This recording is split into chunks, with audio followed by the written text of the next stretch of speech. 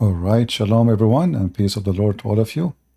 We are going live in 3 platforms as usual: Rumble, YouTube, and Discord. For those who like to join us, if you are a Muslim, feel free. You can click at the link is shown in the info of Rumble or YouTube, and you can click at the link and you can join us immediately in Discord if you like to speak to me.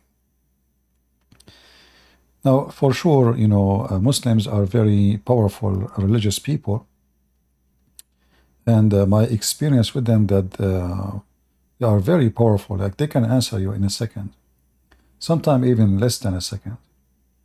And the fastest answer they say to you, Allah knows best. And when we check Allah, we find Allah knows nothing. So we hope that this is an issue will be solved one day, and we will find some Muslim he knew what he is talking about. In the front of us, here in the news, it says, Iran erupts in fireworks and celebration following President Raisi. His name is Raisi? Raisi. I mean, English is funny. Death. You know, on TV, the government TV, they were showing us people crying, very fake crying, like that guy, when they see the camera, look at him, the camera move. So anyway, and then we found that in the heart of Iran, imagine, in the heart of the capital, people playing firework, and those who they are abroad, they are celebrating, drinking champagne and beer, takbir. Yeah, exactly, like North Korea. You know, when this is what happened when you live in a dictator. If we can't call it a country, it's a farm, you know, farm. So people celebrating the death, dancing. You can search. There's tons of videos in YouTube, but just to avoid copyright, we will not play them. Otherwise, you can check them out yourself, and you can see how people they are dancing and playing and happy for the death of this filthy scumbag. Anyway, going back to our topic, which is Islam. Is Allah worth of worship? Is Allah worthy of worship? Who is a Muslim would like to join us? Who is a Muhammadan would like to show us if Allah is worthy of worship? I would like to see that myself, and why? Any Muhammadan? You know, there's tons of videos made by Muslims speaking about Allah worthy of worship, and I found them very funny and very silly. You will not find one of them saying something useful. I cannot see God. Why should I believe in the existence of God? Supposedly now the Muslim is answering the atheist. You know, the Muslims as a community is like somebody living in like, you know, there is a broken mirrors. There is mirrors where they are like broken because somebody broke the mirror, and there is mirrors are badly designed, so like you find yourself in waves, and there is mirrors are made this way just for fun, like in the old days they used to do them just for fun. Like, you know, now we have an app can change the look of your face, can make your mouth big or small, and you know, for this those apps, for sure women, they love them very much. Like, this is why women these days, when they take selfie, nobody knows who they are. Like, you can't even recognize your wife after she takes selfie. Anyway, so the Muslims, they have a new app in their videos. They try to change the face of Allah, and they try to make him look cute. He have a cute mouth. He have nice, beautiful eyes. You know, I mean, the perfect Allah. So they have an app or many apps all over YouTube trying to make Allah look something good. However, the second we examine this God, we will see that all the apps in the world cannot make Allah look good. Who is a Muhammadan would like to take the challenge and join us? Remember, I'm coming in different timing because I would like to see or give opportunity for people from everywhere to join. So right now we are going at 8 o'clock at night. So people they are from Asia, they can join us, and people from USA. Maybe tomorrow we will go at 3 p.m. in New York time. So, you know, people from every location, they have their share to join us. Who is a Muhammadan would like to join us? Anyone? Look, this female Muslim, she want to prove to you that the Bible is corrupted. You know, this is one of the funny, stupid things about Muhammad. When the Muhammadan, they say the Bible is corrupted, you know, because Islam have a problem. When Muhammad, he tried to make himself like following and believing in the same names like Abraham and Musa, etc., he put himself in trouble. When the Muslim, he says, and I want to remind the Christians, when a Muslim, he says to you, your Bible is corrupt, right away say to him, you mean the Bible of Allah is corrupted? The second you say that to him, you will see he is freaking out. And because then he will find out how stupid he is when he say such a statement. Because according to Muhammadan, the Bible is sent by Allah. So how the Muslim, they say to us that the Bible is corrupted, is that something against us or against Allah? It's against Allah for sure. Because if I am God and I send a book and then somebody corrupt my book, that is my problem.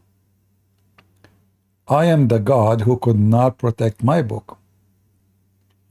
And that will make another problem for Muhammadan if you mention that to them, because the Quran says nobody can change the word of Allah. So when the Muhammadan, they say the Bible is changed, they are in fact giving a screwdriver to Allah. Do we have any Muhammadan would like to join us and tell us why Allah is worthy of worship? We are live in Discord, or what you need to do, you click at the link shown in Rumble or in YouTube, and you can be with us. All right? Any Muhammadan?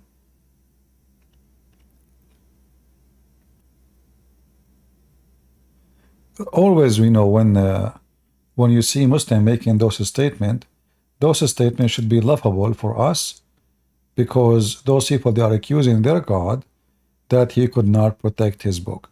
In the same time, we have tons of verses in the stupid Quran saying that Allah, he confirmed what is with us.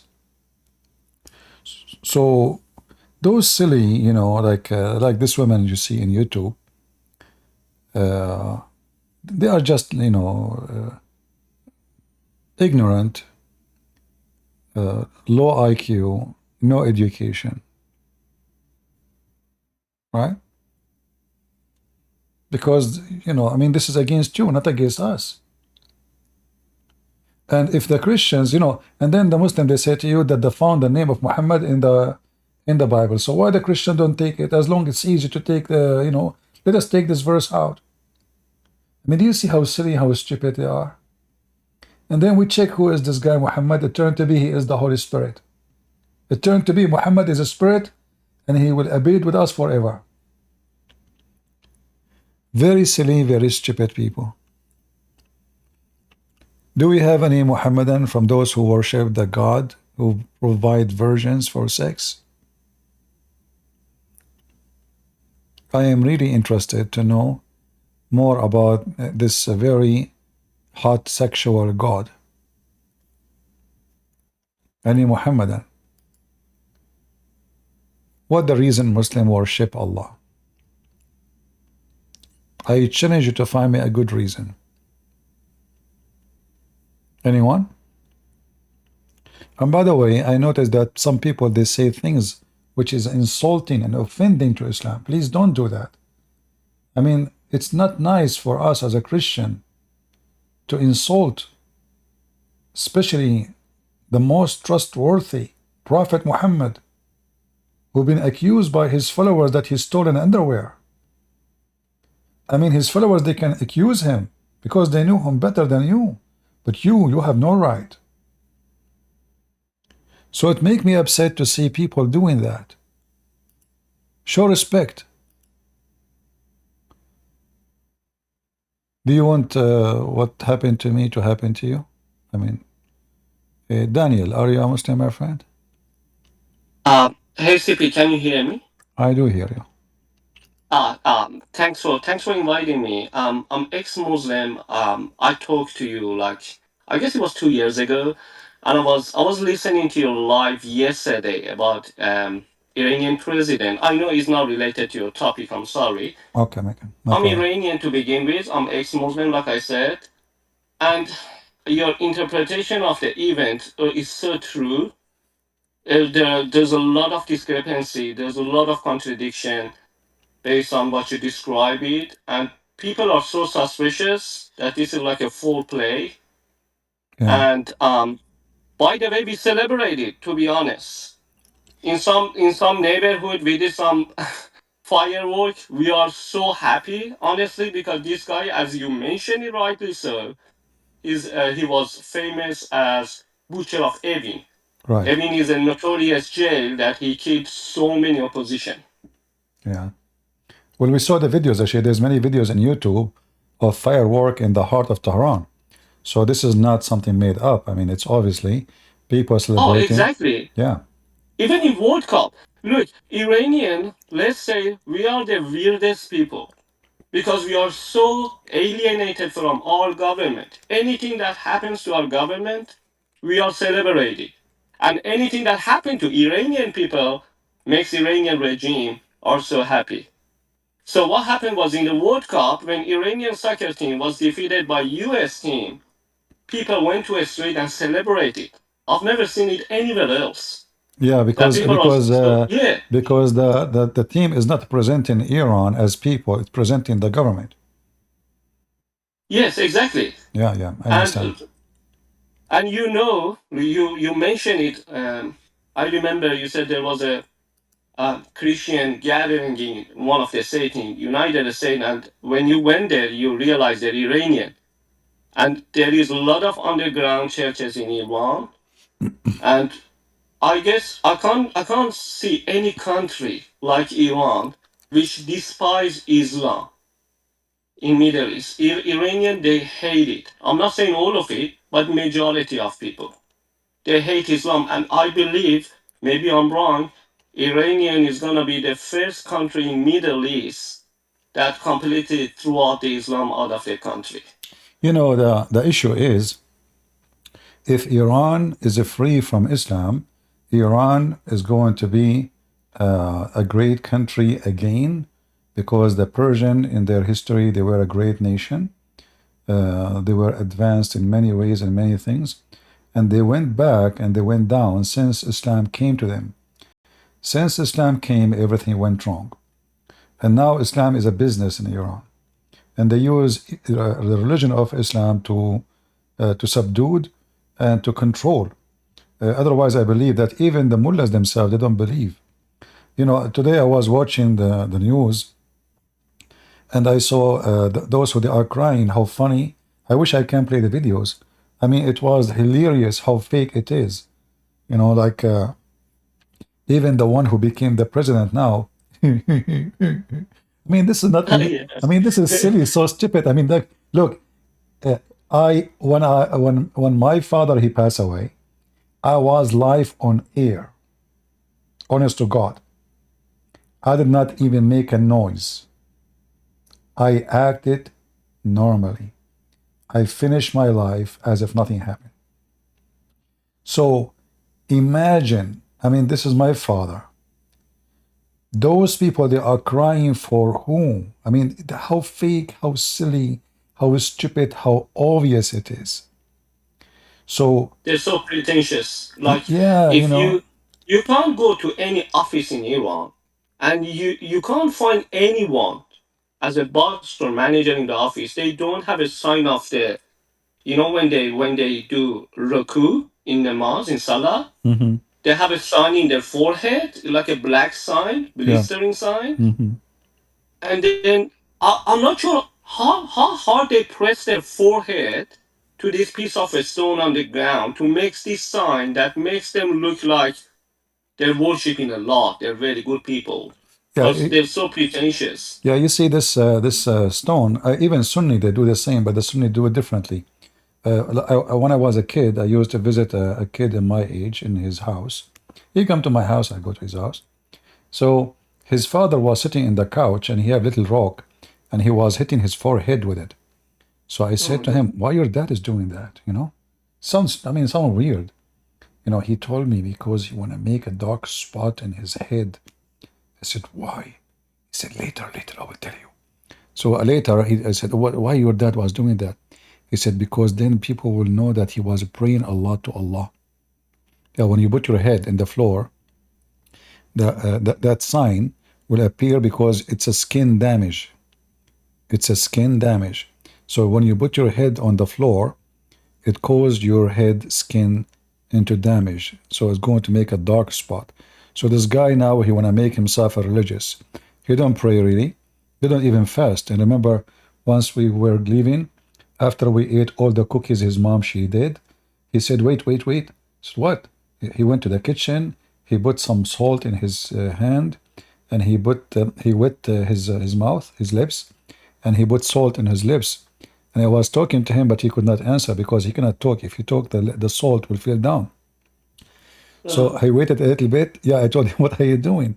He said, because my dad told us when you do that, the salt will make your lips look dry and nobody will know that you are not fasting. wow.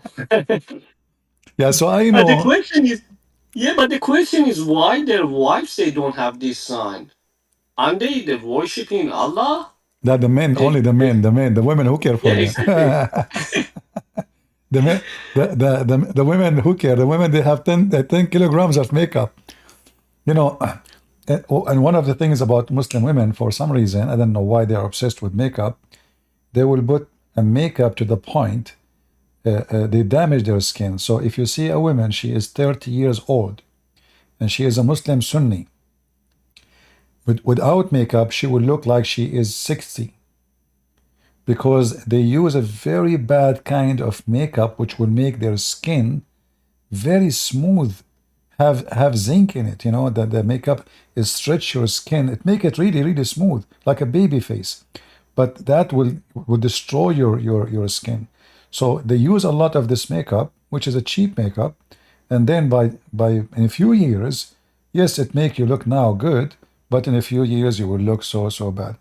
So Islamic And society is very weird. I find it always be weird. I find it a perfect example of hypocrisy. and also cosmetic surgery is so prevalent in Middle East, especially in between these Muslim women. Like they're so they have the similar look as if they're all coming from the same. Well, They're manufactured by the same company. this is a thing happening now for everybody everywhere. But I have to say, maybe number one who do plastic surgery for virgin again is the Muslims. Yeah, yeah, that's so true. Yeah. And I have another question, Yeah, simply in regards to Baha'is religion or Baha'is cult. Baha'i. Yeah. So, yeah, and especially in European country, because when you read the context, especially it sits in the minds of liberal people. They're speaking of uniting all religion. They're all like messenger of God. We should be united. There should be no border. There should be like the same currency and so on. And from the surface, it's very beautiful. But as I talked to my cousin who's Baha'i, I said is a very deep discrepancy. Like the Moses said something else, and the Muhammad said something else, and the Buddhism and Hinduism.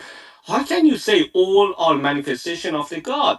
And he said because every era they need their own prophet, their own messenger, based on their circumstances, the situation, and understanding of the God.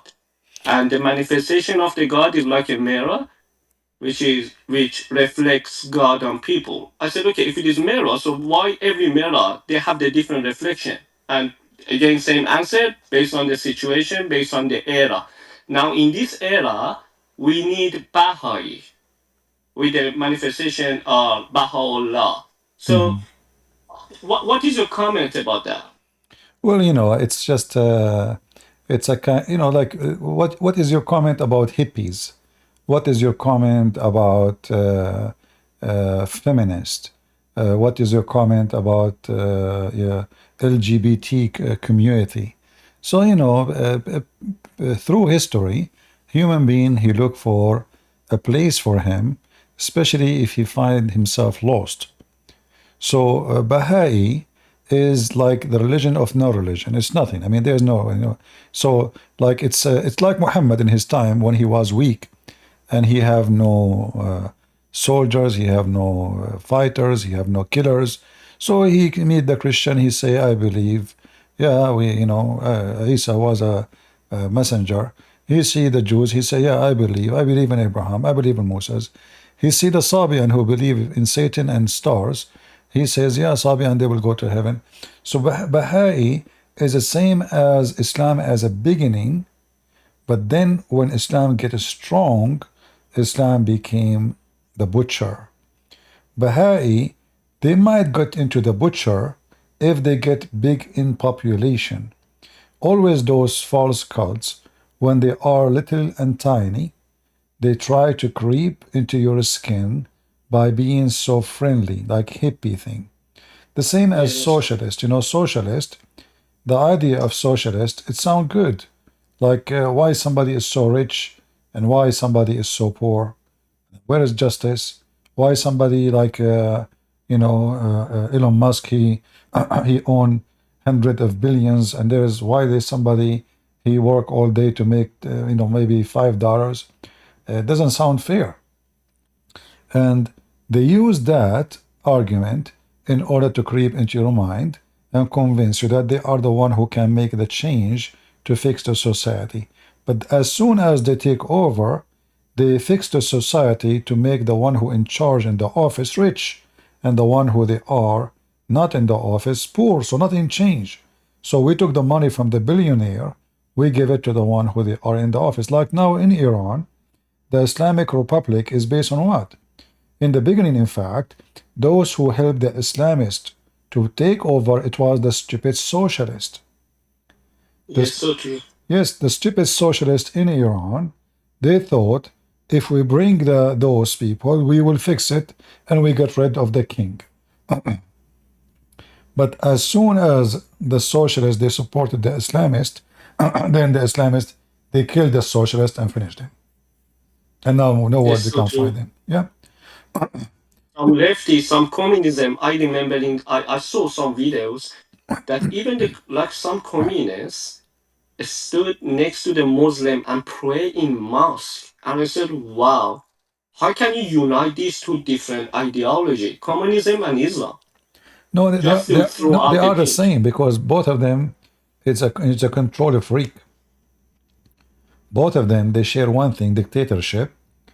Dictatorship is based on I am the only one is right and everyone is wrong, which is normal to say. But in their case, if you don't agree with them, you are dead. Like now, if you talk to me, I will say I'm right. The Muslim is wrong, but I don't say the Muslim have to die because he's wrong. No, in their cult, in their fake justice, if you don't agree with them, you are dead. They will kill you. So this is what we saw in Iran. So they speak about that they are serving Allah and they are serving the people. They want to do justice. But if people go in the street striking against them, we hang them and we kill them and we slaughter them and we rape women. So the flag, all of them, they share one thing. They share one flag is justice. Justice, equality. In fact, I saw a funny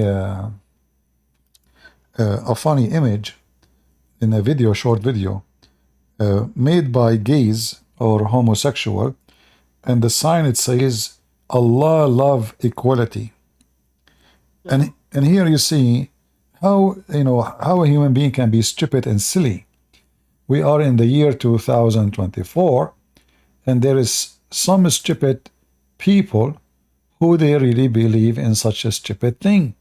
Like, let me show you. Actually, I found the image. You know, Allah love equality. I mean, this is really good, huh? Isn't it? Let us show you. Let me share the screen. Allah love equality. I mean, those people are really mentally ill. But how you can explain to them? They are in denial. So it doesn't matter how much you try to explain. The stupid person is going to stay stupid. He don't like to be not stupid.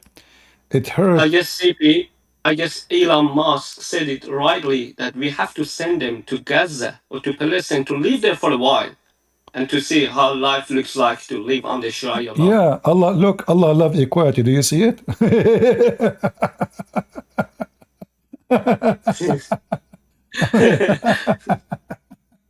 I mean, Yeah. if we send you to Iran, they will literally they will screw you. Oh yeah, exactly. They cut them in pieces. No, no, no, they will rape them And first. No, no, trust me, they will rape them. oh yeah, yeah, so true. Yeah, yeah, So they will rape them. honestly, the police, like here in so where I live or where you live in European country in America, if you stand next to the police, you feel safe. But my goodness, if you can, if you know, if any morality forces or any police catch you, the first thing a mother think about the kids is they're gonna rape him. They're gonna rape her. They're gonna kill him in the van. You know, lot of bad things can happen The, in jail. So the funny is they kill you because you are a gay, but in jail they have sex with you, yeah, yeah, which means they are yeah. gays. That's Which means they are gays too. You know. yeah. This will remind me of when a bunch of Muslims they came to the caliphate and they said to him, "We've been led by a gay who is tempting us." So he said to them, "Oh, in the prayer is the best of deed. So do what the best of deed. Don't worry about it." And then, but you read the story, you ask yourself, how the Muslim men uh, are tempted by a gay unless they are gays too. I mean, a man he is bending in front of you, and how you are being tempted. What exactly? Wow. What like how in the world unless you are a gay? So obviously the society, Islamic society, it's very much homosexual, but in the appearance they reject it, and in the practice they practice it. All those stories here about gays living in the house of Muhammad, the companions, etc., all over. And this is what happened a few months ago. In one of the cities in Iran, the CEO, or let's say the boss of the morality police in one city, the video came to surface that he was homosexual. Yeah, He has wife and kids and like he has a great family, but in darkness he was with another guy, and the video came out, and just the government tried to sweep it under the carpet and said, he repented. He's okay now. yeah, yeah. He repented. Now he is using zucchini. Excuse my language. All right, my And the friend. last thing, before I was talkative, and the last thing Bahai says, um, in regards to that, you like all religions are united, and they also they very blunt to say that Baha'u'llah is a return of Jesus, and Jesus' resurrection was a spiritual resurrection. It wasn't like a bodily resurrection. And yeah, they refer to one of the verses in the Bible. My cousin said, it says, you shall see the fruit. We didn't offer any bad fruit to the society. We always talk about the friendship, love, unification of all religion and these kind of things, we didn't have any bad results so far based on the Bible. Well, you know, So what? people they come with stupid philosophy and they die with it. Like now, you know, Allah love equality, but what homosexuality have to do with equality anyway? I mean, Yes. how in the world the way you have sex is connected to equality? I have no idea, you know. But as you see, everyone he when you concentrate in one area of your life, in their case, like a gay, he concentrate in his anus. The lesbian, she concentrate in her vagina. So that's it. Their word became vagina and penis and anus. But a human being is not a vagina and not a penis. You know, we are not animals who live for our private part. Private part is exist for a reason, and when we make it the reason to live, that means we have something wrong in our aim of life. Muslims, they worship Allah the same reason those people they carry their flag. The reason is sex. Sex. You know, in heaven of Allah, you will have unlimited sex. Allah will make your penis endless. A woman, but vagina will be fit for that.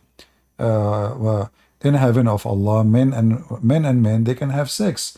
Men and children, they can have sex. You know, whatever was forbidden, this is what the idea of Islam is. Whatever was forbidden in earth is not going to be forbidden in heaven. Go ahead. Hello. Yeah, you were saying something?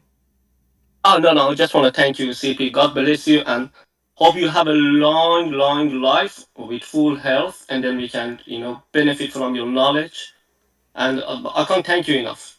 Thank you. You're welcome, my friend. God bless you. Thank you. Do we have any Muslim would like to join us? Any Muhammadan from the religion of Allah love equality? Is it true that Allah love equality? Is that really serious? Are you serious, Muslims? That Allah, He love equality? If there is anyone here from the LGBTQ FOYY meme NGF2UWHA community would like to join us and tell us how Allah love community? Love equality, sorry. Anyone? Hello, can you hear me? Yeah, Cheney. You're Cheney yourself here? Yeah, I'm Dick Cheney, dude. You know Okay. me? Yeah, sure. No, okay, good. Just to summarize, I'm actually an ex-Muslim. I'm an atheist, but I appreciate the work you're doing, and honestly, just keep it up, man. But why you leave Islam, my friend? I mean, do you know what will happen to you now? Do you know what? Yeah, I'm not gonna get the 7240s, my guy. You know, it's so sad. No, I have more bad news for you. What? Do you know about that? What Allah will do for those who will leave Islam? Describe it. I don't know how to describe it. Guys, if you are, you have to be 6 and above to stay with us, please, because only mature people, they can hear this. All right? So you have to be 6 Yes. and above, like the mother of the believer, Aisha. Yes, exactly. According Exactly. to the Quran, Allah will insert in the anus of the disbelievers 70 cubit chain, and each ring of it have equal iron to the whole iron of the world. Wow. Yeah, and this is I'm chapter 69. And look, it's a miracle. Listen, it's a miracle. 69. Look. Subhanallah, Subhanallah. It is 69, Subhanallah. chapter 69, and the anus. Yeah, you see, How you this is the wisdom of Allah. And then you read the interpretation. If you read the interpretation, you will die laughing, you know. Yani, I'm just curious, like, why is their God so obsessed with anus and women and, sex? Like, why is their God so obsessed with this Well, stuff? because anus, peace be upon him, Prophet Muhammad, he was a He was a very innocent man. What we can say, you know. Yeah. So Why you are back to laughing, your guys? point. I don't like people who disrespect Prophet Muhammad. What's wrong with this guy? I mean, look, Yeah. guys, I did not disrespect him. He is the one is laughing. Did I say anything? I just I just wrote 4 books about Muhammad, and I made 10 million videos about Muhammad, making fun of him. But always I respect him. Always. Yeah, you love the prophet, dude. You know, this is the hikmah of dude. No, CP, look, you don't understand. The reason why you always insult Muhammad is because you don't have the hikmah of Allah and His Messenger, so you Yeah, can't yeah. know the wisdom. You know you know what hikmah mean? I don't know if you speak Arabic. I mean, this Arabic I is really speak funny. Arabic. I speak You Arabic. Yeah, speak Arabic. حكمة. yeah. Amen. حك يا عمي حك. Okay, anyway, so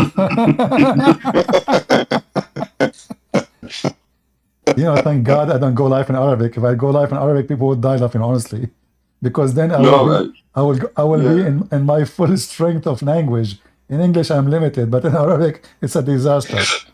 Yeah, Yeah, it's like you'll commit a genocide against the Muslims, you know? I know. That's yeah, free Palestine, Yeah, queers for Allah, dude. You know, it's like chickens for KFC, you know? Yeah, stupid nation. But anyway, Yeah, this so, is and I'm trying to just to make you change your mind because mhm. Allah, and by the way, I mean I don't know if Muslim can explain to us how the anus of the man is not even half inch. I mean, how big your anus, Muslims? How Allah will put a chain, and this chain, every ring of it have more than all the iron in the world. I'm serious. It's not only a MashaAllah, chain. MashaAllah. Yeah, I mean, and why from his anus? So, okay, what if it's a female? Still from her anus too? Yeah, but Christian Prince, you know, I deserve it because I committed genocide in Iraq and Afghanistan, so Allah's gonna like do it Yeah, real bad for yeah, me. yeah. In the name of Allah. Yeah. Yes, in the Bismillah. Anyways, yeah, so back to your question about why I left Islam. Yeah. Well, I actually, surprisingly, it was actually because of you. I came across your videos, and I must say, I also came across Sam Shamoun, Apostate Prophet, David Wood. I must say, your videos are just absolutely mind blowing, and I mean, it's just a lot of the stuff you prove, a lot of the stuff you present is irrefutable. Like no one can refute this stuff. Yeah, in other channels, they make speeches. Here we concentrate in reference. Right away, when I mention something, I put it in the screen and we read it together. And that make it Yeah, what can change the mind of people, because I can make a speech about Islam from now until tomorrow, but you did not give me a proof. You made a speech, Muhammad was a child molester, Muhammad did this. People need to see, and this is what hurt Muslims. This is why they don't dare to come here. You will see them going to exactly. do, they want to debate people who do not know Islam very much and they don't speak Arabic specifically. So they can say to them, it doesn't say that, CB, It doesn't. No, yeah. I always like listen to. Oh, you know, you need to read the Arabic, brother. You know, it doesn't say that. You know, Yeah, you are lying. yeah, You're an Islamophobe. You know. this is why sometimes I play with them. I say, I do not know Arabic, you read it for me, Yeah, yeah. And then But he Christian started, Prince yeah, and then he started don't. schooling me. Says, see, okay, let me teach you now. And then later I spank him and I show him I know Arabic. But Yeah, anyway, but see, I yeah, prove yeah. that I Just speak to many say. languages, including the language of Mhm. Zakir Naik.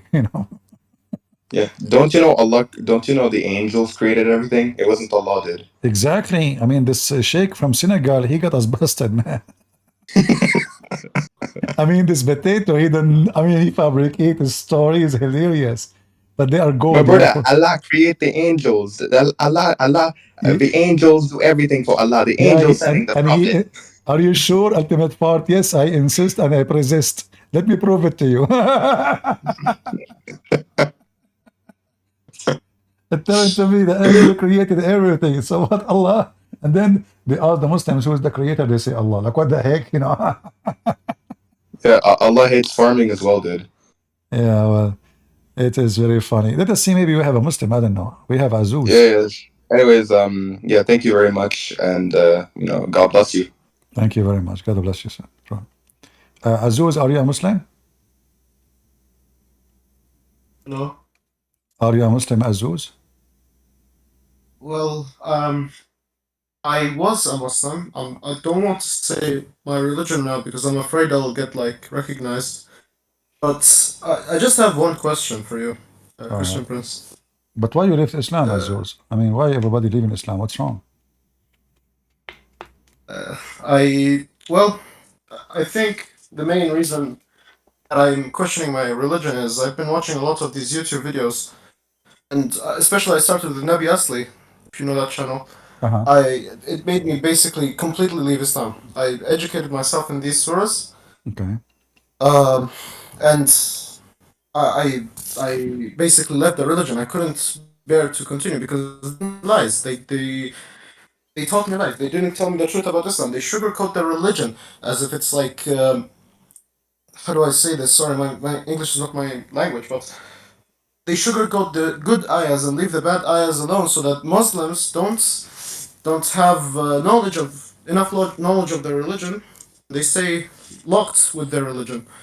They anyhows. I wanted to ask one question. Today I challenged Yeshua, God, Hmm. to show him to show himself to me. Okay? Okay. So it's a pretty straightforward challenge, right? Hmm. I go to YouTube, and you know how these shorts you see on YouTube, they show you like an image, and then if you squint your eyes or look closely at it, you see like the picture of Jesus in it. I'm not sure what is. Okay, and Yeah. So basically, I was like scrolling through a short on YouTube. I don't like I didn't how do I say concentrate on the title. I just lean my phone a little bit and I see a picture of Jesus right in front of me. I say, okay, that no problem. Maybe it's just a coincidence. I go turn off my computer and I turn on Instagram Reels. First thing I see, picture of Jesus. that's beautiful.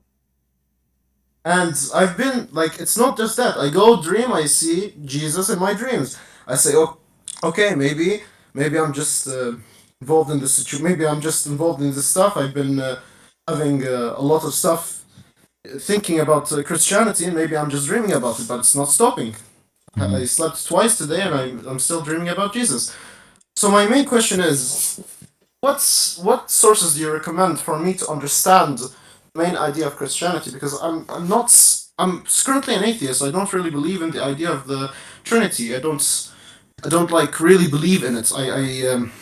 I think of it as, how do I say in English? It just doesn't get to my mind. So what sources do you recommend for me to learn about Christianity more and understand the Trinity more? Well, you know, the Trinity, if we say we want to understand, the understanding is very limited for God because, if I say how God can say, let be light and light was, can I understand that? No. I mean, God power, it is beyond understanding. Can I understand how Jesus commanded the dead and the dead came from the grave? No. How I can explain it? I cannot explain it, you know. Or what I know that this is God power. So when we speak about God, which we call him Almighty for a reason, that Almighty have that title for no one can explain his might, his ability. So if you try to explain how God can be three and one, as if you are saying that this God must be limited, so I can accept him. The God of the Christians, nothing can limit his power. So he can be three and one. I cannot. You cannot. He can. For he is the Almighty God. So either we accept that he is Almighty God, and what is logical for us doesn't work for him because he is above logic. Like when Jesus walked in the water, is that logical? No. Jesus is born of a virgin. Is that logical? Absolutely not. It's even against science. When Jesus made the blind see by putting some mud on his eyes, have you ever heard of such a surgery? No way. So either we say that we believe that God is powerful, or we design God the way we wish, and we say, I like God not to be three and one. He's more convincing for me, so I like this way, not that way.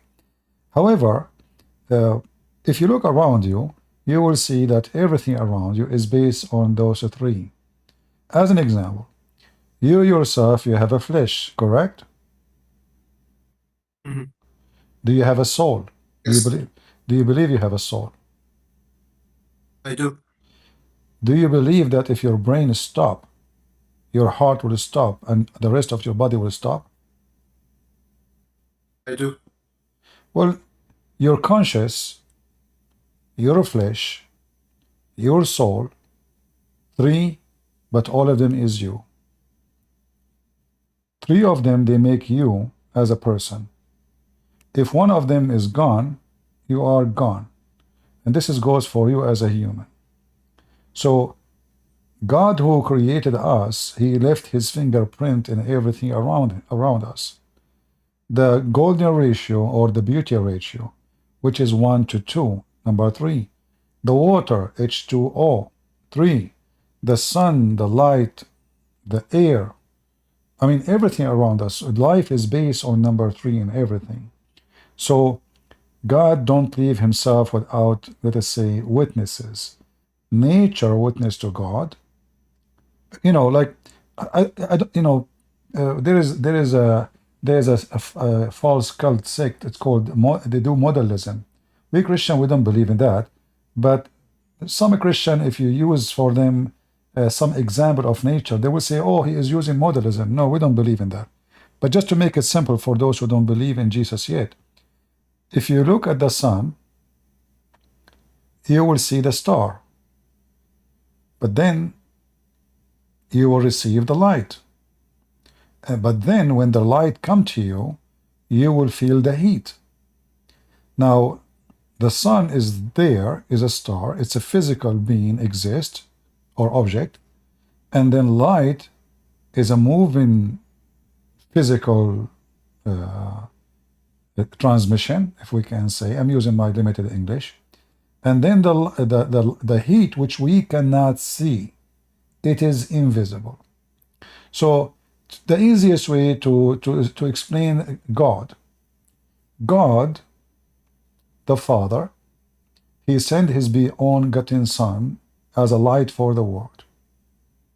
And when we receive the Son, we receive the heat in our heart, which is the Holy Spirit. Yet the heat, the light, and the Son is one. In Christianity, we have a three-person, God the Father, God the Son, God the Holy Spirit. One is invisible, but with us. One, he came visible to us, and one as the Father, he is in heaven, he is with his full glory. So when Jesus came to this earth, God created Adam in his image, which means the image of Adam is already the image of Jesus. Jesus came to this earth and he is born as a human.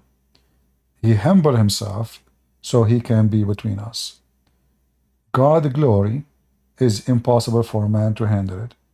So Jesus, he humbled himself. He come to us as a man, as a humble man, who walk with us, who talk to us, he speak like us. So people who says, I want to see God like you today. What is God? Why does God don't show himself to me? Well, in Christianity, the only one who did it is the God of the Christians. He come between us, he walked between us, and even ate with us. So if you are looking for God, there's many gods. If you are looking for a God, based on your design, the way you like, you can design as you wish. But if you are looking for the truth, and God the way he is, not the way you wish, I don't tell God how to be. I don't tell God, oh, I don't like you to be 3, or maybe, what if God, he says I'm 4? What God if he says I am 7 and 1? Can I question God? We cannot. Either we accept that he is God Almighty. We can question to learn, and we can accept or reject in Christianity.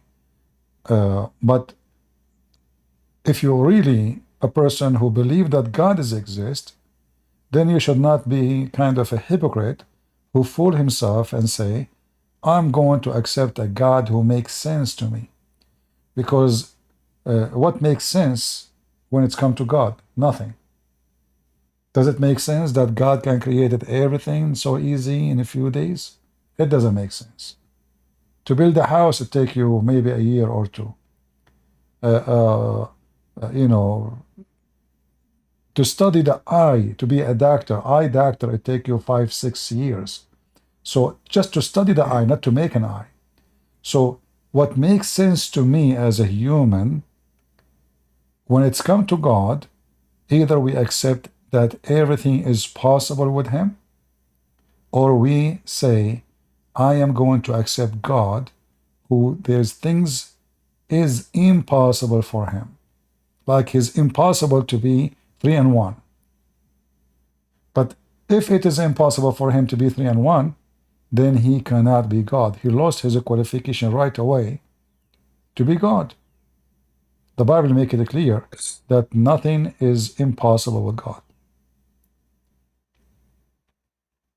So, I think I was in an Assyrian server with a couple of friends, and one of them was named Sakura. He would invite me always to Discord and teach me about the Bible and stuff. We started with Genesis, and the way you explained it, it was the same way he explained it. It's close enough to it. It's like as if God wanted to send his soul to us to teach us the true way of God. And he actually, in fact, showed me a verse in the Quran itself to disprove the Quran. I believe it was like وَأَمَّا عِيسَى فَهُوَ كَلِمَةٌ اللَّهُ وَرُوحٌ مِّنْهُ. I think it was like that. Yeah. And he showed me also a verse in the Bible. It's the exact same verse, but it was changed somehow. So it's as if Muhammad copied it in the Quran, and he take it from the Bible of John. Yeah, he took it from John chapter 1, verse number 1 and verse number 14. Exactly. So the Quran repeat that more than one time, but here you see the issue is Muhammad is an idiot. He stole things, and those things will destroy Islam, because if you ask Muslims, is Muhammad the word of Allah? They will say no. Is Abraham the word of Allah? They will say no. The only one is called in Islam the word of Allah is Jesus.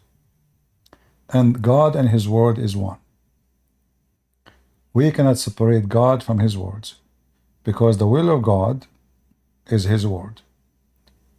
The mind of God, the command of God, the wisdom of God, the knowledge of God, simply the word of God is God.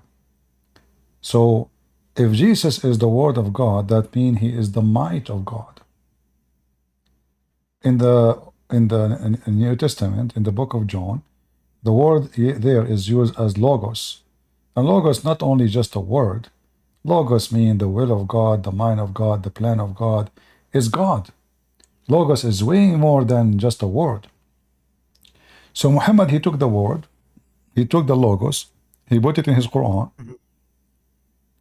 and the Muslims, in order to fix it, they add things like as you see on the screen.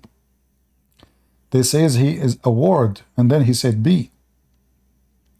But in the Quran, nowhere it says this be here in this verse. Same time, if Jesus is the word of God, how he can be the word be? Because if God say be Jesus, that does not make Jesus the word of God. That makes Jesus Jesus. Correct? So if I say be a TV, TV would be not the word be. It's not the word, you know what I mean? So when they say that Jesus is the word of God, the meaning of be, that is even more stupid. because first of all, Allah never created anything by saying be. Neither Jesus, neither Adam, according to the Quran. In the case of Adam, Allah He breathed. Allah He makes mud. Allah He made He makes dirt with water, and then He fashioned a human being, and then He breathed into it. But so Allah did not say to anything, nothing in the Quran created by saying be, and it was. So when the Quran speak, the Quran make poo-poo, and Muhammad, when he copied those things, he himself actually, let us say, he defeated himself. Jesus, the only one, is because if the Quran saying Jesus is the word of God, well, that means Muhammad is the word of God too. That means Abraham is the word of God. That means everybody is the word of God. No, that's not true. And when the Quran says the similarity between Adam and Jesus, that Allah, He said to him, be, and he was, that is a big poo-poo, because simply Allah did not say to Adam, be, and he was. Allah took him at least 40 years just to dry the mud of Adam. 40 years, according to Muhammad. Allah, after He fashioned the mud and He dried the mud, which took Him 40 years, then He breathed into the mud. Allah, after He breathed into the mud, which is now supposed is going to be Adam, Adam said to Allah, finish me before the sun set. So where Allah, He said be to Adam, and he was. So Islam is a stupid, and we cannot compare between the Holy Gospel and this hole in the narrative book. But I say to you, as long as you are looking for the truth, and today you ask Yeshua to show himself, and you saw many images, as you said, I say to you, I advise you not to do as many people they do in their life. People, they do in their life many mistakes, even when they seek marriage. Like a man, he want to marry a woman, he put in his mind certain look, certain eyes, certain hair, even maybe he name her. The moment she do the same, she want a man like this, his eyes like that, his height is like that, he speak like this, he have a degree like that, and then they go into society and they get lost because this person never show up. So either you are looking for God the way He is, or you are looking for imaginary God, which will never be there, because first of all, He is imaginary. He's not real. So either we want to find the real one and we follow Him as He is, or we are people who they are looking for imaginary, then you can just go and live your imaginary life. It's up to you. You choose. Yeah. So about the B thing, I went into Discord servers and asked the same question. I don't know if it's their insecurity in their religion, but I got kicked off. They just told me that it just meant be. Kun fayakun, and in their own sense. And they just can't explain it. And okay, they took it from the Bible, Gospel of John, and Muhammad, like just basically straight up put it in the Quran without any explanation. How can He be, if He is the Word of God, if He is the Son of God? The Quran claims it. It says that He is the Word of God and He is Kalimatullah wa ruhun minhu, right? Okay, Yes. so it's pretty clear. Like the Quran does not need any explanation. It's the most clear book as it claims. That's one thing that confused me. Another thing is the Quran. I'm not sure what verse or surah, but I think someone told me that Jesus, son of Maryam, as they say, is the sister of Aaron, is the brother of Aaron or something. Yeah, sister I of don't recall. Yeah. Sister of Aaron. Yes. And isn't that like 5,000 years ago? Jesus was like 2,000 years ago. How does that make sense? Well, it's not that. I mean, it is. You can go check exactly the date, but Muhammad here, he made a mistake, obviously. but this is not the first time Muhammad he makes such a thing. The Muslim they try to cover it. When a rabbi he came to Aaron, to Muhammad, he told Aisha, Maryam, the mother of Jesus, have nothing to do with Maryam, the sister of Aaron. So Muhammad is a very stupid idiot. There is a woman, her name is Maryam, and she is the sister of Aaron, and she is the sister of Harun, of Moses. So the stupid Muhammad, he thought those are the same people, but this is a mistake. He tried to fix it, and the Muslim they were able to say, oh, you know what? The Prophet said they used to call them by their ancestor at that time, or their great prophet. But that cannot be fixed no more, because the mistake repeated in different way when Muhammad he made Maryam the daughter of Imran. Imran is the father of Maryam, the sister of Moses. So now we have two things confirmed that Muhammad was making a mistake. Maryam is the sister of Aaron, and Maryam is the mother of Jesus. Suddenly she became the daughter of Imran, which in the Bible is Umram, not Umran, and he made the mistake again, and now there is a whole chapter in the Quran called Al Imran. So suddenly Imran became the father of Mary, when Imran have nothing to do with Mary, period. He is not even from the same tribe, and there is long distance of time between them. So the stupid Muhammad, obviously he made a bad mistake. He learned from the Jews that there is a woman, her name is Maryam, sister of Aaron, sister of Moses, daughter of Imran. Muhammad he put it in the Quran, and now it's too late for him to fix it. It is became Quran. What he will say, I made a mistake. It's too late. Wow. It's full of contradictions. It's as if the Quran is not beautifully written as it claims. It's not perfect as it claims. It's not certainly. When they say beautifully, that is very silly. If the Quran is beautifully written, why do they have to sing it? Why something is beautifully written, I have to make it sound better by singing it, because human voice is not what Allah said. Allah did not sing the Quran as the Muslim they did do now. So this addition to the Quran, it's coming from where? If you go and see what the Arab they said about the Quran, the Arab they did not see the Quran something amazing. The Arab they find it very silly, and they laugh at it.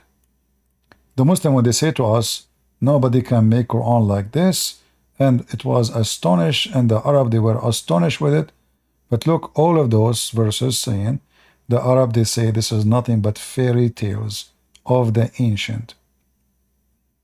And not only that, they say even we heard like this before.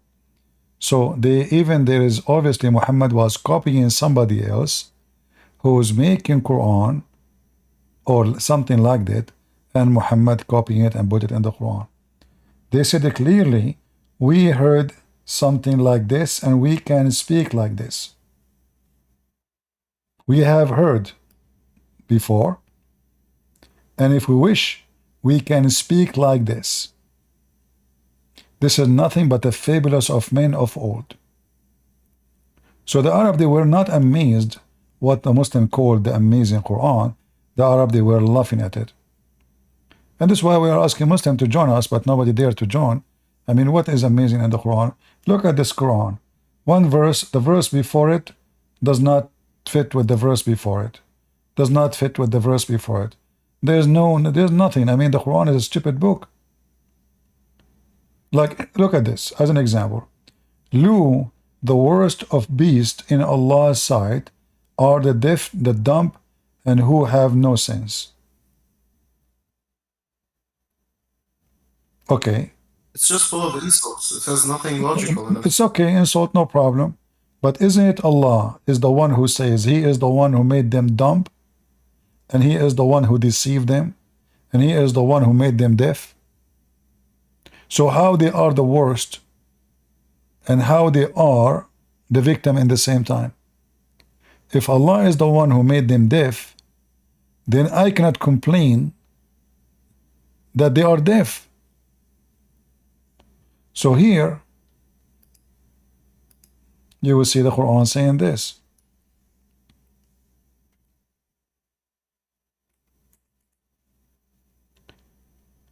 Chapter 2, verse number 7.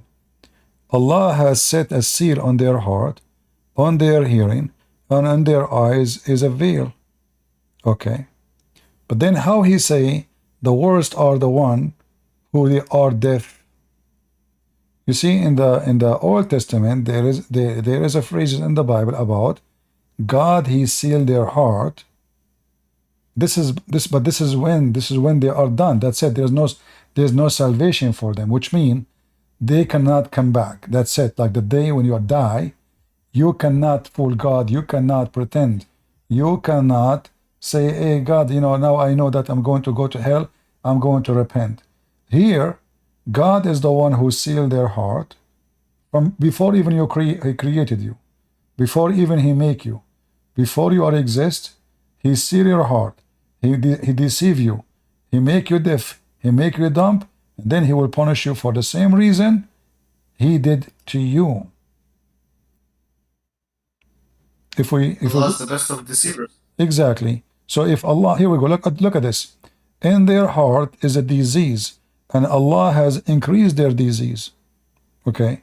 So is Allah sending a book to guide or to increase the disease? You know, when the Jews complain about Jesus associating himself with sinners, what Jesus said? I came for the sick, not for the healthy.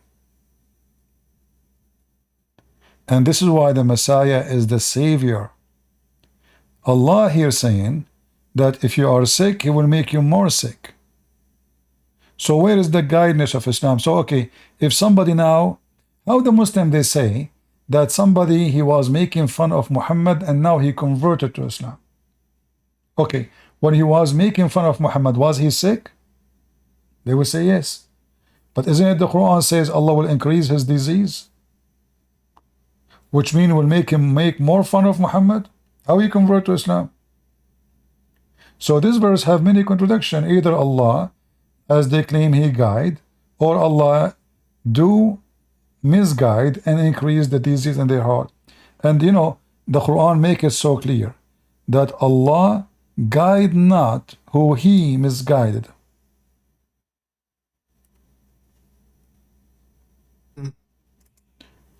No one can guide the one who Allah misguide. All right. As long no one can guide the one who Allah misguide. So what was the job of Muhammad exactly? Just guide people even more to spread the word of Allah. Read it. It says here, for those who Allah. Look at the first translation, thrown out. You speak Arabic. It says, you know, Man adalla Allah, wa man yudlil Allah, falan tajdu lahu sabila. Look at the translation. Look at the Hebrew translation. For those who has Allah thrown out where? It says he deceived them. I mean, look how they lie in the translation. We change the translator. Let us see different, Abdul. Look here. We just change the translator. Look, it turned different. He whom Allah sent astray, for him though, O Muhammad, cannot find a road. Okay, this guy is translating literally. So you cannot find a way for him. Way of what? Of salvation. Okay. So what Muhammad sent to who? Allah, he was sent to Allah, to the one who Allah guide already? I mean, do you see how stupid this verse is? If Allah, and not only that, Allah is questioning Muhammad. He's saying to him, are you seeking to guide whom Allah sent astray, you idiot? Okay, well, hold on. So Muhammad was sent to guide who? The one who is already guided, that means he's a Muslim already. Wait, so Allah is saying that I already misguided them, but I sent you to guide them? What? That does not make sense. If Muhammad was sent, yeah, either Muhammad was sent to guide the one who don't believe in Allah, right? And which means they are misguided. Or Muhammad should not seek to guide the one who are misguided, which Allah misguide them.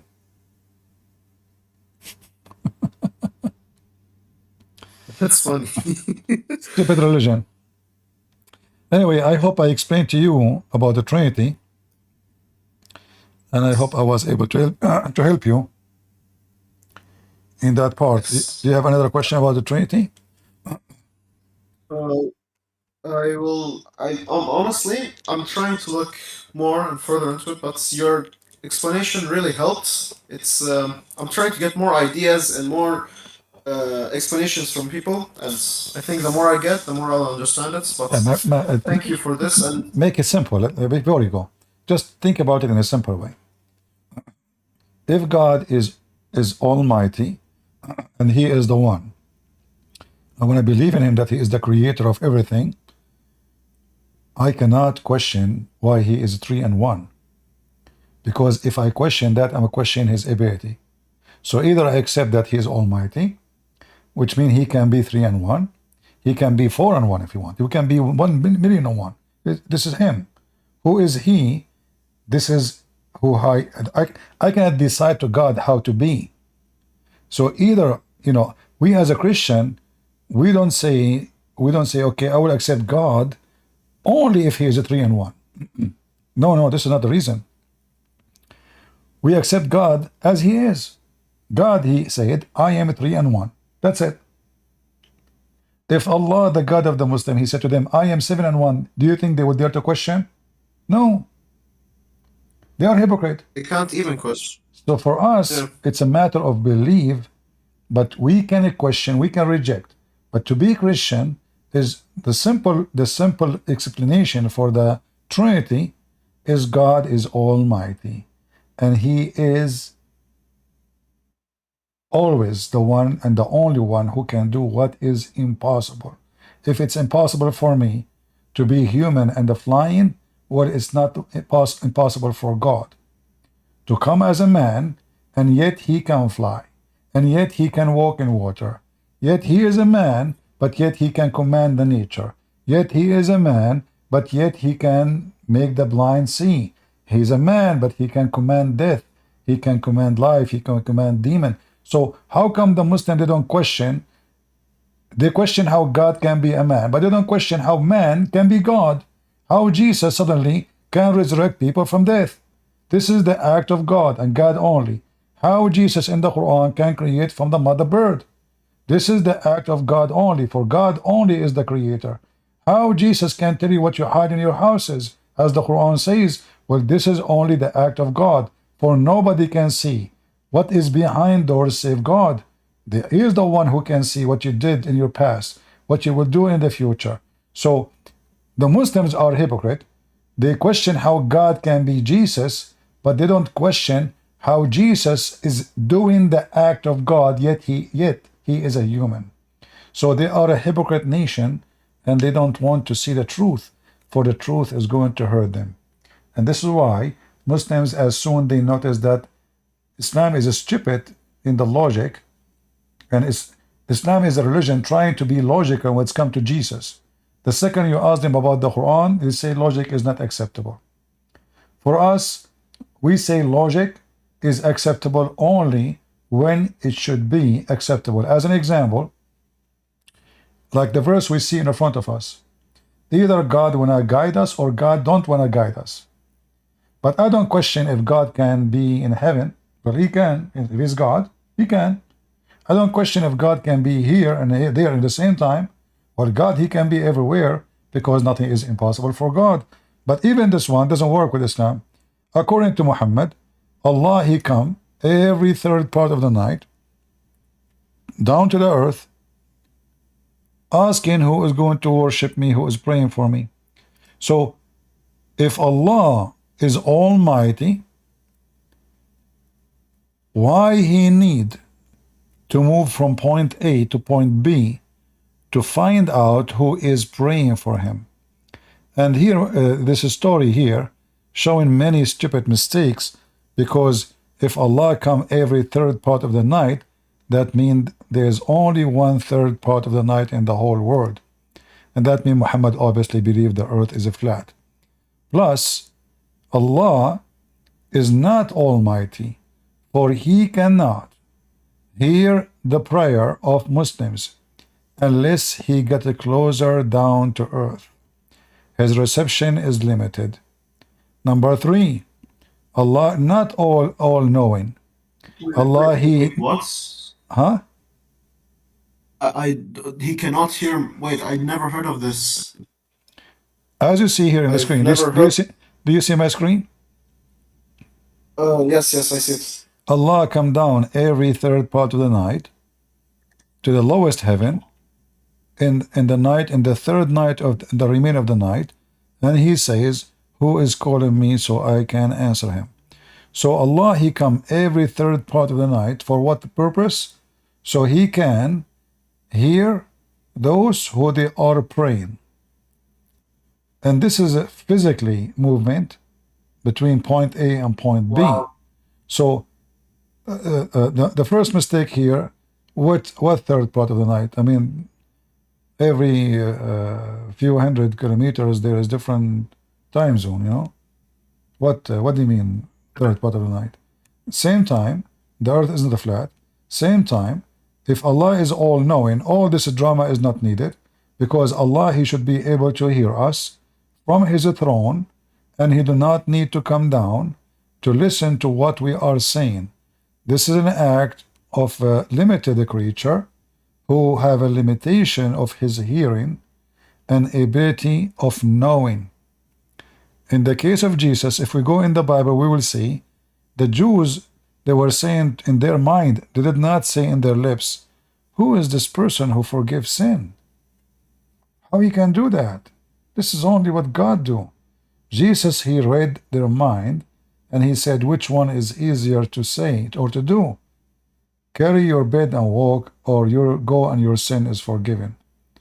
So here Allah, he cannot even forgive the sin of the Muslims unless he come down, and the funny is coming in the wrong timing.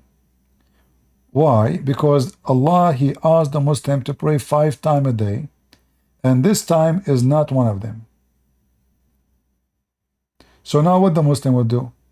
He have to pray 5 times a day, and then he have, this means there is 6 times, not 5. That means there is 6 times to pray a day, not 5. For this is not one of them. So the poor Muslim now, all his day, you know, he was going to be busy preparing himself to pray, because they have to do ablution, will take 15-20 minutes, and then 5-10 minutes to pray, and then depending on how fast you do it, and then you go to sleep, you cannot sleep because you have to wake up very, very, very early in the morning, and then now Allah is listening. The 5 times you prayed, Allah was not listening. He cannot even hear you. Where your prayer will go.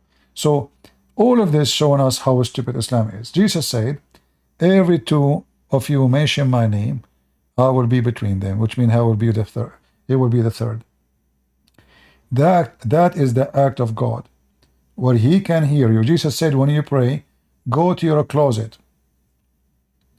So obviously our Lord, he can hear us. It doesn't matter where we are, and it doesn't matter if we are in a synagogue or in the corner of a street, or if we are inside our closet.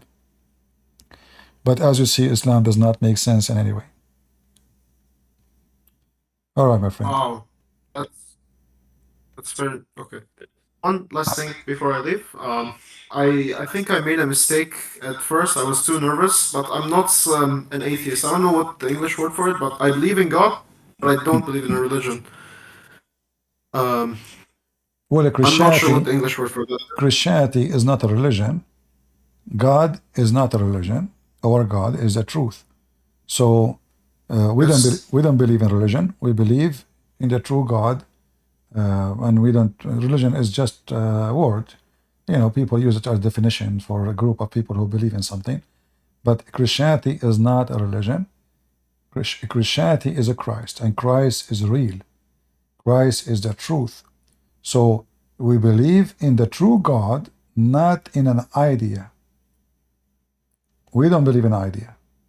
We believe in someone he is real.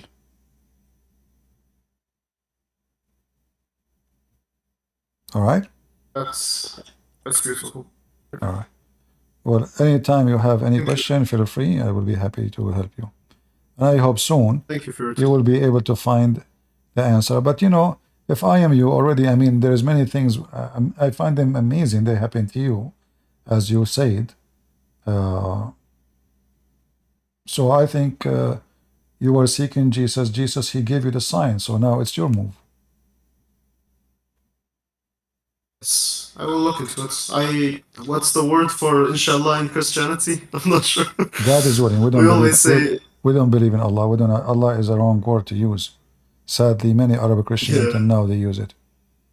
Yeah. He was a pagan, but the Arabs believe that he's a god. He was Allah and Allat and Al-Uzza and all this. Even Muhammad prayed to Al-Uzza. Yeah. Al-Uzza before this. Yeah, exactly. Anyways, thank you for your time. You're welcome. I will look into this. Take care. Bye-bye. Do we have any Muhammadan would like to join us? Is Allah worthy of worship, Muslims? Look like today we don't have many people here.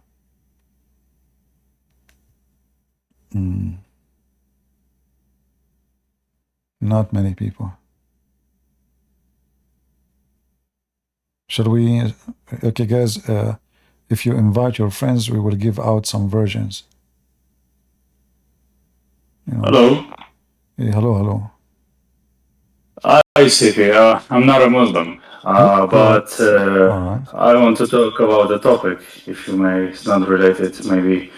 Which topic? We were talking about child marriage, because when you were discussing with the friend from Iran, you mentioned Aisha, and I remember something, because usually when we talk about child marriage with Muslims, the first thing many people think about is the hadith that Aisha says, I was married to Muhammad when I was 6 and we consummated the marriage at 9, blah, blah, blah, blah. But usually people, they don't talk about Surah Talaq, verse number 4, which is talking about the divorce of your women and how long you should wait, depending if they have the what's called the idda, which basically means the period. Because this verse also talks about the women who do not have the idda, so the women who do not have their monthly cycle, aka they are immature. So basically, this is the Quran confirming that child marriage, and not only marriage but even sex, is allowed, because why would you wait for an immature woman's idda for 3 months to make sure that's not there, right? Yeah. And usually I see people don't talk about this much, because this is actually from the Quran, not only hadith, because many Muslims, they reject the hadith, they try to fabricate it, they tell you, no, she was 17, 18, blah, blah, blah, blah, blah, but this is actually from the Quran. And my question is, if your religion does not allow to have sex with immature women, why does it talk about how long do you need to wait after you divorce your immature woman just to make sure she has a period or not?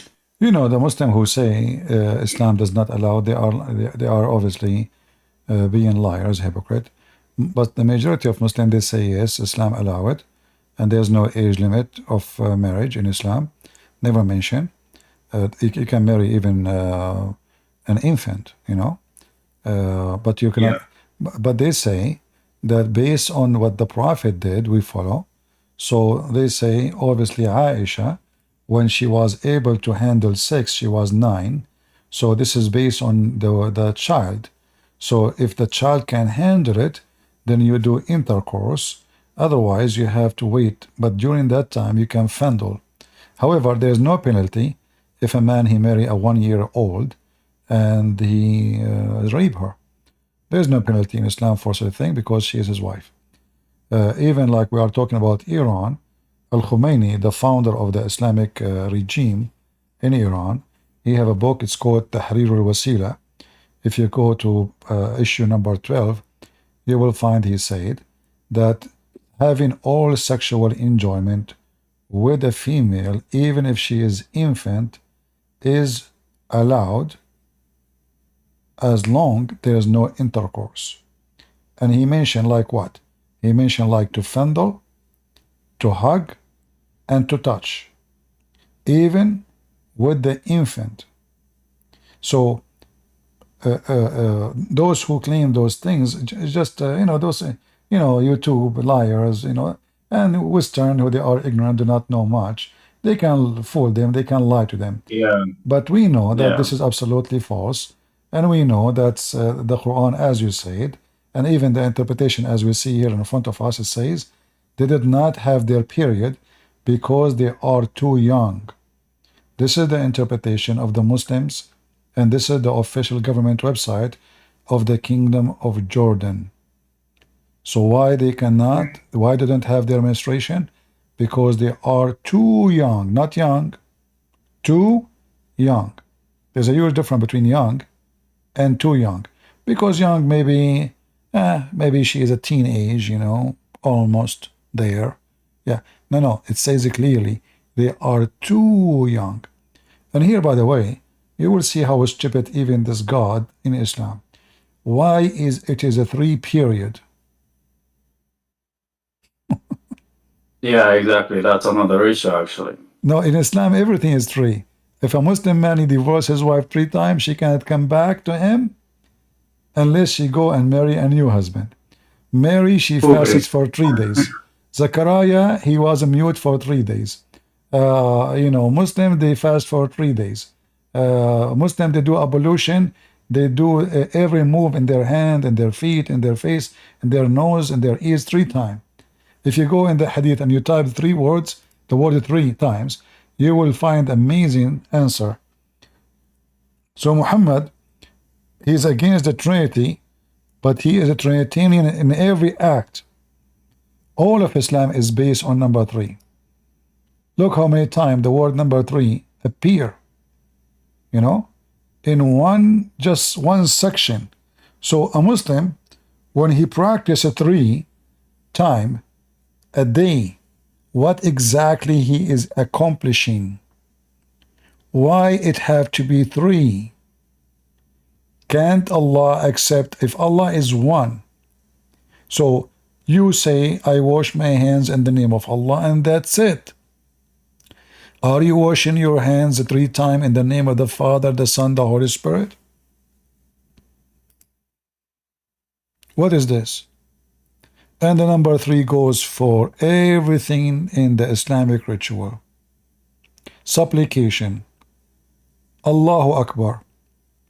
Even Muhammad, when he say Assalamu alaikum, he want to enter a place, he say it 3 times. He say it 3 times.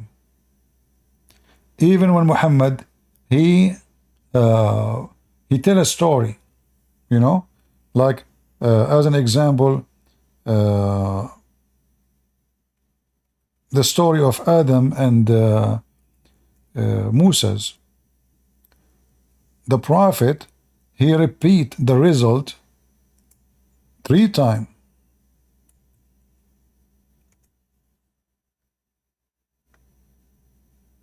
Why? Why 3 times? So Adam won the argument with Moses. Thus Adam won the argument with Moses 3 times. By the way, here they lie. They miss one. In Arabic it says, read carefully, it says ثلاثا. He said that 3 times. Why? So there is a lot of things we find very stupid and very fishy about this, about Muhammad. The more you learn about him, the more you love, and the more Islam is a joke. Yeah, I agree with you. As you said, for us, we know all this, especially when they try to fabricate or deny the story of Aisha. But as you mentioned, the Westerns, because I was really surprised personally when I talked to my European friends, how naive they are and how they easily believe anything. And actually, the verse that I mentioned, many Muslims themselves, they don't even know about. And then usually when I would talk to someone from non-Islamic background that they try to defend it, they tell you, oh, you know what, before the tradition was like that, or it's just a hadith, or we just believe in the Quran. Well, okay, this is a verse directly from the Quran, and how do you defend it right now? Because, I'm sure maybe on your life as well, there are these Muslims who say, oh no, the hadiths, we don't know they are authentic or not, but we have the Quran and that's it. But they Listen, themselves, they don't even know that this issue of child marriage this is the is their story friends. in front of Yeah. you. Here you will see Aisha is speaking about how small she was, and her mother, she was feeding her like a goat, trying to make her fat, and nothing was working until I Yeah. ate a cucumber and with dates, and then I grow plump like best kind of a plump. So she could handle the Yeah. dildo of. Yeah, so you see how faith is called. So even here, not only she is small, she is not only young in age, she is very small as a physic. So this is telling us how evil this man is. And he was rushing her mom to send her. And the mom, she kept feeding her. Eat more, eat more. She want to, it's like a goat. And I mean, this is how sick this man is. Like, can't he see that this is a child? What at that time? I mean, at that time, in the time of Abraham, what was the age of the women Abraham he married? The Muslim now, they come with a new lie. They say that Isaac, he married Rebecca at the age of 3. But the Bible say Yeah. clear, yeah, this is a big fat lie. The Bible say clearly that she was an alama. Alama, I got them busted. There's a rabbi, the Muslim, they like him very much. His name Tuiva Singer. So Tuiva Singer, he have a video speaking about Isaac, marriage to Rebecca. This guy, he claimed that the word alama mean young women, not virgin. But the Bible is so clear. It is young women and a virgin, both in the same time. So he said, and I use it to prove to those Muslims who they keep asking me to debate this guy. He said, Rebecca as an alama, young women, alama as a young woman, not a young child. So the Bible mentioned clearly her age, that she is a young woman. And not only that, the Bible speaks about how many camels she was able to water. Have you ever heard of someone, she is 3 years old, she can take water from the well of water and water all those camels? Each camel can drink up to 600 liters of water a day. So No, imagine a little child. I mean, the Muslims are so desperate, their prophet is filthy. They're trying to find someone filthy like their prophet. And let us say, for the sake of argument, there is somebody, he did that. That will not make Muhammad a good guy anyway. That will make two filthy, not one. Right? So, what if I am not a Christian, let us say? So, if I am an atheist, you say to me, okay, this guy, he married her at the age of 3. That did not change the topic. Your prophet is sick and he is no, I don't want to use a bad word. Filthy religion, fabricators. All right. Yeah, and especially when last thing when we talk about the verses that command them to fight and everything, and they tell you, no, you know what, this is only to defend ourselves. And I tell them, okay, well, so what the hell you were doing in Spain then? Like, you were really defending yourself from the Spanish, and you were living in the Arabic Peninsula. It's a never-ending story. Thank you so much, CP. I just wanted to bring up this Talaq 4 because it also clearly talks about having sex with immature women and is not from Hadith but from the Quran. And I hope that was some new information for some of the people who are watching this Yeah, stream. no, people Thank who you. people who come here, Yeah. they hear those things always. I repeat them for them. Yeah, Yeah. but thank you very much. Thank you. Yeah, bye. Well, you know, for me, I think Muslims, they should change the way they defend Muhammad, and I can teach you Muslims. You should say that Muhammad was 3 years old or 6 years old. Aisha, she was 54. Aisha, she was so horny. She took Muhammad to the dark room and she told him, if you take off your pants, I will give you some candies. Prophet Muhammad is so naive. This is why Allah He sent him, because he's a very good person. He believed anything. Even I can show you that Muhammad believed anything from the Quran. Isn't it the Quran in chapter 9, verse number 61, it says that the Prophet was called that he is an ear? Why they call him he is an ear? Because he believed anything. I mean, you say to him seven sleeper, he put it in the Quran. You say to him sunset and murky water, he put it in the Quran. You say to him Gogam, he put it in the Quran. Zulqarnain in the Quran. Just say to him anything. Banana Republic, he put it in the Quran. So Muhammad, who was called an ear in the Quran, you know, there is a reason. So Aisha, she took him to a dark room, and this guy, he never have sex before. He don't know. He's you know, this is what happened to him with Khadija too. Khadija was in the age of his mother. She took him to a dark room. She told him, listen, I'm going to make you, because we are doing business, I want you to try this pant. So you need to take off your pant. Muhammad, he took off his pant. Khadija, she threw him in the bed, and she jumped on him. And Khadija is so big and beautiful. And Muhammad cannot move no more.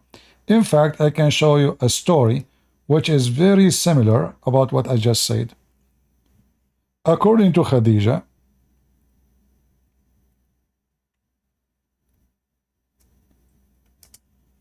when the Prophet starts seeing someone in the corner of his house, Khadija, she told her husband, Muhammad, listen, my cousin, next time you see this person you see in the corner, please let me know. So Prophet of Allah, he told her, okay. So once upon the time, the Prophet was sitting in his room, and then he saw that person in the corner.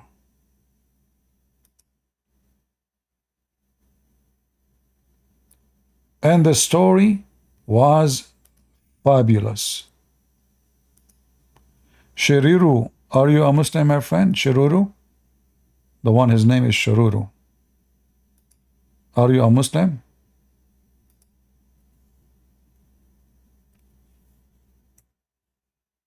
If you are a Muslim, let me know. But we want Muslims to join us, please. Who is a Muslim would like to join us? So look at the story here. Khadija, she told her husband, when you see this, oh my cousin, they call the husband cousin, when you see this person you see, please, please, please don't forget to, tell me so I can check him for you. So what happened, Muhammad, he saw this person on the corner. He said he don't Ismail talk. bin Abi Hakim, the client of the Al-Zubair family, told me, it was narrated on the authority of Khadija, may God be pleased with her, that she said to the messenger of God, may God bless him and grant him peace. O cousin, can you tell me about this friend of yours who comes to you when he comes to you? He said yes. She said, if it comes to you, tell me about it. So Gabriel, peace be upon him, came to him as he used to do, and the messenger of God, peace and blessings of God be upon him, said to Khadija, O Khadija, this is Gabriel who has come to me.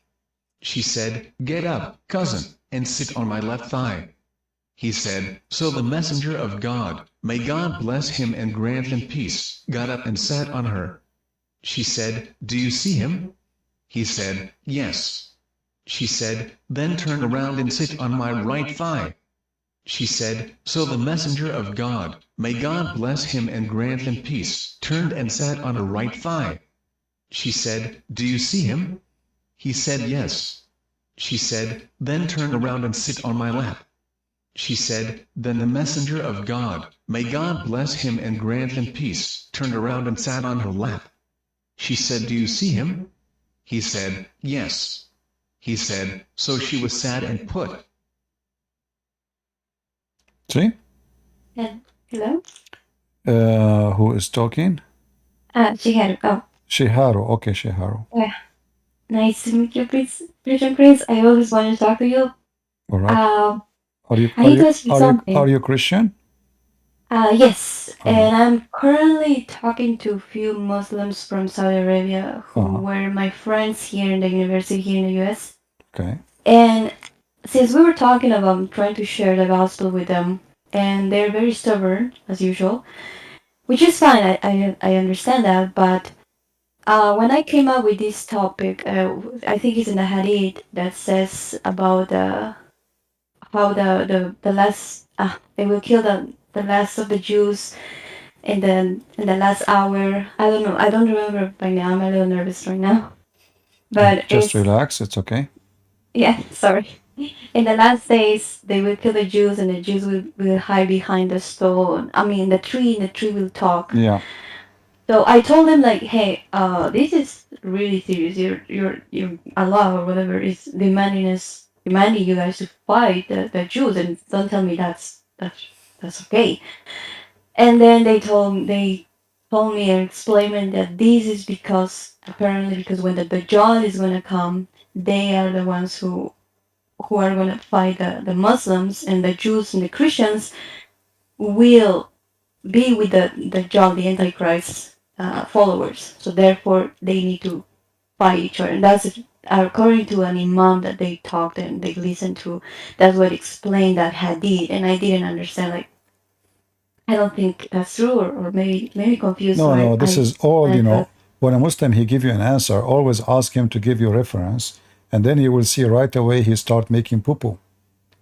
All the story he just told you, tell him right away, tell him, can you show me the reference about this drama? This is an Indian movie, First of all, the story of a Dajjal is the one of the most funny, stupidest stories ever. Because the biggest Dajjal in history is Muhammad. Dajjal means liar. But look, if we go right now and we type the word Dajjal, Muhammad, as usual, I'm going to answer you about this about the Jews, but just to show you here,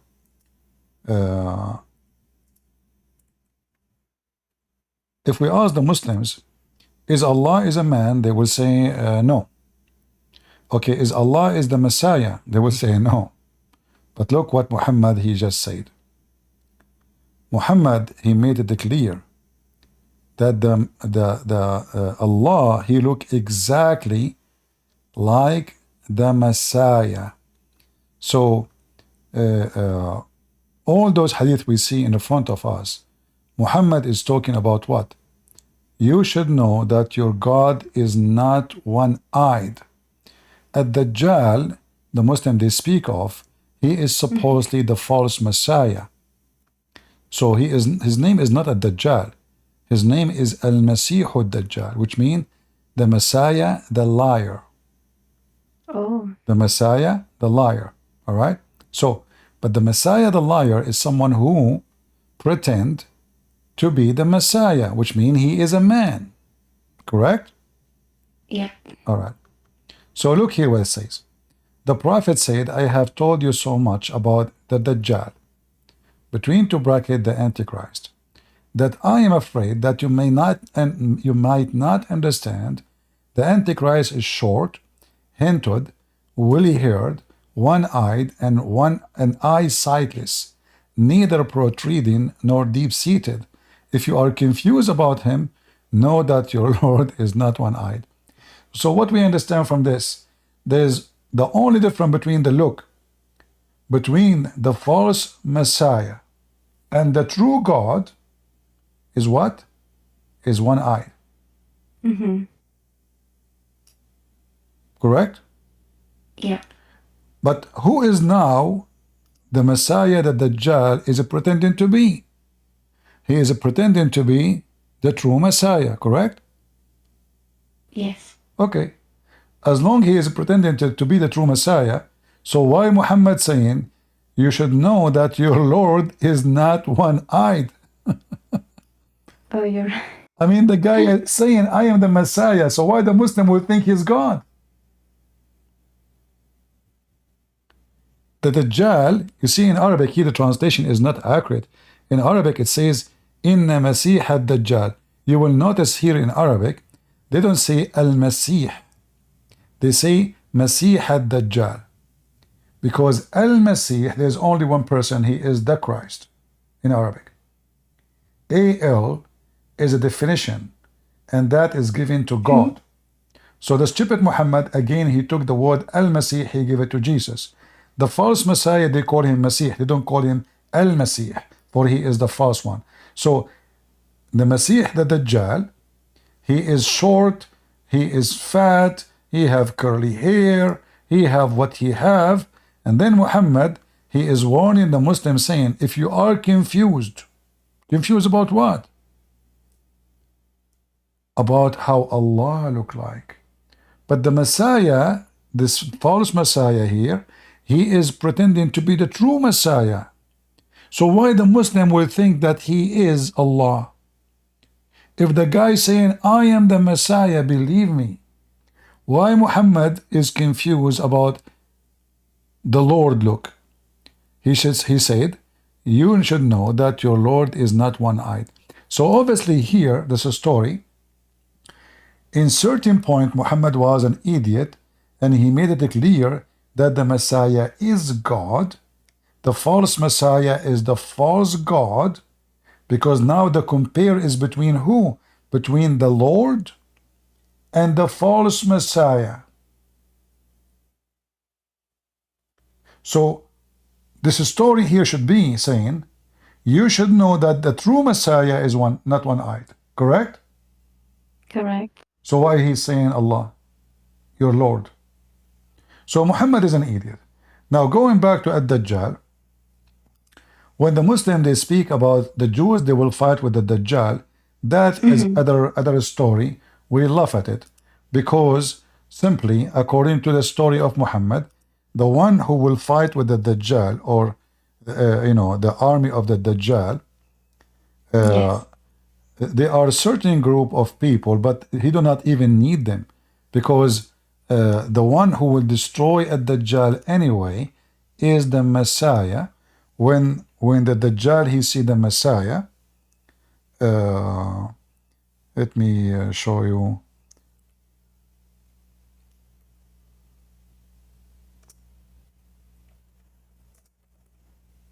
There's a hadith where it says that when the Dajjal he see the Messiah, he will dissolve as the salt dissolve in the water.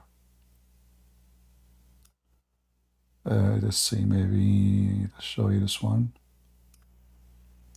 Now, about the Jews fighting with the Dajjal, you will notice that the one here in the story who will destroy the Dajjal is even, according to Muslim, he himself is a Jew. So where is the Muslims there? But the story says that Muhammadan are the one who will kill the Jews. So let us see, where is the hadith here?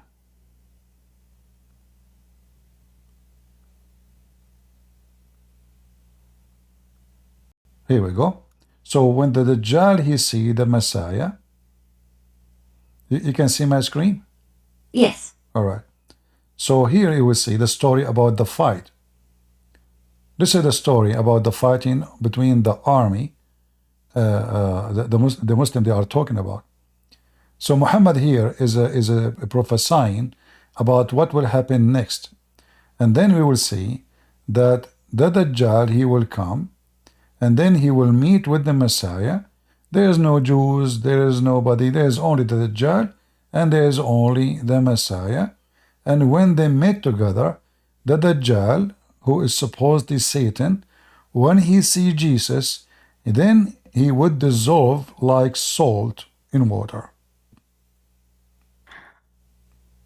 Oh, I see. Do you see it? Yes. So when the enemy of Allah would see him, see who? See Jesus. You see? Yeah. And this is other proof that Jesus is God. Because why such a person at Dajjal?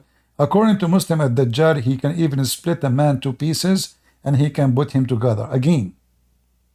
According to Muslim, at Dajjal, he can command the ground, and the ground can produce gold and silver immediately. At Dajjal, he can split to a person, he put him one mile away and 1 mile there, and he can command the two dead bodies half walk and join together. So this is a person who can make amazing miracles. This is a person who is obviously extremely powerful, claiming to be the Messiah. And now, the second he see the Messiah, he will dissolve like salt. Why? Because he just saw God. You know, when you see the God in His glory, this is what even the Quran speak about why Moses could not see God. You know, when the mountain saw the side of God, the mountain was destroyed, according to the Quran story. So when the Muslim they speak about the Dajjal, this is additional proof that Islam is nothing but fairy tales, and plus even their fairy tales prove again to us that the Messiah is God and the only one who can make victory. The victory of God is the Messiah. You know, here we need to ask ourselves, so this is the end of the movie. This is the end of the movie. When you watch a movie, American movie, you will see the guy, the cowboy guy, he killed all those bandits and then he saved the girl. And you know, like, okay. So now this is the Mexican movie of Muhammad. But look what happened. The Muslim, they claim that Muhammad is the best of mankind. But Muhammad is dead. All prophet is dead. Who is the one who will finish the movie? Who is the hero who will live to the end? Who is the one who will kill the most evil? That is Jesus. True. About the Jews, the one who mentioned to you the story of the Jews. There is a story about that Jews from Aspahan, they will join at the Dajjal.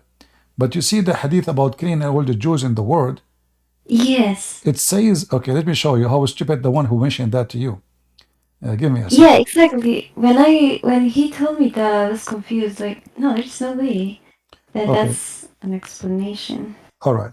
First of all, the story they mentioned to you about the Jews, it's speaking about specific number of Jews. They are 70,000, and they are from Aspahan.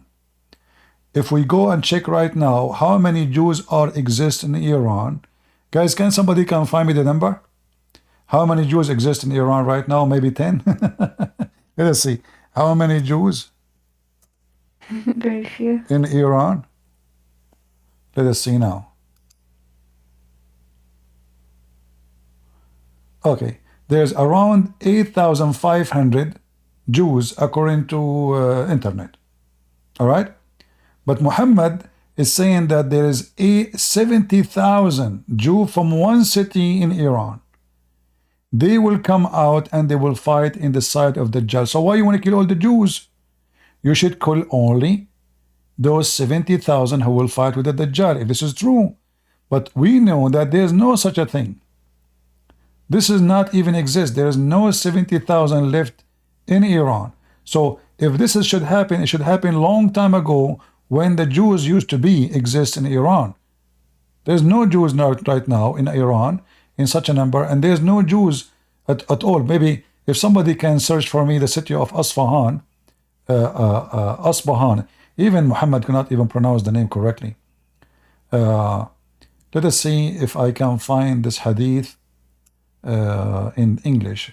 Give me a second. 70,000. Muhammad is stuck with number 70 and everything. 70 versions, 70, you know, yeah. So any story, you have to add 70 to it. Here we go. So this is the hadith. And this hadith alone is proving Muhammad to be a fraud again. Do you see it? The Dajjal will be followed by 70,000 Jews of Asfahan wearing Persian shawlos. Wow. Hey Muslims, guys, who can search for me how many Jews right now in the city of Asfahan? Let us search in the city of Asfahan how many Jews left. Let me go to Google.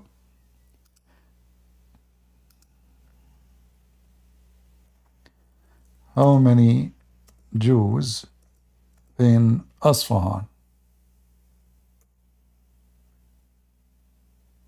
I was typing in Arabic, hold on. How many Jews in Asfahan? 1,500 people. 1,500 people, you know.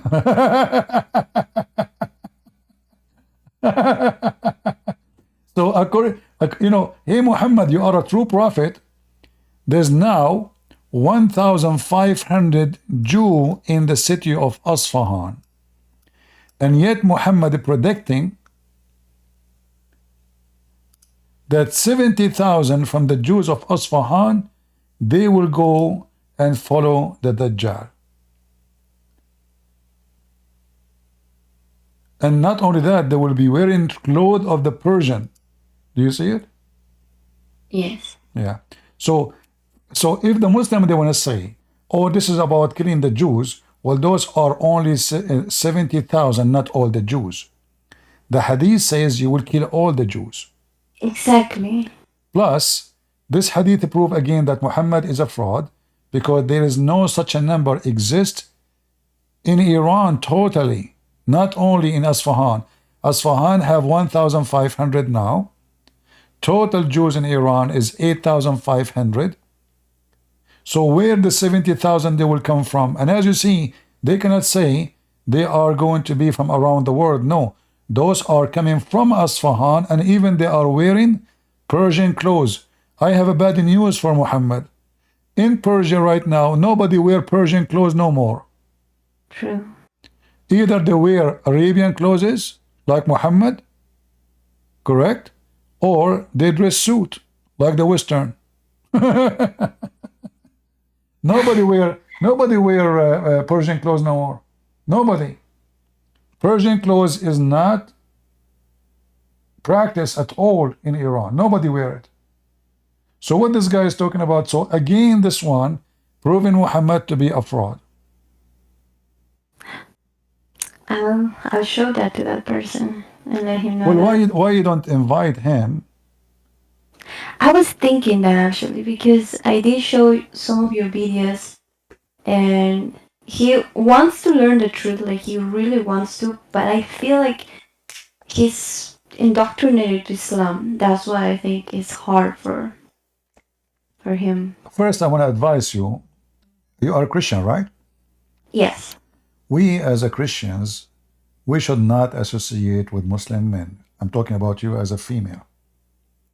Because the reason for that, they don't look at women in a good way. So I advise you, if you want to talk to him, to refer him to a male. If he is really a person looking for a truth, then a male he can do. You want to talk, you talk to a girl. You as a girl, I am against any Christian girl to speak to any Muslim man, because Muslims always look at women as a sexual object. They don't respect her. They will not even listen to you. A Muslim man, he believes that you are half a brain. So if he is serious, then he is more than welcome to come to me. Just tell me. I will speak to him in a nice way, and then let us talk as man to man. There is no need for you to be involved. You just to bring him here, say, here you can get all the answers you want, and we can, come to a conclusion. Either you agree or not. So don't, we should not. If I have a sister, I will be so upset from her that she is texting a Muslim man in her phone. I will not even talk to her if she is doing that, because I know them. They love to talk to Christian women. Okay. So be It's careful. because we usually are in a group with future friends. We usually, like I told you, we met most of them. I met them on the school, No and then we had problem. a group, and Yeah, okay. and If that's when it's sometimes so, like, religion comes to talk, and the chat is not okay. in private, the chat in a group, you mean? No, it's not. It's not private. It's more like in a server that Okay, we if it's a usually group, it's join okay, but Discord. be careful, I mean, listen, Yeah. the Bible says light and darkness, they cannot join together. So if a person want to learn the truth, I have to be careful, because associating myself with people believe that wickedness is the right thing to do, I might get wicked too. Wickedness is so powerful. As an example, if I say right now, let us have a group to pray, and then I say, let us have a group for party, which one more they will join people to it? Party. Correct? Yeah. Which one, if I say I want to, I mean, I don't want to give tons of example, but we know what we are talking about. So those people believe in wickedness and they justify it. This is why you have to be careful, because a wicked man is a wicked man. And a Muslim, he do not need to prove to me that he is wicked. He is wicked, for he is defending killing 70,000, all the Jews in the world, because there is 70,000 Jews that will follow the Dajjal. Same time here, why Muhammad, he mentioned the Jews that will follow the Dajjal? What about the rest of the world? I mean, that's it, everything. Muhammad, he blamed the Jews for everything. Two people are playing for everything in Islam: women and Jews. According to Muhammad, if not women, if not Eve, I'm typing in English again. My keyboard is not switched. What's wrong with this stupid thing? I have a genie in my keyboard. Muslims, did you put a genie? Yeah. So according to Muhammad, if not Eve, no woman betray her husband. And if not the Jews, no meat will decay. So we know now how much Muhammad, he hated the Jews. He blamed them for everything wrong in the world. Do you see it? He blamed the women. And here, by the way, you will see how stupid Islam is. You talk to Muslim, you say to them, do you believe in original sin? They say, no, this is a Christian thing. This is stupid to believe in original sin. But look what you just said. You just said, if not Eve, no women betray her husband. Which means you go back to sin all the way to Adam. And actually, he put it here just on the head of Eve. But the Bible is so clear, it's Adam and Eve, not only Eve. But here Muhammad, he shows how much he is evil, how much he is wicked. He blamed only to, like what, men don't do sin? So Adam did not do sin, it was only Eve. And now, women, all of them, they are Eve and they betray their husband. And now even the meat will not decay except because of the Jews. So if there's no Jews, we can leave the meat outside and the meat will stay for a century. This is how wicked Muhammad is. In the top of that, we need to remember that Muhammad, he made it clear that Allah, he targeted the Jews. And there is a reason for that. The Jews are the one who exposed Muhammad more than the Christians. As an example, the Jews is the one who came to him and they told him, tell us the story about a prophet, his name is Zulqarnain. The stupid Muhammad, he took the bait. He believed them. He believed that there's a guy, he is a prophet, and he is Zulqarnain, which is Alexander the Great. But the Jews, they knew that this is a joke to show everybody that he is a fraud.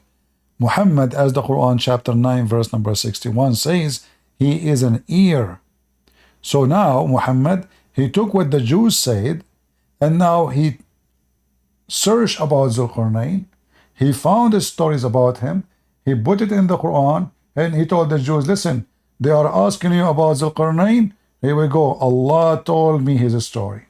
And suddenly Zulqarnain, who is Alexander the Great, become a Muslim. Wow.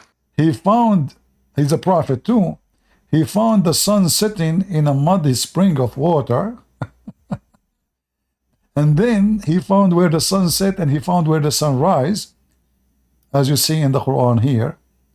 And then he built a dam between us and the creatures are called Gog and Magog. So the Jews, they exposed Muhammad in a massive way as nobody did. This is why Muhammad, he hated them a lot. They used to trick him. It's the same as I trick the Muslims when they come here. So I say to them a story, not to mention it's about Muhammad, so they can say it's funny, it's stupid, and then I say it is Muhammad who said this story. Because if I say the story right away, Muhammad say that, they are wicked. They are wicked. They will defend the wicked. And they will defend the silly. So you have to trick them, because Muslims are not decent people when they defend their religion. This is why, sister, I'm saying to you, be careful when you speak to them. If you are in a group, be sure there's a Christians there, and be sure that you are very well equipped with knowledge.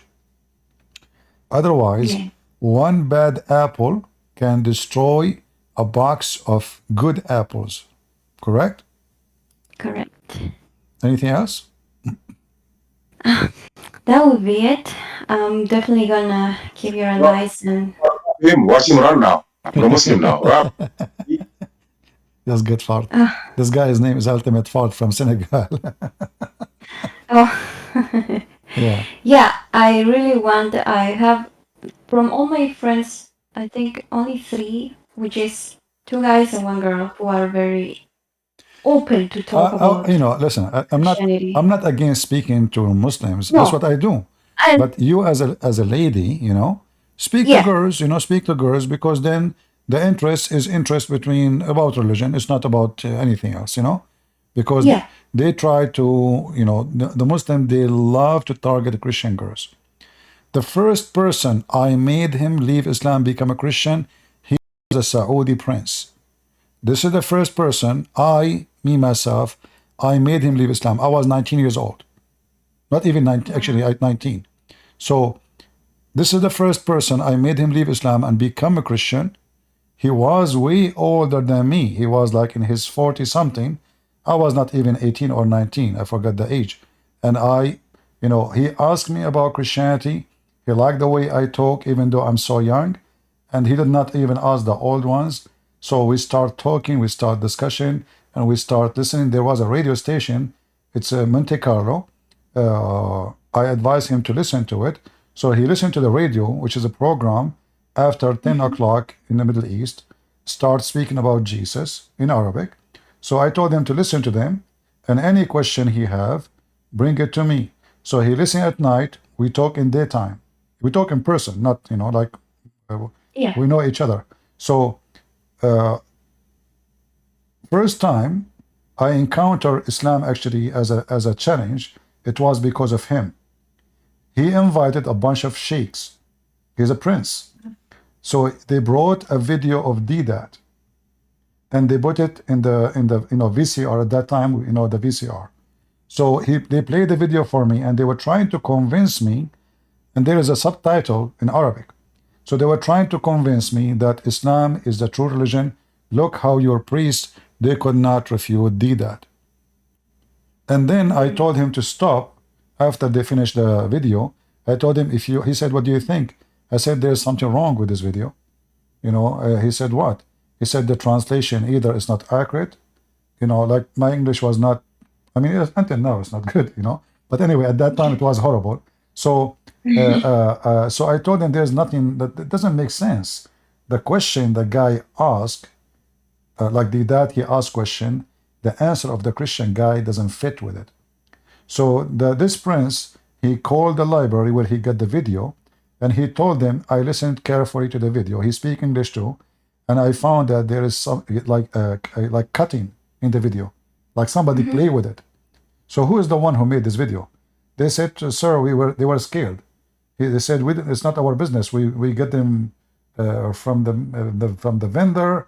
We are just a library. We put them on the shelves. We sell them. And then he start listening to me, and slowly, he decided to leave Islam and he became a Christian.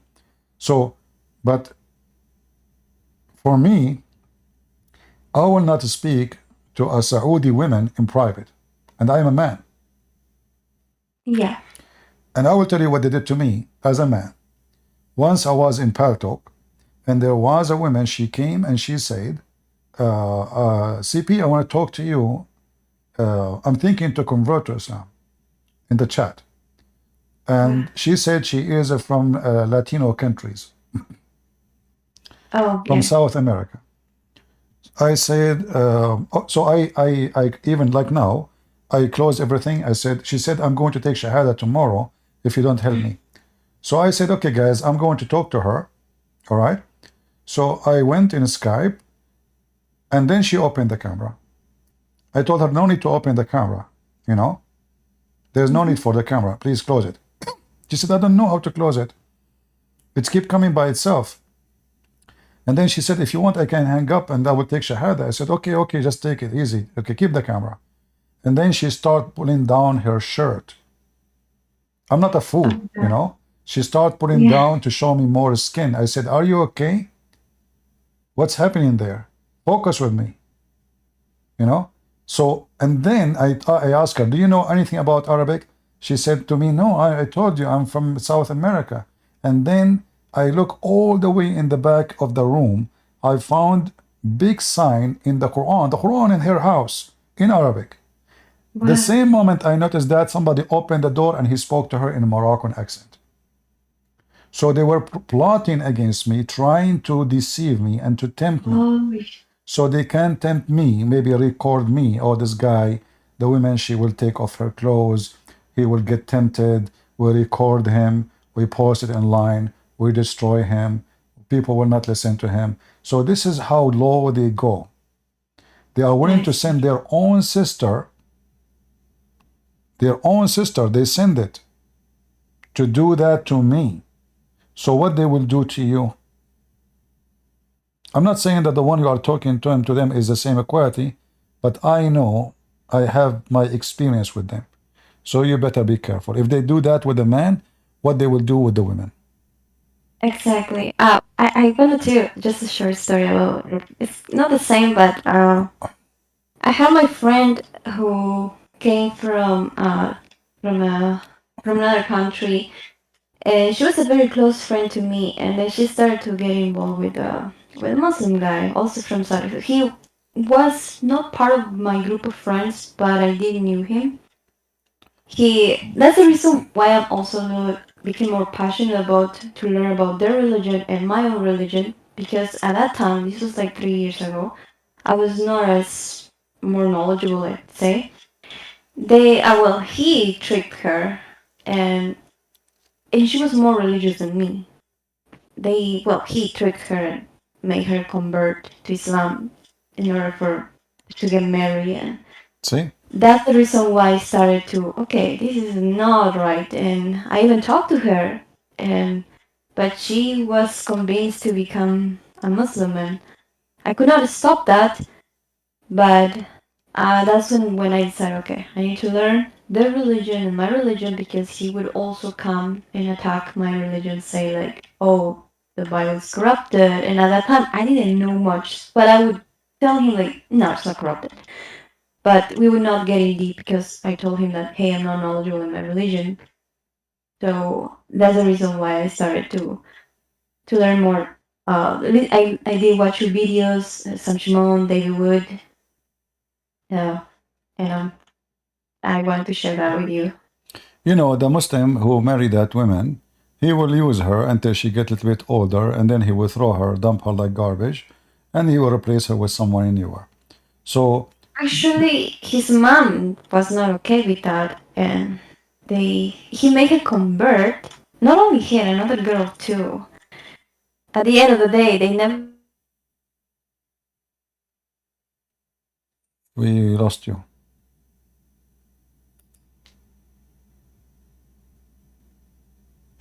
We don't hear you. She Haru. Hi, can I jump in now? Okay, Nayali, go ahead, Nayali. Yes, yes. So, I was a Muslim as of May 7th. So thankfully I was able to see the truth and I converted. So that's kind of my new birthday now, May 7th. Not too long So ago. you used to be you are born from a Muslim family, Nayali? Yes, yes. I grew up also in the Middle East. All right. Like big part of it. But why you left Islam? I couldn't practice it. Hello. It did not make sense to me. I just couldn't, the prayers didn't make sense, the fasting. Even just seeing the attitude of people changing and how they become so angry during Ramadan. Because Islam is peace. You know? I was like, Like if you get this angry, so just eat. yeah, Feed someone who needs who needs Islam is something, peace, you but the eat. second they go to the mosque, they come out like beast. You know, but I Islam is know. peace, a peaceful Islam, and then the peaceful Islam teach Muslim to beat their wives peacefully. You know, Yes, yeah. yes. No, you do it lightly in your hand. You know, Muhammad he He's not said gonna beat actually, me. Muhammad he said, don't beat your wives as you beat your slaves. So Yeah, supposedly so I Muhammad just now is teaching them better manner, like teaching them how to beat them. Don't beat yeah. them like you beat your slaves. I read something like they can be blue or green, like as long as they don't change color, you're good. Yeah. Yeah. So, but yeah, it's like throughout my years, like I just couldn't. Nothing made sense to me, but I just went with it because it's more of a cultural. But never had that connection um, until just like decided to learn more about Christianity and it just hit home. It made sense immediately, and I was able to see the light, as So, they say, thankfully. but how you were able to find out? Like, I mean, there is something make Now, you made the decision. I came across Nabil Qureshi's video, and then I just that's how I got into the whole like um, I came across and I really liked his message. His testimony, so I bought his book, Seeking Allah, Finding Jesus. Uh-huh. Yeah, yeah. But it didn't take me long for some reason. Like I don't know. I, I'm happy. The problem that I have right now that I didn't um,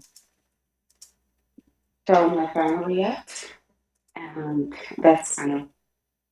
I just feel like I need more time to understand and learn, so I'm able to um, explain certain things because I know I've seen from all these, debates and videos like how they come attacking.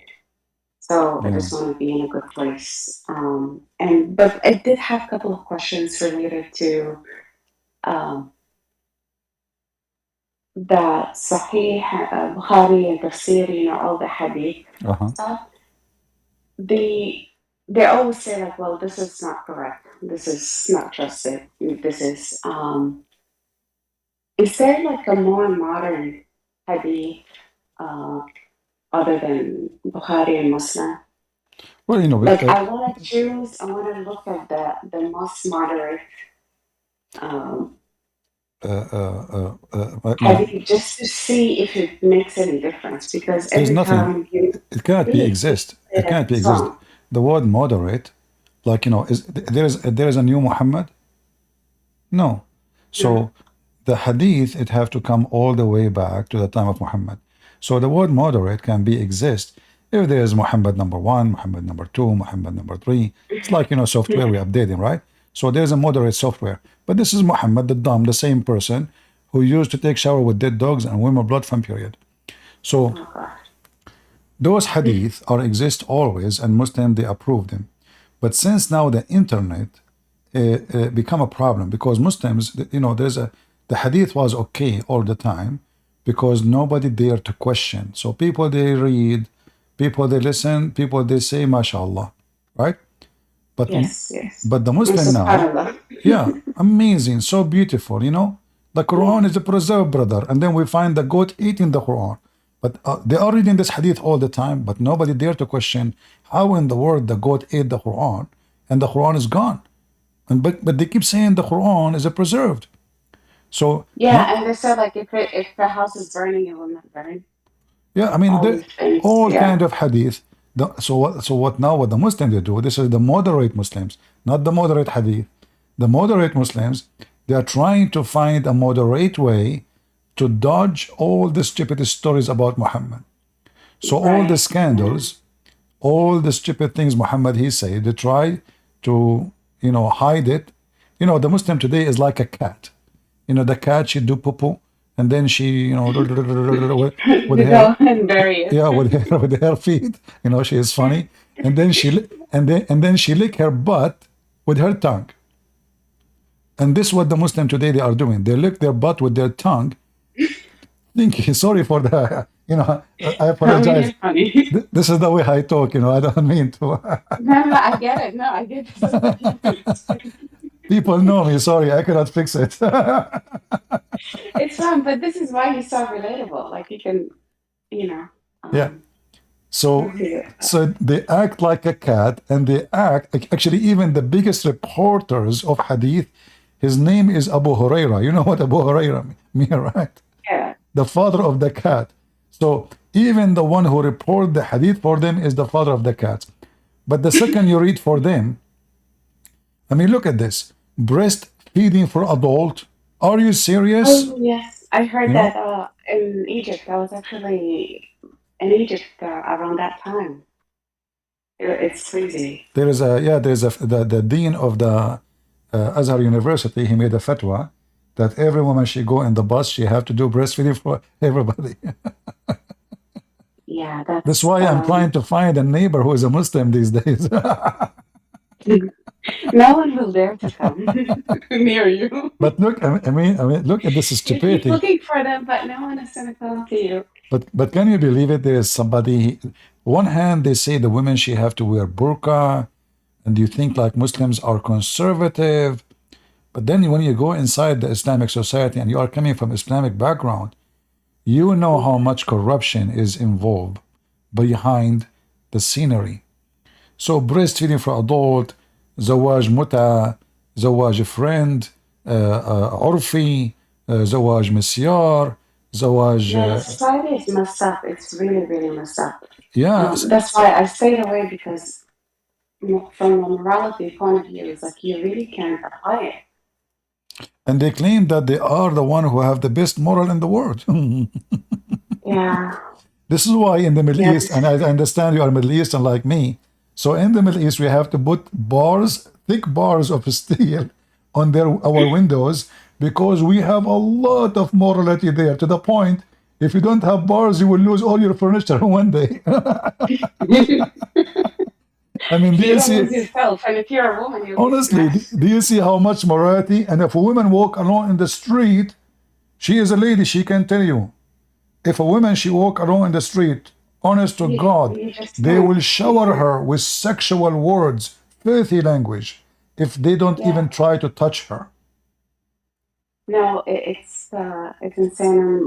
We're always so blamed But for being, but they but they, just but when they speak, provoking the yeah, men. when We're they always provoking them. We're always causing all the sins, all the yeah, problems. the Like women is the problem. You know, and not only we that. all gonna meet in hell too. Yeah, It's like, hell is gonna and be they just every playing woman. exactly. So the men they go like dogs, horny dogs in the street, but then they blame the women for everything happen. So Yeah. actually, there's a story about Muhammad. Uh, he saw a woman, and look how evil he is. A woman she was passing by, and she did not do anything. He got horny. He got horny, and then he went to his wife, and look how. I mean, this is an act of a beast. His wife, she is doing leather tanning. You know, when you do leather tanning, you have, I mean, this is Mecca. You can imagine how hot it is. So the fire, the boiling liquid, the boiling water, she's dumping the leather inside the liquid. And now Muhammad is horny. How he got horny? Not because he was staring at his wife. No. A woman was walking by. Look, the hadith in front of you. He saw a woman. He saw what? A woman. You know?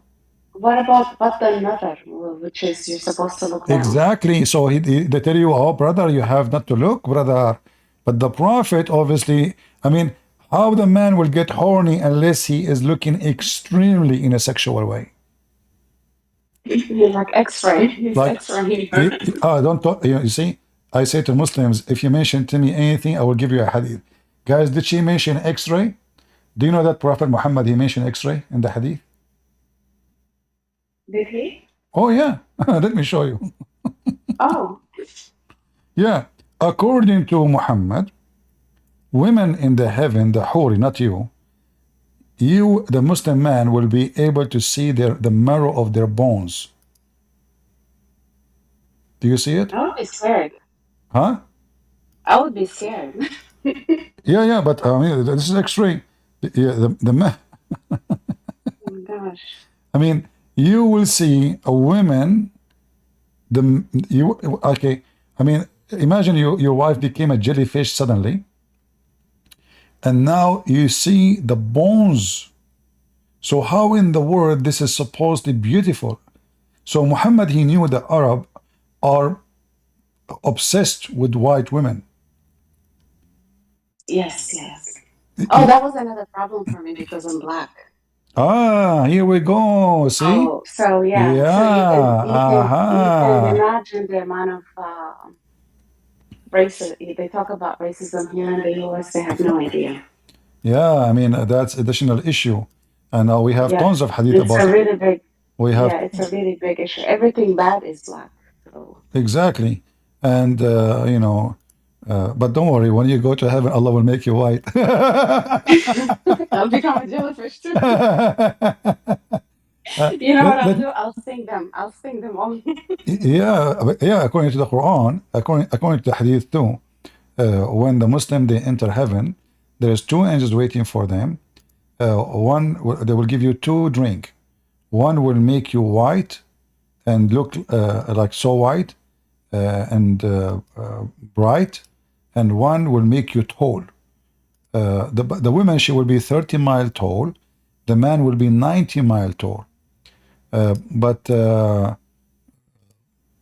trying to find a picture how women look like in heaven. Hold on. Where is how? Doesn't seem attractive, but yeah. But you know what? I mean, you being a black is not an issue no more in heaven, because he will see a jellyfish. he will not see your color no more. Besides that, be too tall. No one's gonna see me anyways. Oh boy! I mean, this is the most like why it's so important. I mean, what do you mean transparent? Because they are so wide. So they are so wide to the point we will see the marrow of their bones. And this is how Muhammad is so, I mean, so trashy. He fabricated stories. I mean, isn't it obvious that this is a fabrication? What is this? Why the women we will Which see is the marrow why, of their like, bones? which is why, like, all the hadith, not everyone, any hadith that I touch, they'll say, like, that doesn't make sense. It's not reliable.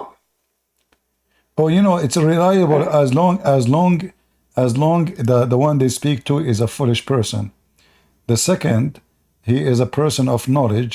They say it is depend they are talking to who. So if the person is naive, you I know, have yeah. mixed in my family. Some people are very religious, but my immediate family, they're not. Again, for the same reason, no one can really follow through the So teachings. But so I did do have, like, from my mom's side, like, they're very religious people, and they're always quoting the Quran, the Hadith, in every single thing that they do. It's do you? embedded. So your mom is still a Muslim? Sorry? Your mom is still a Muslim? Yes, everybody. I'm the only one. I Oh, okay. haven't told anyone yet, so it's been what, a couple of weeks now. So Well, if you want, you can invite your mother here, and I promise you, I will speak to her in a nice way. So maybe we can help her to, you know, to find the truth. You know, yes, if you I want, I think that would be will. great. Yeah, you can invite her. Yeah. Just tell me, like, you take the microphone first. Remind me of yourself, and tell me my mom is here. You know, if if you can talk to her, and I will be happy to talk to her. You know. Okay, I think it will be the language. Do you know But do you know the hadith, Nayali, about Allah, how Allah created the white people and the black people? no, No? Okay. but I don't know why I'm about to laugh. Yeah. No, because I want you to show it to your mom. Yeah, actually, yeah, I'm actually taking notes, so you can. Yeah. Let me see if somebody can post it, if anybody have it ready. So Muhammad, he said that when Allah created, you speak Arabic, right? Yes. All right. That make it even better.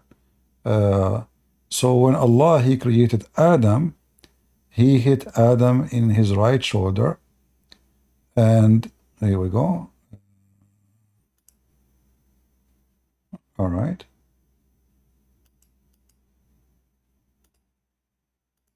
I will post the link for you in Discord. It's in English and in Arabic. Look at this ugly, evil Muhammad, racist. And I don't know how in the world anyone, he is black, he will follow such a scumbag like Muhammad.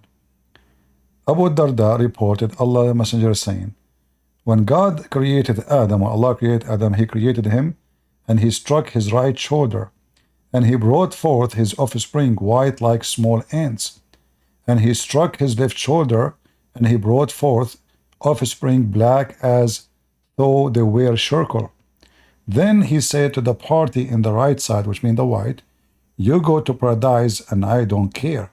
And he said to the left party, which means the black, you go to hell and I don't care. Can you believe it? It's funny, but not funny. But I mean, it. Can you believe it how filthy this man is? Okay, so this is Albani. All right. Okay. Here, this is Mishkat, Yeah. but we can find it. This is supposed, I think, you can find it in the Tirmidhi, the same hadith. Yeah. Yeah. So, and this is a Sahih hadith, by the way. This is a Sahih hadith. It's posted. If it's not, that's the other thing. If it's not Sahih, why would they publish? Yeah, no. These things? You see, but That's I mean, also another but this cause of excuse, confusion. I mean, this excuse cannot, even in this one, they cannot even use it because it is authentic, like the game of week, and you know, it doesn't work. And even if it's not, it's very confusing. And that's kind of, you're deceiving me. You're always like making me wonder. Yeah, and they say to you, should I do this or Islam. not? They say to you, Islam is a preserved. But then, the second we check, they say to us, this is weak. Let me show you that this is authentic. So you know Arabic. Let me show you here. Let me pause. No, I believe. I mean, if it's already on like Sunnah.com, like that's what I'm. Yeah, but no. I will show it from the very important Muslim website here. Do you see it says Sahih? Yeah. See it? Sahih. Yeah. Sahih. All of those is Yeah, Sahih. but you know Sahih. that Sahih. you know when they're all sahih, and when you tell them, they tell you no, it's not. Yeah, but I mean, Okay, so that's but they cannot lie to us no more. You know, I mean, that's it. It is Sahih. no. So it's authentic. The game is over. Because the game of weak and da'if, this is a game they play it with everybody. God created Adam, so he struck his And it's right very shoulder and accessible brought now, forth white this offspring information, as so if we they can were. all see it. Huh? Sorry? Now, I said the information is so accessible now, so it's not that you have to Yeah, go the through someone. internet, Yeah. maybe it have a benefit for Muslim to flood the media with fabricated videos, Quran and science and discovery of science and etc. But then the same internet cause a big problem because I can go right now and speak to someone who live in Mecca and they can listen to me and what they can do about it. You know? Yeah. Yeah. But as you see, Very good. this is a hadith. Every Muslim who is black should leave Islam immediately. And this is a very authentic. And we have Quran speak about black and white too. Allah in the Quran make it clear. Actually, even the Muslim, I'm sure you heard, like if I ask you right now, what the Muslim they say to you, or when you were a Muslim, what they told you, why the black stone become black? Was it cursed? Because of sin. How The black stone Oh. was white like milk, and the sin of mankind made it black. But what does that mean? If you think carefully about it, that means sin make you black. Correct? Yeah. So the black stone was white like milk. Yeah, and there is something I remember, سودت وجوههم, like Yeah, this is the Quran too. Yeah. you do a bit, yeah. Yeah. But No, there are plenty of things that are, that just, they're not right at all. But yeah, I think it'll be a great idea to bring my mom on. your And do you mom, have your 2 more dad, questions? whoever you want, you know, your mom, your dad, your sisters. Unfortunately, my dad, is deceased, but he's actually one of the best person in the family. Well, maybe it's good to bring him here then. You know, I will be happy to talk to him. Yeah. Now, 2 questions. I have 2 more questions. All right. One about adoption, because that was at some point I already have children, but I wanted to adopt one of the children from the war. Like, and then they were saying haram, and I can't bring a girl because I have boys. And I can't bring a boy because adoption is haram. But the other reason they were saying adoption was prohibited was to prevent mixing of the lineage. Yeah. So no one will end up marrying their own sister, or someone will marry somebody that they're not supposed to. No, this is another reason. That's another reason. That is false. Muhammad himself, his wife Khadija, she adopted because Muhammad cannot have kids. Right. Ibrahim. Zayd. She adopted Zayd.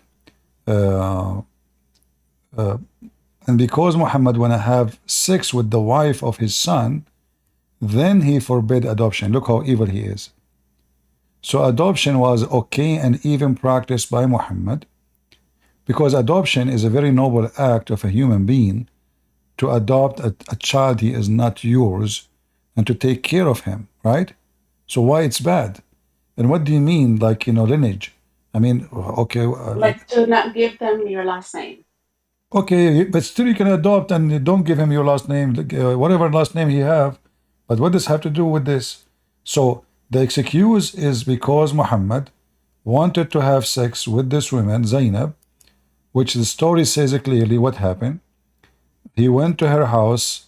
According to the Muslims, he have lust for her. It says fahawiha. He saw her wearing very see-through clothes, and Allah, he made the curtain move, and her clothes fly.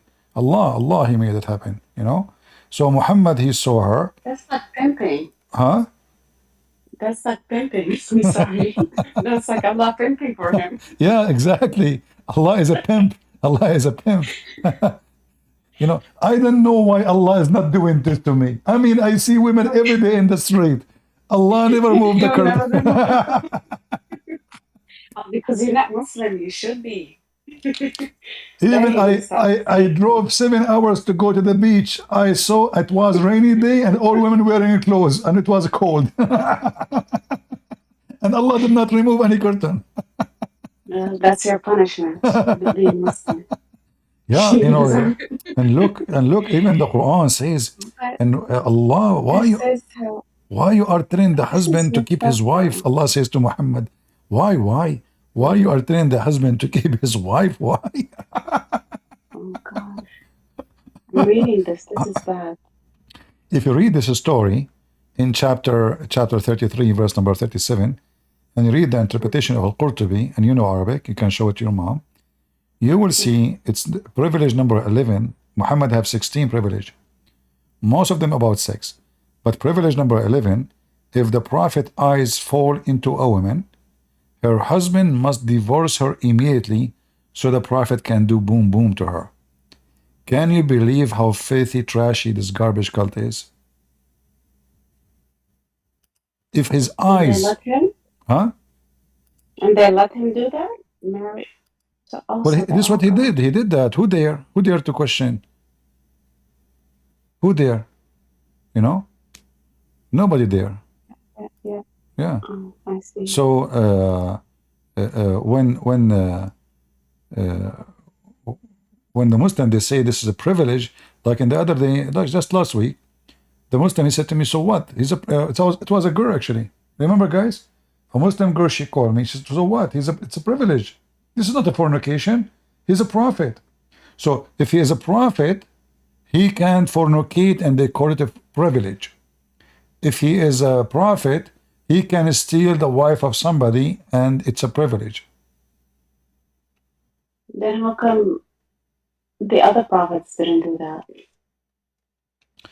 Whoever do such a thing, he is a bad man. It doesn't matter if you call yourself a prophet, if you call yourself a priest, if you call yourself whatever you call yourself. Prophet should be the most decent, not the opposite. He should be the example of people, not the opposite. I am being a prophet. I have a duty more than others to give them an example of how to live, not how to be pervert. Well, he's given an example how to enter the bathroom. Yeah, I mean, did you watch the video about left foot, right foot? You watch it? These are some of the things like I just that sound like every single thing I can't follow.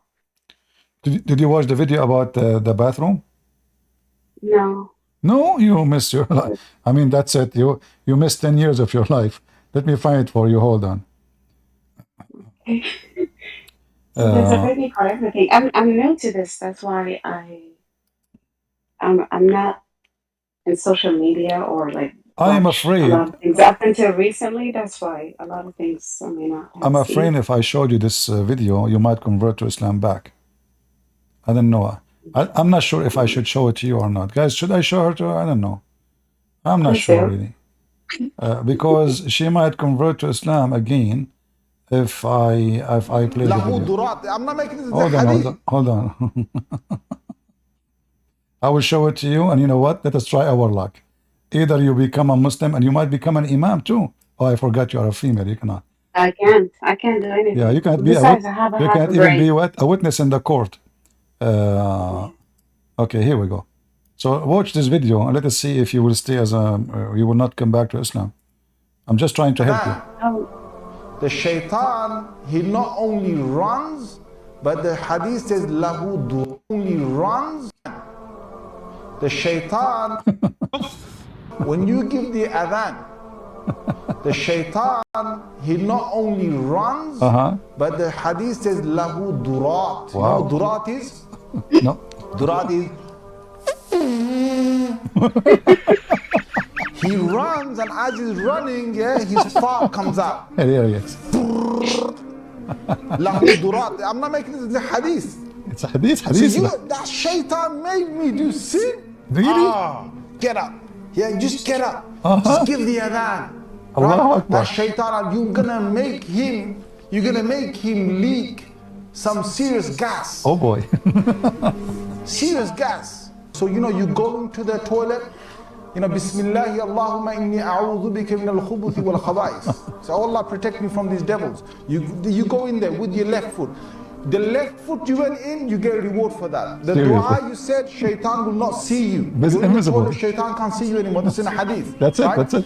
If you don't say the dua,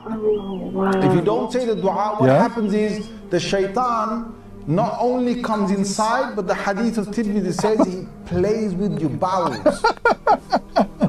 He plays with your bowels. So you're inside there, you're thinking you're going to be out there in 5 minutes. He's taking you 20 minutes and you're still not halfway there. You know why? Because shaitan is going, ooh, la la. This is amazing. This is the religion of Allah. So are you sure you don't want to convert back to Islam? I'm trying to help you, sister. Yes, because this I can't stay like that. Yeah, I have to go back. Now, come on, because now, be honest with me. When you go to the bathroom, excuse me. When you go, don't tell us too much detail. But when you go to the bathroom, aren't you struggling? This is what I play with my kids. Like now you see me, now you don't like. And I'm invisible. Like my 5-year-old. Yeah, you cannot see you. Shaitan can't. Actually, I did use this method when I went to the bank today. I went to the bank. I entered with my left foot, and nobody can see me. I got the money. I opened the drawers. Yeah. I took the cash. I left the bank. Nobody noticed. I was invisible. And even I hit the guy behind the counter in his back. He looked behind him. He said nobody. It worked. So guys, you try it. You enter the bank with your left foot. With your left foot first. Invisible. Well, without seriousness, this sounds like possession. Like all people are possessed with some demon, right? But if the shaitan is constantly. But this is following you. But this is telling you how silly those who believe in Muhammad, and how silly the companion around him in his time. How naive they are, to the point they are listening to such a stupid story and they believe it is. Waiting for him, and they're probably and just look, like. now we are in 2024, and this guy, he have technology in front of him. He have a microphone. He is in the internet. He have a camera, and he is explaining to us how shaitan he play with your bowels. It's true, brother. Hey, brother, can you? I would like to ask the sheikh if he can take a camera with him to the bathroom, and he enter with the right foot, and let us see what will happen. Is shaitan going to do? Shaitan, he fart when you pray, brother? Shaitan, he not only runs, but the hadith says lahu durat. You know what durat is? No, we don't. Durat is. Now we know. He runs, and as he's running, his fart comes out. Lahu durat. I'm not making this a hadith. All right. So you. You know how like they said like some of the a lot of the Quran was plagiarized from different stories, What are the main kind of plagiarized verses or in the Quran? Because I'm thinking I want to use this to prove. If there is any, can you repeat the question again? You want to see if there is anything Muhammadi copy? Yes, something that was a straight copy. Like, okay, I will give you exactly as long you speak Arabic. There is a book, is written, I believe, by a Lebanese person. It's called Qis wa Nabi, a priest and prophet. Qis wa Nabi. You can download it from the internet. You will find tons of verses Muhammad he stole from the Bible. Okay. So he made like a very good. Work, like study, comparing between how here and that, so you can download it. It's in Arabic. You speak Arabic, and you will find this is the best one, because it's like I can show you one after one after one. But if you can have a book, all of it is about this. Why not? No, this actually, yeah, I like reading, so this is perfect. Thank you so much. You're welcome. I mean, I have to thank everyone that that takes time to research and analyze and make this information so easy for us to comprehend. And I just Well, so we are appreciate happy. all the work that you do. Yeah, we are happy that you left Islam and you know the truth now. I am very happy to. Yeah, I'm very, very happy. and Now I just we have hope to like soon we type. can help you with your mom and your dad too. Yeah, yeah. Just let me know. I'm almost here every day, and but I don't enter here with my left foot, you know. So you will see me. I will be visible. I will see, but I don't see your picture. That's why you're probably looking. Yeah, I enter with left You're foot to logging this. on with your left hand. I left with left foot. I enter Discord with left foot only if I don't want anyone to see me, you know. Yeah, like Yeah. Well, that's a problem actually for my son because one of my sons is a lefty, and every time we're in a place where they're Muslim, they keep yelling at him for eating with his left hand. yeah. But he's a lefty. Yeah, Muhammad, he said, if a person he eat with his left hand, the shaitan eat with him. You know? Let him eat. If a person he eat with his left hand, shaitan eat with him. So we should make this a diet book. I mean, there's madness. Like, well, how shaitan, what? So, this is why he said the left hand, if you remember, the hadith I showed you about the black people. Yeah. Why the black? Yasar is like Why the black are made from the left hand? Because this is the hand of shaitan. The white are made from the right shoulder, for this is the hand of God. So this is why you cannot eat with the left hand, for if you do so, you're feeding the devil? You are feeding the devil, exactly. Well, that's a new diet then. Yeah. Just tell anyone that wants to lose weight to eat with their left hand. The devil will eat them. Don't lose weight. You know, Okay. the funny is, like,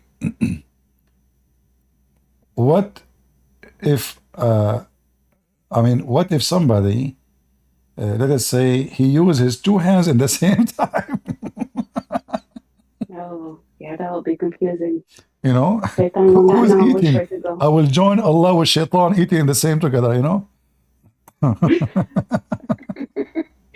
Bring peace to the Middle East. Yeah, what a crazy religion. Yeah, so the hadith say, let me see if I can find you the reference. Okay. Yeah, the Prophet, he says, لا يأكل أحدكم بشماله. He forbid. Don't eat. Anyone should not eat. So it's forbidden. Totally forbidden. Oh, you cannot find it here. Hold on. It should be here. Here we go. Do you see now why?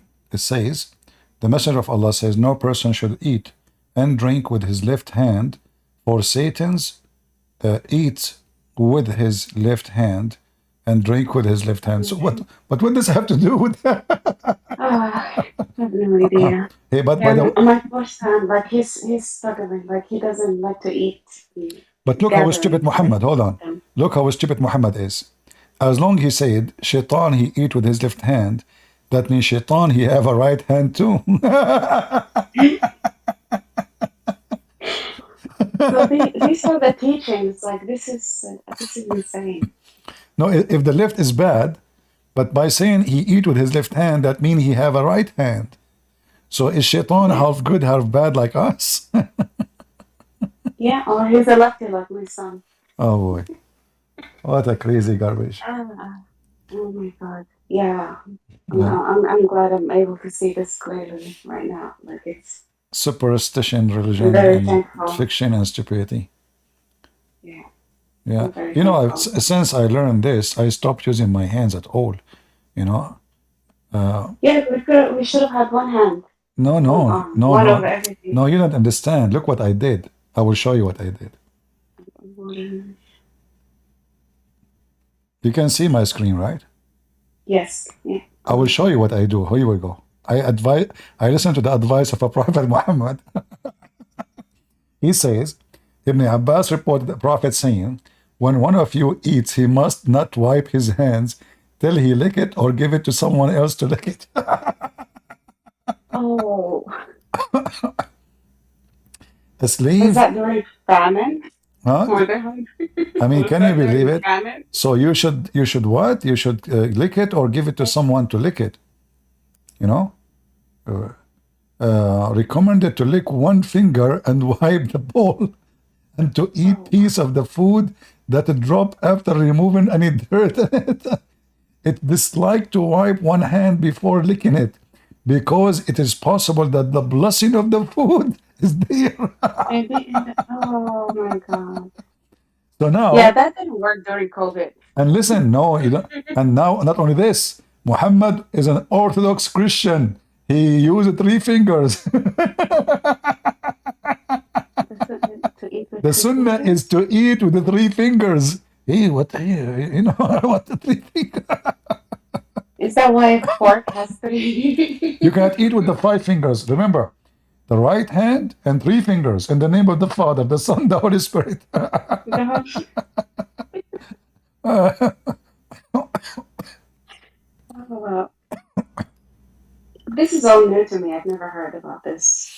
We'll keep coming No here. You will wonder hear a it's lot of getting, stories here. You will hear. But now you know. I just can't. I can't. I get so.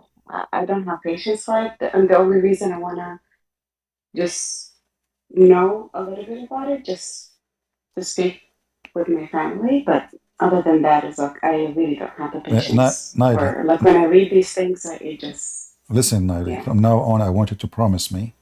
If you eat, you never clean your fingers. You give your fingers to your neighbor to lick it. Well, I have a dog.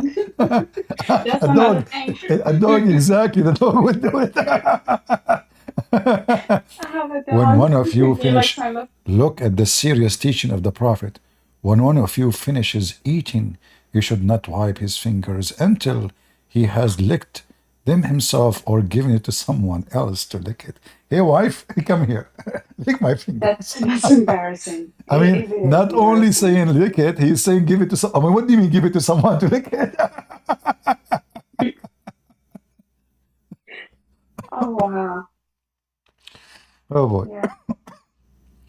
All right. Okay, well, this was very, very helpful. Thank you so much. I appreciate your time. You're welcome. And we And pray that your thanks to family will leave everyone, Islam like too. from the chat. I feel the love.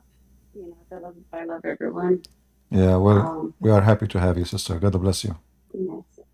Thank you. Thank you. And from now on, never use a towel, please. Practice Yes. Islam. Just lick it, and let somebody lick it. Yes. Well, I have the dog who is forbidden. Too. But the dog, Dogs, yeah. but Some Allah, people don't even come to me. but Allah, He My hate house, dogs. which is great. Allah hate dogs. Yeah. Be careful, you know. Allah hate dogs. They, Angels will not they enter a told me house the have dogs. prophet. Yeah. Yeah. It was a good reason. I got it so nobody comes over. So the angels of Allah will not join your house. That's good.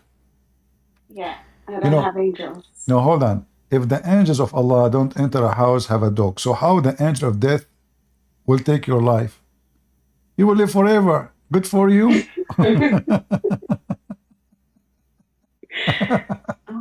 Have you ever That's a heard? nice one. Have you ever heard of an angel cannot enter a house because there is a puppy? That's a wolf angel. This angel, he is so gay.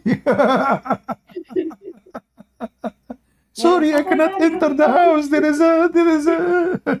Like, hello, it's okay, it's safe, it's okay. Come here, go here. No, sorry, I cannot enter the house. There is a puppy there. I see the puppy. Hey, angel, come on, you have 600 wings. If you fart at the puppy, he will die. Come on, get in. No, sorry, I cannot. I have a phobia from dogs. Wow. An angel of God, yeah. Oh, wow. Interesting. Interesting. Okay, well, thank you. All right, sister, take care. I'll give the room to someone else. All right, thank you. We go back to Shiharu. Are you Yes. there, Shiharu? Sorry, we lost you. Yeah, no. Yeah, for some reason I could not hear you up there. I was done talking, so. No, there is a reason you cannot hear me. Let me tell you why. Why? I mean, I would drive everyone who speak to me crazy because I keep showing reference. Shaitan, he did pee in your ears. Don't you know that? I'm serious. No, I'm serious. Here we go. No, really? Oh, yeah. Okay. Prophet Muhammad, he said that Shaitan, he sleep in your nose and he pee in your ears. And when you do yawning, he jump in your mouth. All right? So as you see here, you know, all those hadith in front of you, I don't know if you can see my screen, right? Yes. Yeah. So Muhammad, he don't, Prophet Muhammad don't lie. All those things proven to be scientifically accurate. Yeah, that's true. I remember them telling me that Muhammad never, ever lies. I was like, that's not true. Because they have a problem with Jesus being perfect as a man, but at the same time they say that Muhammad is a perfect man. I'm like, so you have a problem that Jesus is perfect. Muhammad But is you the don't have a problem that Muhammad is perfect. That's the consistency that they show me, and I'm like, oh. Muhammad is the perfect idiot. Exactly. There is a movie, it's called The Perfect Host. Have you ever seen it? No. The Perfect Host, actually, the first time I saw it, right away, I noticed something about it. It is Muhammad's story. Okay. It is literally Muhammad's story. So I advise everybody to watch this movie, you know, The Perfect Host or Perfect Host. Let me try to remember the name. Usually I don't remember names actually of movies or actors. I'm the last one who care for those things. But this movie was special because it present a person who live in illusion, you know, he's delusional, and he write letters to himself, and he's hear voices and he see images. Let me see. Here we go. Yeah, it's called Perfect Host, not The Perfect Host. Perfect Host. Okay, Perfect Host. Yeah, Perfect Host.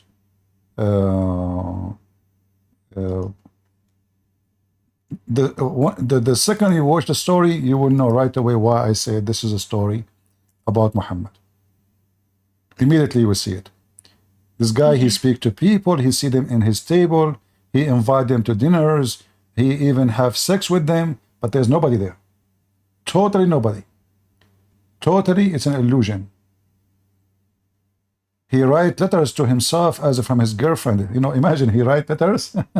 he put it in the mailbox, and then he opened the letter to read it because this is a letter from his girlfriend. Wow. So this story here really, obviously the one who wrote this story, he's smart because it is something you cannot predict. Like if I did not tell you now, actually I should not tell you because now I destroyed the movie. But no, you can tell. But this is a movie. It's important to watch really if you want to understand Muhammad, how he is. Filthy man. He is illusionate. He thinks he's so important and everything is made to make him happy. So he create character to make those characters serving him. So Gabriel as a character, Allah is a character. And then the rest is just, you know, slaves. So when Muhammad, he wants something to happen, he say, Allah said to me. When Muhammad, he wants something to happen, he say, Jibreel said to me. And then nobody can discuss. This man, he do not need Jibreel. He have him always, all around his house. Wherever he go, even, I mean, you just watch the movie and see. I'm sure people will like it. But be careful, it's not like there's some sceneries are not good unless you are 6 years like Aisha and over. You have to be mature adult like Aisha. Any other question, Sheharo, you have for me? Yes, actually, I have two. The first one is about I was talking about recently with them about the Quran's perfection. I showed, well, I didn't show, but I did tell them about how there is many Qurans, and they told me, oh, those are just what did they say? Those are Reading. just reading. Yeah, different readings, different words like translation. Yeah, it doesn't matter. Still, there is no perfection. Dialects, yeah, different No. dialects. First of all, why Allah He need to write the Quran in 7 different way to explain His book or to make it clear? So if Allah, this is actually the story itself proving imperfection, because I wrote many books. So imagine I have to write the same book 7 times in order for you to understand what I'm saying. That means the author is horrible. Correct? So why Allah even need to give Muhammad the Quran 7 times? If the Quran was made by the perfect God himself, and there is no need for all of this. Allah love equality. Yeah. So when Muhammad he said that, actually he was trying to cover him being a false prophet. He cannot remember what he said yesterday. So he recited the Quran again, and then the Quran come differently. So when the Muslims they found out, they were fighting about how the verse should be said or the chapter should be said. They came to Muhammad and they were fighting over it. So Muhammad he told the first one, okay, say how you say it. Muhammad he said, oh, this is true. He asked the second guy who don't agree with the other one. He said, okay, you say it. He said in a different way. Muhammad he said, you are true too, because Allah he sent me the Quran in 7 ways. And here you notice Muhammad he never mentioned that to his followers before until they start fighting. So he created just the excuse now as a way to cover why the Quran he himself is repeating is not matching the Quran he himself he just said yesterday. So here you see this story here proved that Allah cannot be God, for if God cannot explain to himself to the audience by writing one book, he need to rewrite the same book, not different book, the same book 7 times. And according to Muhammad, each time Allah he says he gave him one Quran, new reading, he says, I cannot, I seek burden from Allah. My people, they cannot do so, which means the Quran is not still clear for them. We have to make one more and one more until he gave him 7. So when they say the Quran is perfect, actually the same story proved the Quran is imperfect. And you know, if Allah is the best who speak Arabic as the Muslim they claim, which is false, then why I need to rewrite the same? And you know, remember, those Arab are a small tiny group in the Arabian Peninsula. So why I need to write the Quran 7 times for a village of 2,000 people? You know, what about then? What about Moses? What about David?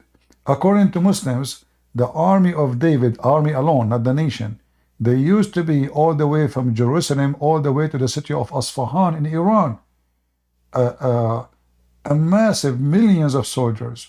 So how David, according to Muslim, he is a prophet, how come he have one book, not 7 books, and his people they understand very well the book? So does that mean that the God who write Hebrew he's do better than the God who write Arabic? Yeah, it's just a stupid religion. Wherever they go, this is why I say to you, bring those guys here, and you will see that they have no legitimate answer to say for anything. Yes, I will definitely. They will be open to come and discuss, because they want to learn, but at the same time I feel like they want to defend in a way because they think it's right. If you are looking for a reference, you can get my books. I don't like to promote my books. I don't usually speak about them, but you can get my books from Amazon, and it's just, you know, it is nothing but like a truck of reference, you know. Yes. We'll get them busted in everything they say. However, the easiest way and the free way to do it, same time you will gain weight because you will laugh a lot, is to come here, you know. join those people here. But I'm warning you, you will gain weight. Hey guys, who of you here, he gained weight since you joined my Discord or my Rumble or YouTube? Give me one if you gain weight because you are laughing. I'm serious, they gain weight. I mean, people complain, especially ladies, you know? Damn. Because of me, they are gain weight. They keep laughing, you know? Yeah. Even some of them, their husband is upset from me because like his wife, she is gaining weight. What we will do? Yeah, see, look how many of them unbelievable. Look, she got Zakir, he got 22 pounds. Listen. Don't blame Zakir Naik because you gain weight, because Zakir Naik have nothing to do with it. And I can, Zakir, did you hear what I say? Good Prince. First of all, he gained weight in line. I cannot believe him if he mentioned the picture. Because Zakir Naik, hold on, how he can show you a picture? Haram, it's a female. Christian Prince, I thought from the phone it's a female. So I didn't. So hold on, you thought it's a female and you want to see the picture? Christian Prince, I made a mistake. I meant to say I thought it's a male, but it turned to be a female. Therefore, it's haram. Thank you very much. I don't want to see her picture. However, please, if they can send me the picture in private, I don't mind. Zakir Naik, shame on you. You are married, aren't you? Christian Prince, if you see my wife, you will go crazy. She is really like the pandy. Zakir Naik, shame on you. Come on. Anyway. You really imitate him very well. Yeah, this is Dr. Zakir Naik. Any other questions, Shiharu? Maybe we can take another customer. A Muslim Yes, customer. please. Yeah, I know. I will take. I just a quick one. What does karats mean exactly? What is what? Yeah, I'm not pronouncing well, but it's karat. It says that these are the Quran, like You mean variations of qira'at. the You mean Quran. Yes. qira'at. Qira'at mean reading. Oh, Reading. okay. Yeah. You see, even the word Quran is not an Arabic word. It's an Aramic word coming from the word qara. Qarra wa ra'a. Qarra mean he said. Ra'a mean he saw. So simply, you say what you saw, which is a clear evidence that even the Quran never was in Arabic. What we have today is something else. This is obviously was in Aramaic. True. Yeah.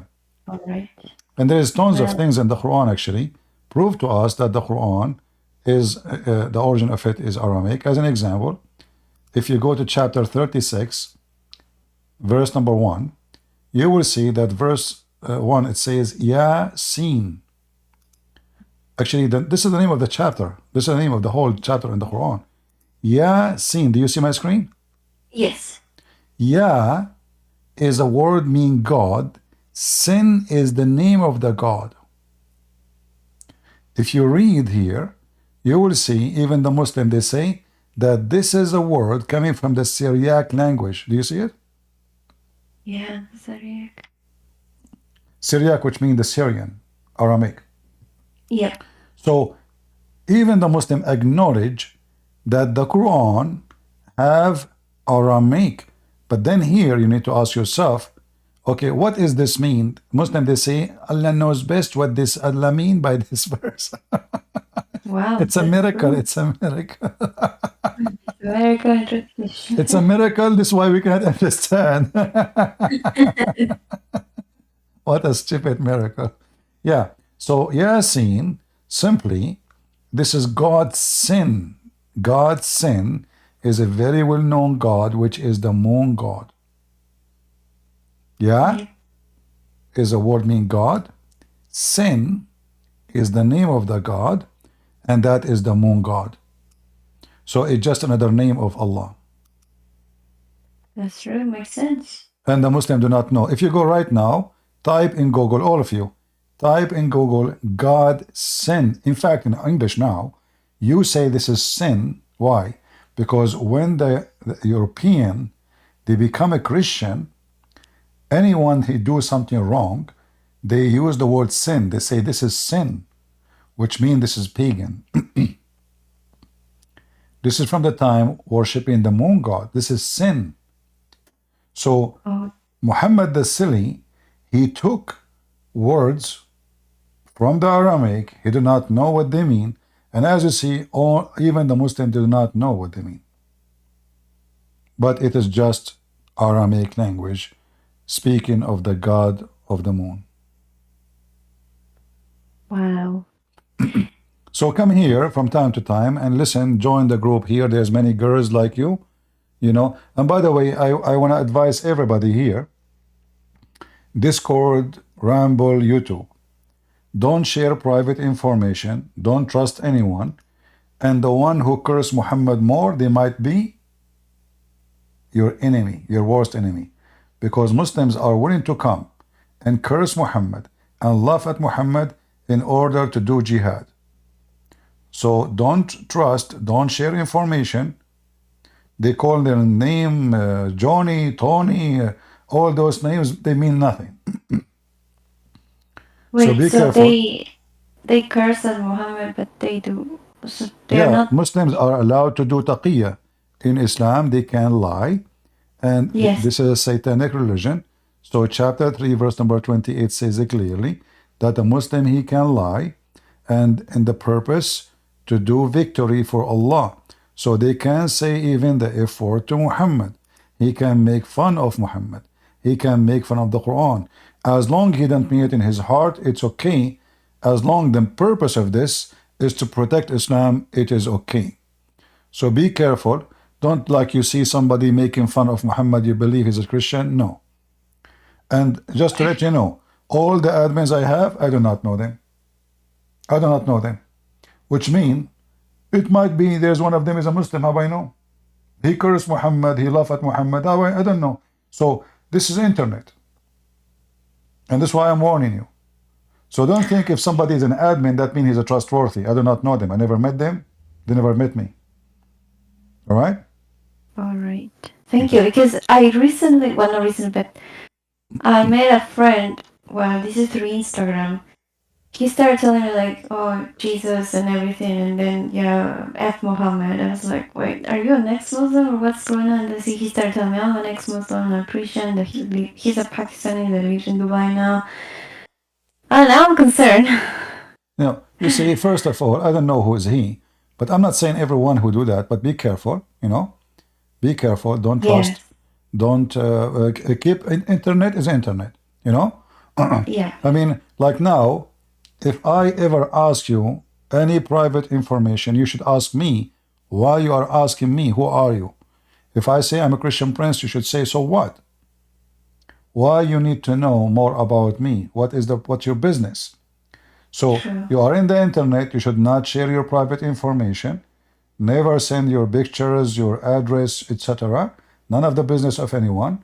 And if we are here coming to speak about religion, well, this is the topic we have here, nothing else. So never give any information. And if somebody asks you, that should warn you and give you an alarm about the person. Because why he need to know? Be careful. You know?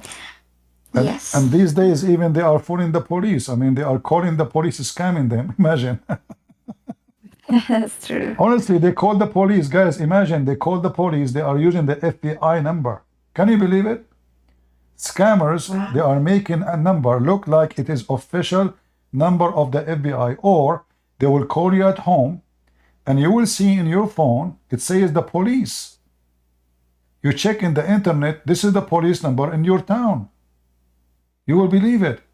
They will tell you your son, he is in trouble, you have to bail him out. They have information about you. They know your son's name, they know your name, they know where you live, they know everything about you. They say to you, your son now in jail, you have to pay $5,000 immediately, otherwise we are going to transfer him somewhere, and then right away you go to your credit card, please, no, please stop, I will pay it right now, bail him out, you know, and then they scam you. You go to the police, you find there's none of that. They are not only this, they are using AI to create your voice. So they will use your voice to call somebody. So if you receive a phone call from your own son with his voice, don't believe it until you check it out for sure. Like you call him back to the number which you know that this is your son. Not only receive a number, look like your son, and even his voice.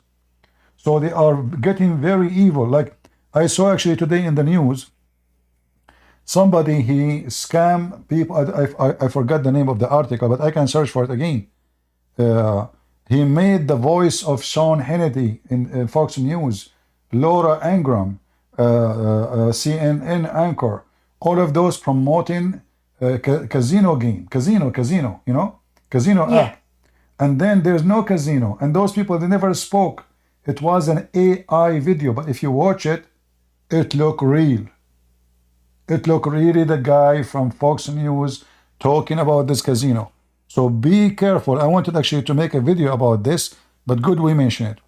So now we have this AI is going to make a big problem for a lot of people. They can make you say things you never said because it's your voice. People will believe it. Wow. So be careful, you know? Yes. And like this one about the police is a different story. I mean, imagine now the police call you and it's not the police, but it's the number of the police. How they can do it, I don't know. But they are able, obviously. Exactly. One more thing, Christian, please. Sorry if I'm All right. taking your time. I heard about this also from them. About that, they told me this. We love Jesus more, and they try to grow long beards, and I asked them, why do you do that? Because apparently this is what their imam told them, that if a man, or this is what the prophet said, I don't know if it was I don't remember if it was a prophet or an imam, that if they grow their beards, long beards, they are closer to God. Is that true, or he was just messing, or he doesn't know? First of all, how little hair in my face will make me close to God. Exactly. That is Because they told alone. me. That is alone They is a just, sign of stupidity. yeah. Because they said, did Jesus have a beard? I'm like, I don't know. I don't actually don't know. Where No, he yeah. where he got the? Do he have the picture of Jesus having a beard? Exactly. Because they think that the image is the one that they show in the, you know. Doesn't. First of all, what if somebody cannot even grow a beard? Most of Asian they don't have beard, so they are not close to God. Exactly. Most of Asian and many of African they don't have beard. Usually, the one who have beard is the nation of monkeys, which us the Arab. So, if I look like a monkey, it does not make me close to God. However, mentioning monkeys, according to Muslims, monkeys are Muslims too. There's a hadith where a monkey, female monkey, she cheated her husband, chimpanzee, Mr. Chimpanzee. He was a big sheikh, and he have a beard. So she committed fornication, filthy, cheating her husband, Mr. Chimpanzee. What a shameful behavior. So the Muslim chimpanzee, they stone her to death. Wow. Maybe he think that because chimpanzee have a lot of hair and they are close to God and they are Muslims, maybe he think this is why we should be close to God by a beard. Wow. Yeah, Muhammad, he made it actually an obligation to do so. But this is a stupid reason to believe we are close to God. Yeah, that's why they were serious. And not only this, Muhammad, he command them to shave their mustache and to grow their beard, and that will make them look ugly actually. Yeah, because if a man he shave his mustache, and then there is a beard. Let me see if I can show you a picture of somebody. You will see right away it's ugly. You know, I mean, doesn't make sense.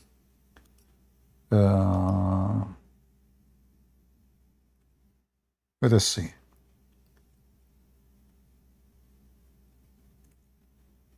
How you will look with beard. Actually, Muhammad he commanded them to color their hair with henna.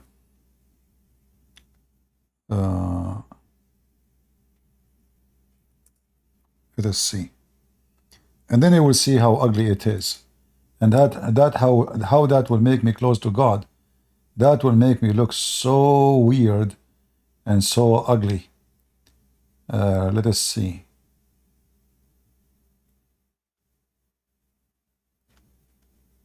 I'm just looking for... You should just Google demons because that's what they look like with their red head. The henna. Yeah, actually, you saw those pictures before? I know the look. I know the look you're talking about. Really? I've seen them. I've seen them a lot. They do henna in their hair and This is makes not... it red. I thought Shihara was talking. It turned to be this Nayari. Yeah, now I know why. Yeah, it's like I've seen a lot of them before. That's why I'm like, they always scared me because they look like demons. Exactly, they look scary. Well, we never seen it. Let us see. I'm trying to find something is acceptable to see. Okay, Sunnat.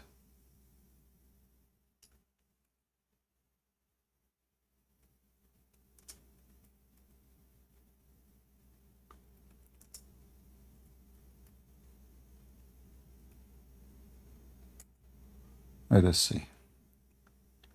Yeah, Muhammad, he commanded them to color their hair. He forbid them from coloring it with the black because this is what the Jews do. But he commanded them to use henna and red hair. Let us see here.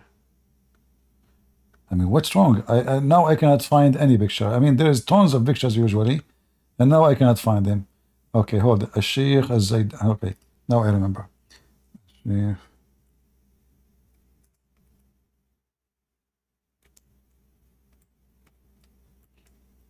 Yeah, I think this one would be... here we go. So, this is how their prophet, he command them. But this guy, actually, he is not doing it perfectly because he is not... he is not shaving his mustache. Let us see.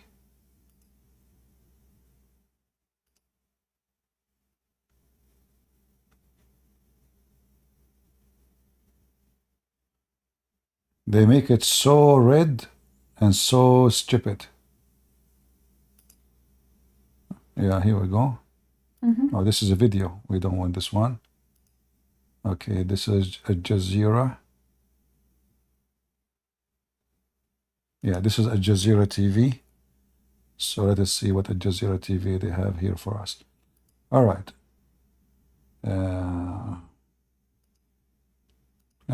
Commercial. I cannot even find one web page without commercial. Come on, buddy.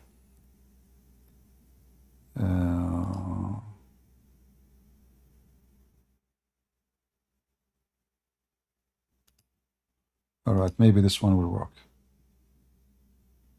Okay. Yeah, now this one is okay. There's no commercial here. Finally. Now you will see, you guys, the beauty. This is how the Prophet, he commanded the Muslims to color their hair. Now the guy is not white, he is a Yemeni, not, you know, they are a little bit dark skinned. But yes. Look, I mean, look how silly this so they make it look like fire, you know. They color their hair, the beard, and etc. He should actually shave the mustache, but he did not. But this is how they do it. And this is how Muhammad used to do it too. Yeah, I will definitely give them that and tell them like, hey, do this. Because this is what your prophet did. Yeah, they do. No, they do. Trust me, like, you know, their sheiks in Saudi Arabia, they do that. But maybe those the young ones, they will not.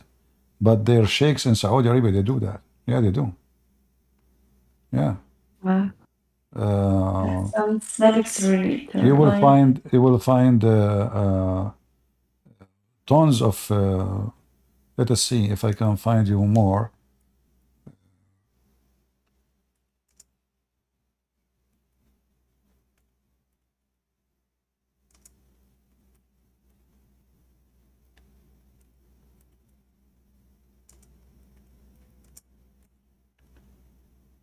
Let us see here. There's tons of videos actually about it.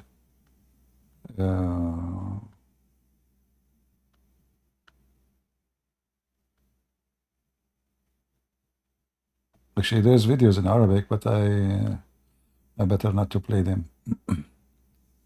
التخضيب والحنة. But I think people, they got the idea. Yeah. You can do that yourself. You will look better. Actually, they told me that I should follow what Mary. What You should the what? Virgin Mary. You should what? Yeah, they told me that why don't Christian women follow what Mary, the Virgin Mary wore, what Virgin You Mary. see, You know, because this, back then they would cover their heads, and they told them, why don't you wear what exactly that Mary did? just to show you how stupid what they are saying. At that Yeah. time, everybody covered his hair, not only women, because the dirt is all over. So when you go in the street, there's nothing but dust. This is why men, they cover their hair too, not only women.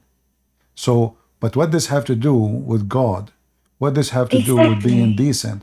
So when the man, he cover his hair too, in Saudi Arabia right now, is he covering his hair because he's decent? Or he's covering his head because the sun is so strong, and this is their Arabian hat. True. So it was a cloth which fit with the time, have nothing to do with being godly or not godly. In fact, women covering their face, that will make them easier to do cheat, and nobody will know who they are. So if a husband, he see his wife with someone in the street, how in the world will know that even this is his wife? That's true. There's no way. No, I know a story happened to a person. He was in my age. I was high school. He came to me asking me to stay in my place. I said, why? He said, because he don't dare to go home. So what happened? He said he saw a girl walking in the street. He kept walking behind her, and he was saying bad words to her. Wow. She keep going in the direction of his house, so he keep following. Perfect, she's going. You don't need to follow her somewhere. She's going in the same road, Yeah. So he keep going, and then she stopped in the front of his house door. And then she opened her purse and she opened the door. It turned to be his sister. Oh, damn. So his sister, she knew it's him, and she wanted to get him busted. So she did not talk. She kept walking. Actually, she looked back, but she's wearing burqa. He cannot see anything. So Yeah. she keep walking, and he'd go after her. When she look at him, he thinks she like it. So now he exaggerate more with the words he say, and he keep walking until she arrived in the front of his house. And now she opened the door, and now he knew that this is his family, his sister. So now his sister, she will go inside. She will tell her dad what her brother was doing, walking behind me all the way, using bad language to me. How he can go home? I told him, I cannot put you home. You are filthy. Get lost. I mean, who's going to give you protection for what you did? You are just sick. It doesn't matter. What if it's my sister? I will kill you. So this is now your sister. So yeah, but this is how. So wearing the hijab and wearing the burqa, especially the burqa, is the best way to cheat. Because there is a story in Saudi Arabia. A guy, he closed his doors. He locked it. He put the phone. In the old days, the phone was only the hard line, no cell phone. So when he leave the house, he have a cupboard made of steel. He take the phone from the wall. He put the cable, put it inside the cupboard, and he lock it. So even his wife cannot use the phone. His house in the Middle East, Nayali, she knew. In the Middle East, the front door is made of steel. The windows have bars on them. That's it. It's a jail. It's literally a jail. He locked the doors. He leave. He told his wife, nobody can enter my house. No friend can visit you unless I am home. The women, she agreed. No problem. So now, the women, she never have a friend unless he is home. her friend for sure they have to be female. So every few days, a woman, she come to the door, she knock at the door, he opened the door for her because she is a female. He is not allowed to talk to her. Haram, haram. So he opened the door, he say, oh, my wife, she is there in the bedroom. Go, go. You know? He turned his head, the woman, she go inside, she go to the bedroom. And the husband is so happy because his wife don't go outside. She is a very decent woman. She don't cheat. She don't even ask for the phone. So, it was working this way until like 6-7 months. This woman, she come every few days. He don't talk to her. Even the husband, he go to the kitchen. He make tea and coffee. He says, honey, the coffee is ready. He's happy because his wife don't go out, you know. So he put the coffee in the front of the bedroom. He knock at the door. He says, honey, the coffee is ready. Okay, I'm leaving. I'm leaving. So he go out of the house, you know, because he's leaving women alone. It's haram, you know. It cannot be stay home. So he go out until one day, his sister, she came, and the husband, he said to his sister, oh, go, my wife, she have her friend in the bedroom, join them. So his sister, she went all the way to the bedroom, and it was a guy. So this woman, Wow. she have her boyfriend coming to her husband's house. The stupid husband, he is the one who opened the door. The women look big, but women, I mean, okay, she's a woman. They have white shoulder, but you know, this is how she looked like. True. So the burqa is a very good way to cheat, to do anything. Burqa is the good way even to steal. They go inside the supermarket and they insert all kind of a grocery inside. And because now she is a female, who is going to check them out? You know, haram. Yeah. You cannot do that. Yeah, if you go right now, check in YouTube, Dubai, women wearing burqa stealing. Just go and check. I'm not saying Muslim women is the one who steal. No, there's women in America, they steal too, and they are not Muslims, and even they claim to be Christians. But I'm saying that the clothing have nothing to do with being good or bad. Same for the man. A man, he can claim to be a priest, but he can be a pervert like Muhammad too. So I can dress nice, I can speak nice, but behind door I can be the most ugly person. Decency, it's contain many things. Clothes is one of them, true. Like a woman, she have to dress in a proper way as a Christian.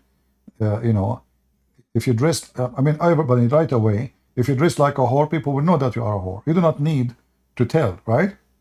Yeah. Whore, they have their own clothing, we know. So you dress in a way that people will not think badly about it, in the same, or bad about you. In the same time, it's not the clothing what will make you bad or good, but clothing can give a wrong impression about your behavior. So if a woman going and you know, she is showing her panty, well, obviously this woman, she is willing to show anything. You know, I mean, obviously this is her culture, this is what she believes. So her freedom is unlimited, let us say.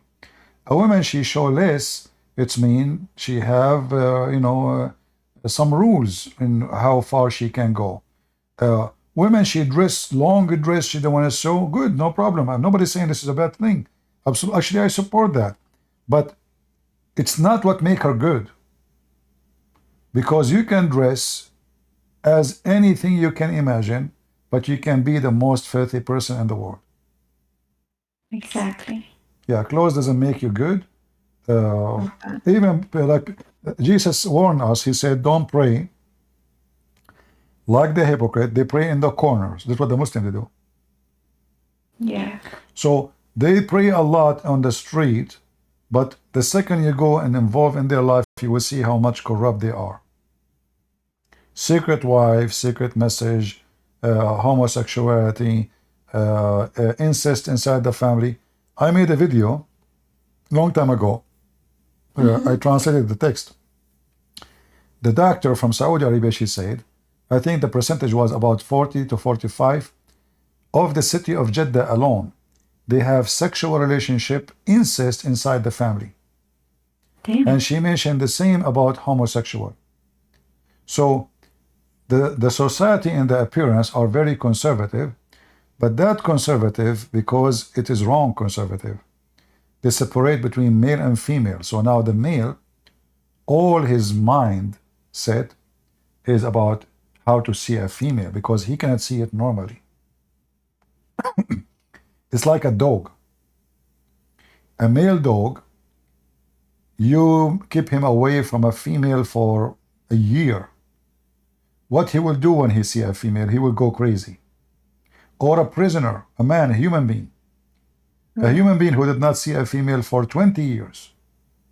What he will do if you leave him with the female alone, he will turn into a beast maybe. Because the animal inside him is going to wake up. So the Muslims in their society, because sexuality, separating the gender is a lifestyle, that create a big problem for the society. So the man, he cannot see a woman, she is a stranger, but he can see his sister. And this is why a lot of people, they have sex with their sisters in the Middle East, in Saudi Arabia, country like Saudi Arabia. Yeah.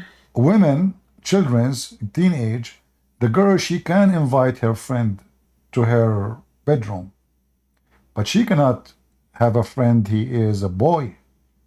So now she is a teenage, and now she can ask her cousin to come and sleep over, and now they go together in the bed and they are talking about sex, and they hear things and they see things, and then they do things. So this is why homosexuality is way flourishing in those countries, because children, they grow, they have sexual needs, and they don't know where this sexual desire is going to go. They cannot see male. A female cannot see female. It's not a male. She can see a female.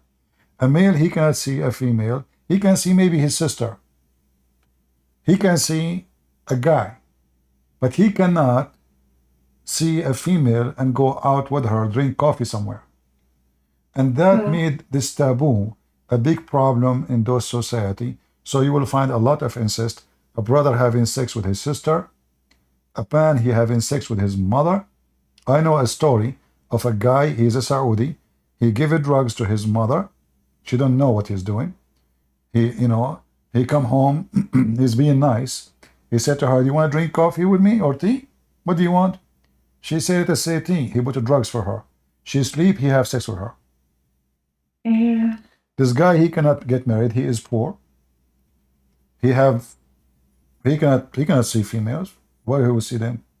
Nobody. So he found only his mother. His mother is a widow.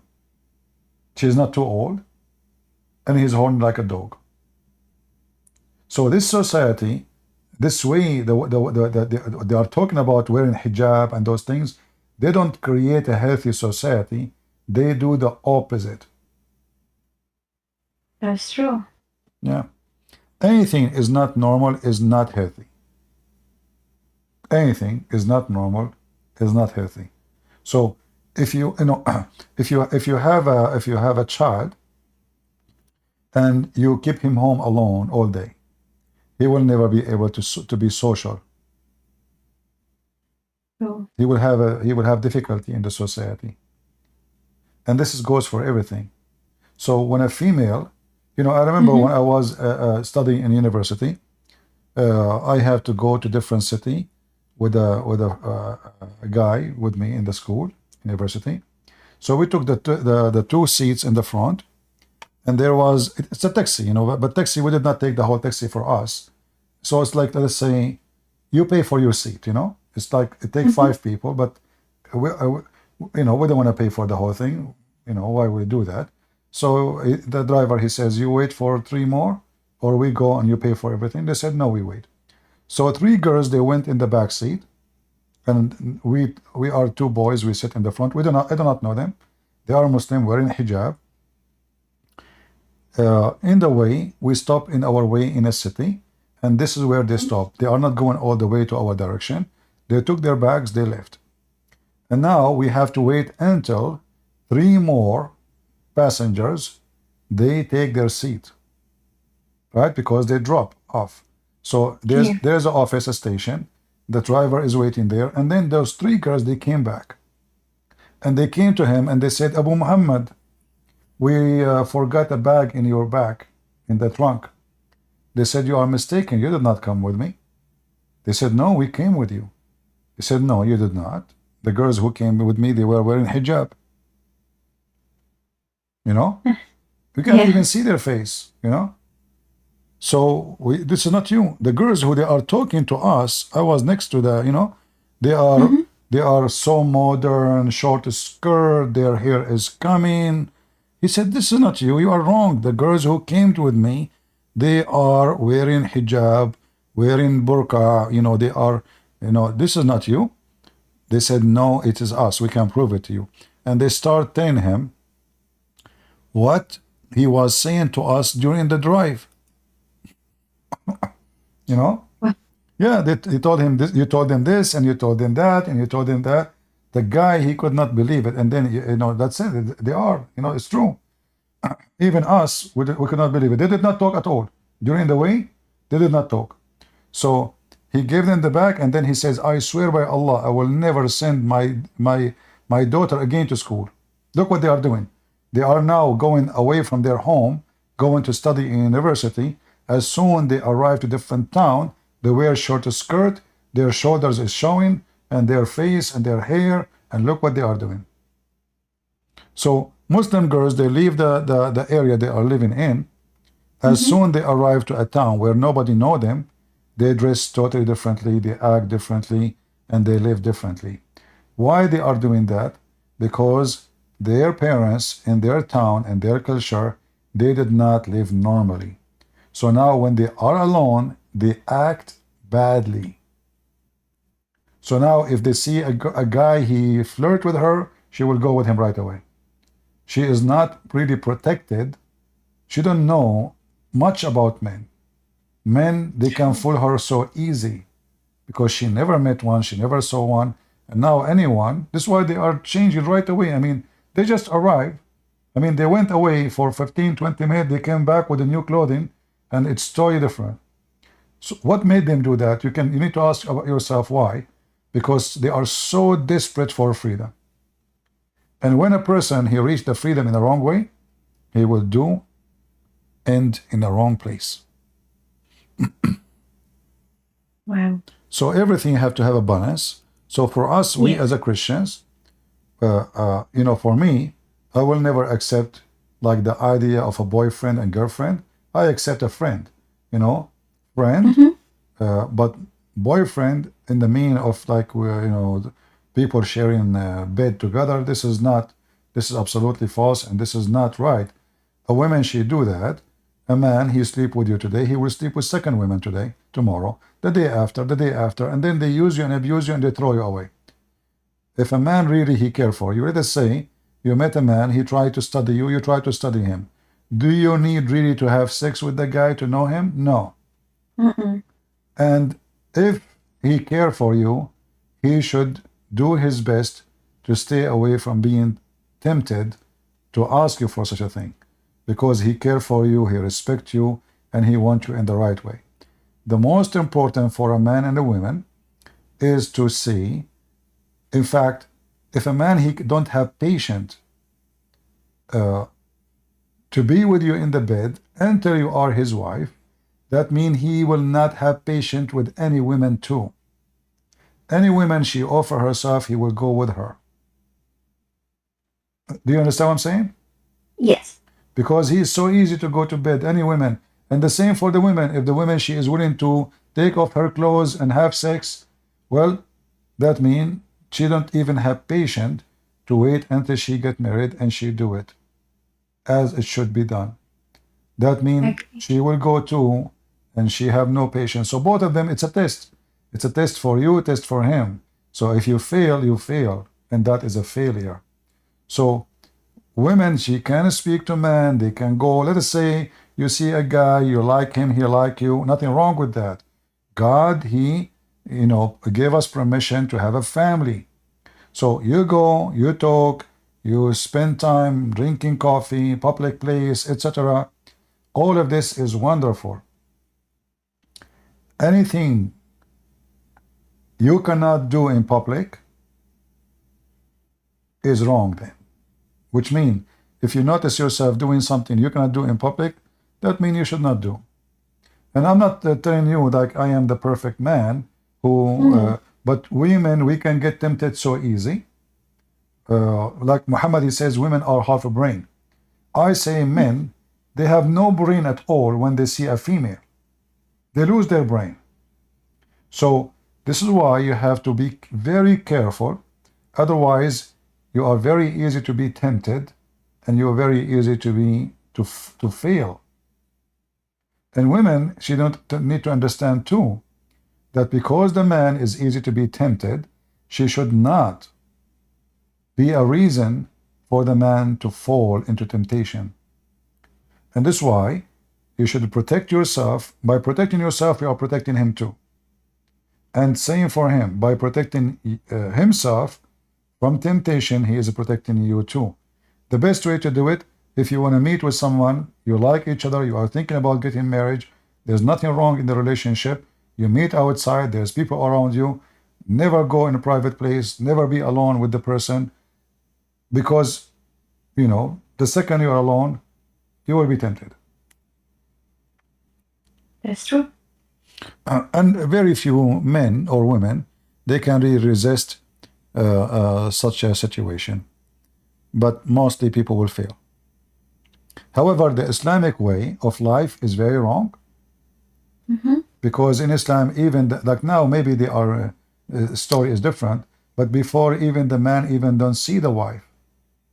I know a guy, he asked for the hand of a girl. They married him to her sister. Wow. When he went home, she took off the burqa. Well, this is not what her mom, she told him. So he called his mom. He said, this is the woman you told me. She's so beautiful. What happened? So her mom, she came to check, what happened. She said, oh, this is his sister. They cheat. Yeah, because he cannot see the women. I mean, what kind of marriage this marriage is? So we don't want to be crazy like the Muslims, which will bring a lot of diseases into the society. We have to be careful. Being conservative have nothing to do with the, in fact, a huge number of Muslim women in the Middle East, they do a surgery it's called virgin again.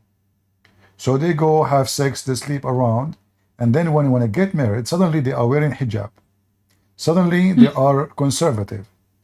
And then they go and make a surgery. Usually they do it in different country. So they go, hey mom, I have to go to Thailand to see the beach there. I will go with my cousin, not alone, okay, well, if you go. Or if you go to a country, a neighbor country, they make a surgery, virgin again. She go to the bedroom with her husband, oh, she is virgin.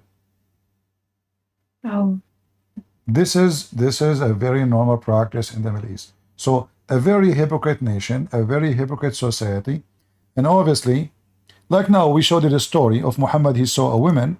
I don't know if you were watching. I was talking to Nili. Yes, I was watching. Huh? Yeah, I was listening when you were talking to her. So when he saw a woman, did he saw a woman wearing bikini? No. Yeah. He saw a Muslim woman wearing what? Was she was wearing bikini at that time? No. What Muhammad did, he got so horny, and then he went to his wife and he forced her into sex. So what went wrong here? Did the women did something wrong? No. No. But because this society is a pervert society, the Prophet, he saw a woman. What he saw? A woman. So what? Why, if he saw a woman, he is in desperate need to do sex immediately? That will happen only if the man is looking in a very extreme sexual way. Like a man is studying every inch of the body of the woman. Wow. Otherwise, we walk in the street every day and we are not animals. This has happened only to animals. Yes. When I was a kid, my dad, he told, he got me a horse. I never have a horse before. I was just a kid. First day, black, beautiful horse. I jumped in the top of the horse. I was so happy. And then the horse went so crazy suddenly. Why? He saw a female. Oh my God. Well, that is a horse. You know, that Yeah. is not a human being. That is an animal. For me, I was really terrified because I was a kid. I was not even 6 years old. I don't know what's going on. I mean, suddenly I thought they are fighting. So, but that is a horse. Well, here you see that Muhammad is a donkey. He saw a woman. So if Muhammad really is the best of mankind, and then he is teaching them how to respect a woman and how to not to look at a woman, but this is obviously not what he is doing. So he saw a woman, he went to his wife, he commanded her to take off her clothes and he have sex. And then he said, women advances and retires in the shape of the devil. So he don't blame himself for being the devil, they blame the women. And now here, this is other issue too. When the man do something wrong, he blame the women. Do you know this? So in this society, the woman is always the problem. It's not him. No. He's the victim here. The women she walked by, it is her fault. And suddenly the women, just for walking by, she become the devil. Not only it's her fault. She's a devil. But what she did, nothing. So when they say to you, if you wear a burqa, men they don't look at you sexually. Well, here we go. We have a great example of Muhammad himself. He is thinking about women only in a sexual way, even though they are Muslims, even though they are dressing as Muslims. So why he is getting so aroused? Because simply, to make it simple, is not what you see, is not what you think. As an example, if I have a daughter, she is 20 years old, she is so beautiful like a Barbie. I came to her room, suddenly I opened the door, she just came from the shower and she is totally naked. Am I going to be tempted by looking at my naked daughter? The answer, no. Why? Because right away, in my mind, any image I saw is going to be blocked. I will not be thinking about her in any way, not even for a second, in a sexual way. But look what happened. She is beautiful, she is young, she is naked. So what is the reason I did not think about her in a sexual way? Because I decided to do so. Yes. And that should goes for the man always. It is not what you see, it's what you think. If you think of the women as a sexual object, then you will be tempted. If you prevent yourself from seeing that image as a sexual object, so if I see a woman, I say, she is my sister, then I will not think about her unless I think about her as a sister. So it's what you think. So if a Muslim man, he want to be decent, and a Muslim woman, they want to be decent, then they should start with the way they think. It's not the way you dress. Exactly. The way you dress, as an example, for me, I'm coming from the Middle East. So if I come right away to Europe, I see women wearing very short skirt. Oh, in my mind, she must be a whore, because this is how women they dress in the Middle East if they are a whore. I have different culture, but my thinking is wrong. She's not. This is how they live here. Like if you go to Brazil, people are almost naked, Those people, they used to be naked actually. They used to be totally naked in the Amazon, They live in the jungle. So those, they have their own culture. So now if I go there, every woman I see in the street, I will say, look at this prostitute, look at this prostitute, everybody. So suddenly the whole society is prostitute. Why? Because I'm coming from a different culture. And in my culture, people who dress like this, they are bad. And that's what the Muslims they do. So they think that because they dress differently, they are better. But the fact, the most corrupt society ever I experienced in my life is Islamic society, Middle East. The judge is corrupt, the police is corrupt, cheating, fornication, child molestation, rape, crazy crimes, incest. Wow. Here in the West, at least, if somebody doing something, he say, I'm doing it. If someone have a a woman, she have a boyfriend, she say, this is my boyfriend. In the Middle East, they sleep around, they would, but all is under the blanket. Speaking of under the blanket, this is another issue. How a Muslim even can prove fornication? That something increased fornication in the Middle East because Muhammad, he made it impossible to prove fornication. So if the man, he found his wife having sex with a man, he have no proof that she is fornicating unless he bring 4 witnesses. Wow. And the 4 witnesses, I don't want to speak like, they have to see the private part of the male going in and out. Not only the guy having sex, no. They have to see his private male part going in and out. 4. How in the world anyone can do that?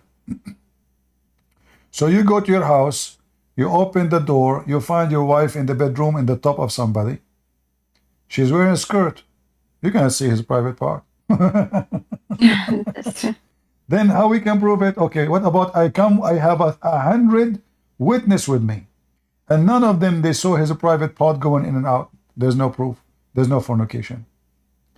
So the society, the bill, the system, the law, the method of Muhammad to fight fornication supposedly is doing the opposite. All of this because Muhammad, his wife was accused by 3 to fornicate. Oh. I didn't know that. Yeah. Well, today we don't have Muslims, so maybe we have to end for today. Anything else you want, No, Shihab? that will be all, I think. Is your name like, what is this name? Is it like originally from? Japan.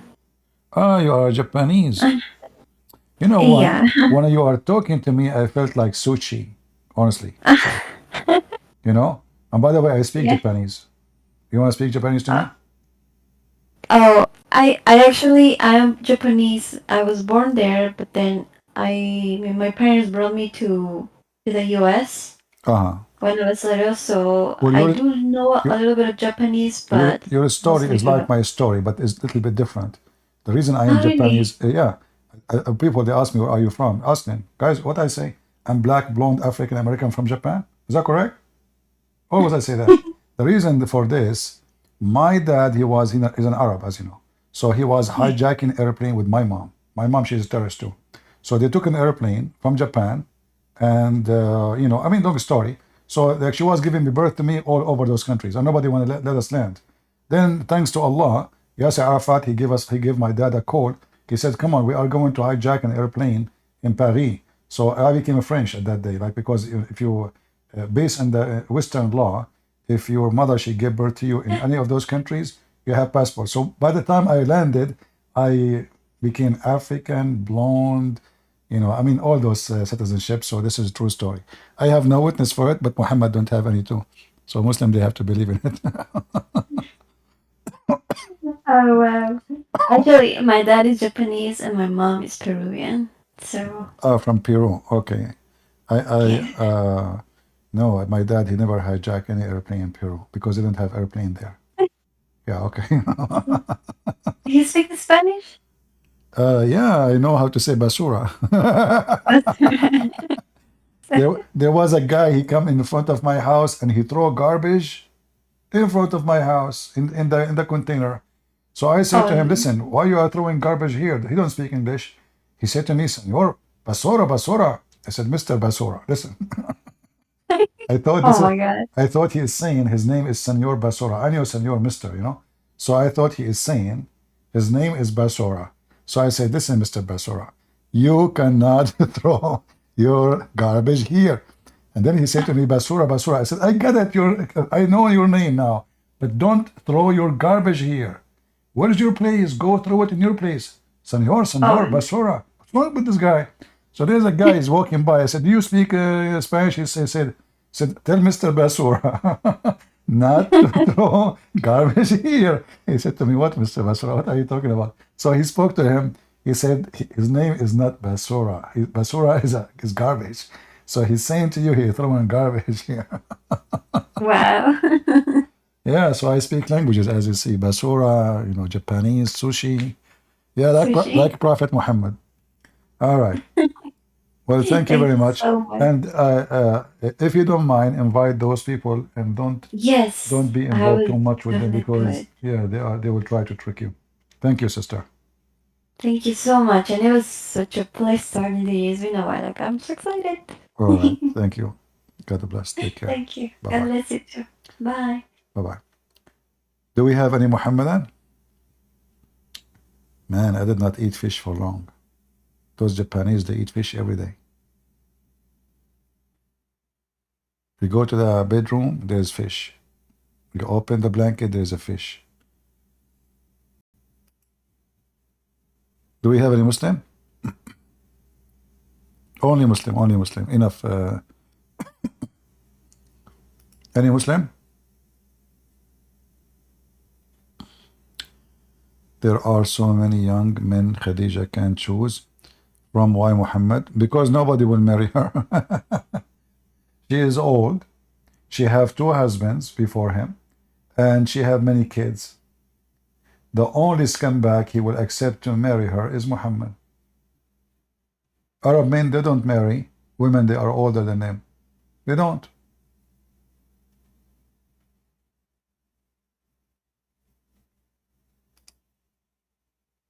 You will find somebody, he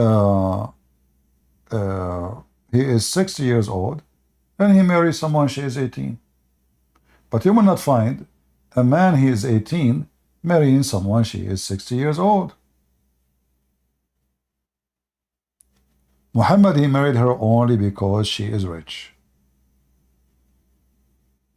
This is the only reason.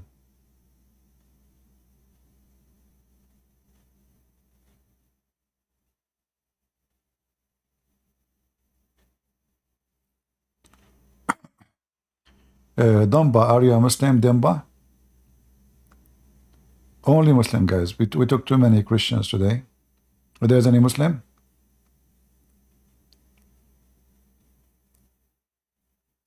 You are a Muslim, Damba? Okay. From Senegal? I'm terrorizing you. Run like a motherfucking bitch. Run, boy. See how filthy your mouth? You are a sewage son of Muta. Filthy coward.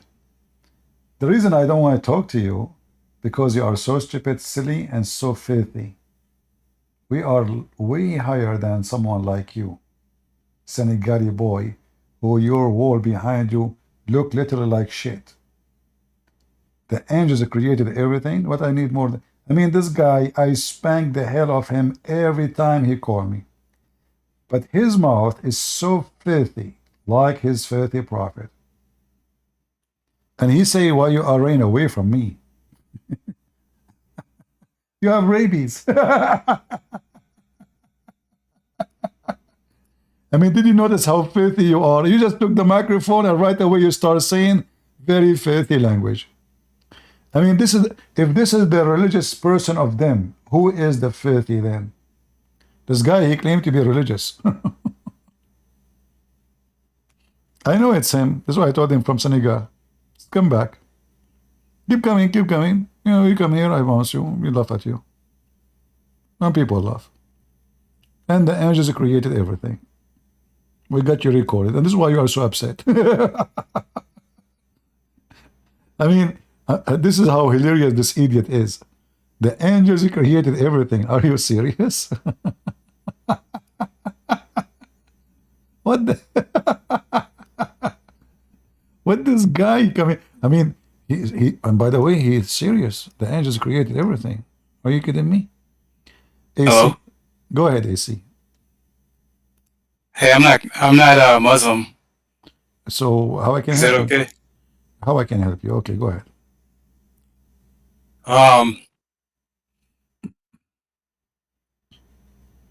Yeah. They kept telling me to call in about polygyny in the Bible. About what? Polygyny in the Bible. You mean polygamy? Polygyny. Polygamy. Yeah. About like when a man has more than one wife. Well, first of all, God never taught men to marry more than one wife. This is what men do, is not what God said. The Bible says. Okay, I can show you verses where God said He had more than one wife. You have more than one wife, but doesn't say you marry more than one wife. Yes, I can show you a verse about the northern. Okay, hold on. You said you are not a Muslim, correct? No, I'm not a Muslim. I'm a Christian. Okay, so I'm gonna ask you: do you approve polygamy, or you believe the one who do it is a scumbag? Polygyny, yes. Do you believe he is a scumbag, the one who do it? No. Why not? I don't think King David's a scumbag. Well, he was, because when. But not for. Hold on. He wasn't. Hold on. Isn't it? He wasn't because God gave him multiple wives. Hold on. First of all, you are a Muslim. Secondly, if you are a Christian, you should give me right now the verses where God condemned what David did for having many wives. He didn't condemn. He was never condemned for having. God gave him his wives. Why would he condemn him? He was condemned. You are a fake Christian. You are a Muslim. He was condemned for committing adultery and murder. No, he was condemned for all of them. He multiplied many. He have many. But it says God gave him his wives. Okay, hold on. You're saying God's a sinner? Just to show you that you are a Muslim and you are a liar. Oh my goodness. Hold on. Listen, potato. Listen. When you say you are not a Muslim, Muhammad, he have 18 wives. Do you believe Muhammad was acting as a decent Muslim? What? Do you believe Muhammad was acting as a decent Muslim? It don't have nothing to do with him having more than one wife. I'm asking you, as a decent Muslim, should Muhammad have 18 wives? I'm not a Muslim. This is not a question about, okay, let us say you are not a Muslim as you claim. So then you should give me the answer. A Muslim, he can have 4 wives. Is that correct? Is that correct? That's not a sin. This is not a question. A Muslim. No, I'm not a black Hebrew. I'm not a black Hebrew Israelite either. Abdul, a Muslim, he should have 4 wives. Muhammad, he have 18. Is he a decent man or he is a bad scumbag? Can you say that again? I didn't hear you. Yeah, no, you hear me. A Muslim, he can marry only 4 wives. Muhammad, he have 18 wives. Was Muhammad a decent Muslim or he was a scumbag? I don't know. Like that's you're talking about Islam. I don't like. What is that? No, we are talking about polygamy, and you are the one who mentioned the topic. Polygamy. So we are talking about this topic, and now if you are a person who is claiming to be Christian, so why you don't say Muhammad, by not following the law of his God, he is a scumbag? What's wrong? Why you don't want to say that? He's a scumbag. I mean, because he had a underage wife or whatever. All right. So now you said that I don't know much about Islam. I mean, I can't speak on behalf of Islam. Okay. Does the Bible say is that you shall not multiply your wives? It says also that he can multiply horses and gold and silver. He wasn't talking about just having one. What does have to do with? Does the Bible say is you shall not multiply your wives? Yes or no? It says multiplies for what reason? Doesn't It matter. says what No, reason right after that. no, he said, you shall not multiply your wives. And what did he say after that? He tells you why. It doesn't, because this is all is about greed. It's not about living healthy. No, it tells you why right after that verse. Listen. So he don't want to turn his heart away from God. So that's why. Okay, thank you very much. That is about the greed. You are selfish. No, that's not. Hold on. When I think about myself and I make life is about my pleasure, that will turn me away from God. So he gave David his wives so he can be greedy. No, you are stupid. God did not give him any of his wives, and you are stupid and you are making things up.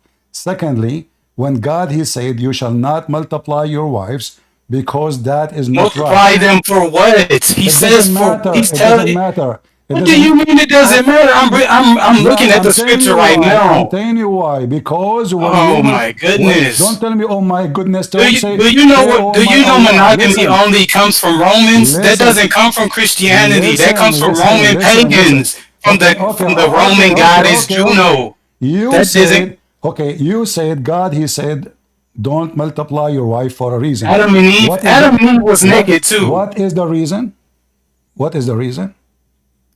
What is the reason? What? You told me, because that will keep you away from God. You said that. Everybody heard you. That was Solomon's sin. Was his wife? He had foreign wives that brought his heart away from God. It says that specifically. You said no. You said when you have multiple wives, that will turn you away from God. Correct? Yeah.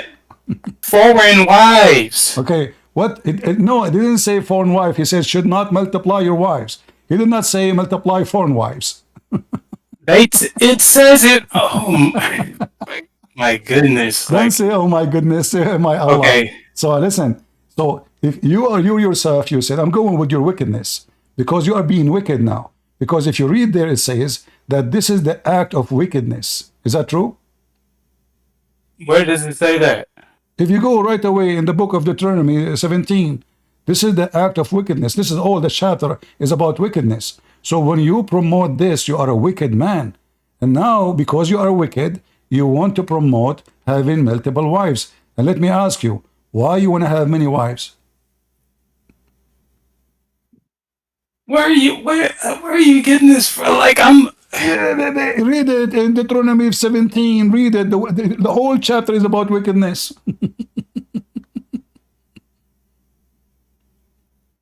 What? Okay. The whole chapter is about wickedness. Are you an idiot?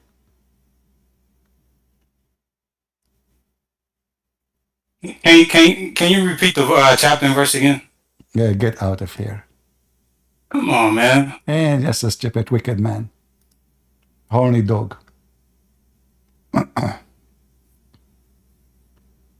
Because that will keep you from close to your God. Well, this is exactly. Well, that's mean you are following your lust. What a one woman can do, 17 or 18 or 20 cannot do. All of them, they have a vagina. If you are a horny dog, well, here we go, you have a woman. Those who defend such an act, they are sick, wicked creatures. They are dogs. This is not an act of a human. And David was punished severely, and God, he condemned him for all what he did. And this is all written in the Bible. So when this guy, he says such a thing, we laugh at you, and you could not answer. Where it says that the whole chapter is about wickedness. Go ahead, Ozkan. I'm Christian. Go ahead. Are you a Muslim? I am Muslim. You are a Muslim. What does that mean? Muslim is basic Muslim. What does that mean? I don't know. But I will ask you, you are Christian? What Christian mean? No, not your name. Your religion is Christian? I know, but you as a Muslim, Yes, I am Muslim. When somebody, he says a Muslim, and you say to me, are you Christian? Do you know even as a Muslim what Christian mean? I know, but I don't know. I am not sure you know, and I know same subject. I am not sure. Oh, okay. Well, according to your religion, that the one who is a Christian is those who believe that God is a three, and they are God, Allah, and Mary, and Isa. Do you agree with Allah? This is for my religion, Islam, or for your religion, Christian? In your religion, this is how definition of Christianity is. Yes, for my religion, Christianity is this. But don't you think this is stupid? Your God, he got the Christianity wrong because we don't believe that Mary is God. I don't know what do you believe. 100%. I don't know because I don't know you. Who are you? But you said to me, "Are you Christian?" So then you should know that the Christians, what Christians mean. Christians believe that God is one, and He is in three persons: God the Father, the Son, the Holy Spirit. So how you explain to me that your God do not know a very simple thing about what Christians believe, that we are people who believe in three and one in the same time, and none of them is Mary? Christian, I want to tell you first something if you accept. If you accept, okay. And because I didn't use this so many times, and it is first time, and there are so many Christian and there are so many Muslim, generally same, but some they are different, not same.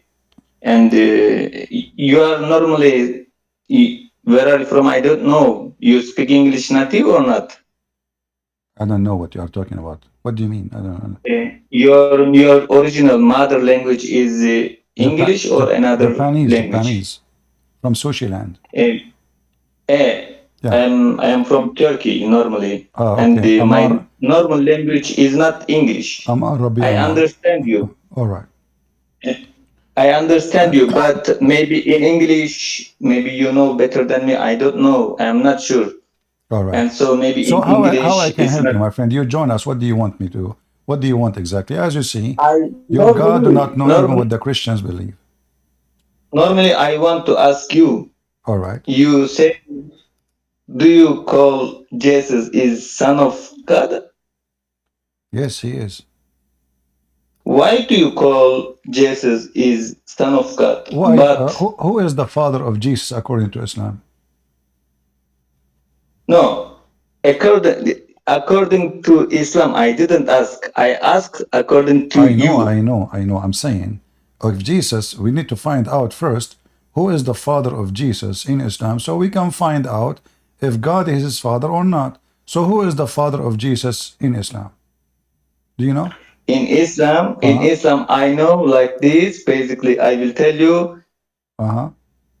As a Muslim, I will tell you, Jesus doesn't have father. Oh, so how he came to exist? Because I think you know the answer. What is the answer of Islam? What is the answer? When Allah said, what is the answer? how Allah created Adam, first person, he created Jesus same style. But how come everybody, I mean, Adam is the first man, so okay, he made mud, but in the case of Jesus, he is not the first man, so why he don't have a father? You should ask this to Allah. Okay. I am not the God. I am not But now Allah. we can find out that Jesus, number one, is unique. Because everyone, your Quran says, وَجَعَلْنَاهُ نَسَبًا وَصِهْرًا. We made every human. Hold on. Jesus is a unique person for me also. It is unique person. He is a unique person because all over the world, there's, I think Jesus is a messenger for Islam, right? Yeah, sure.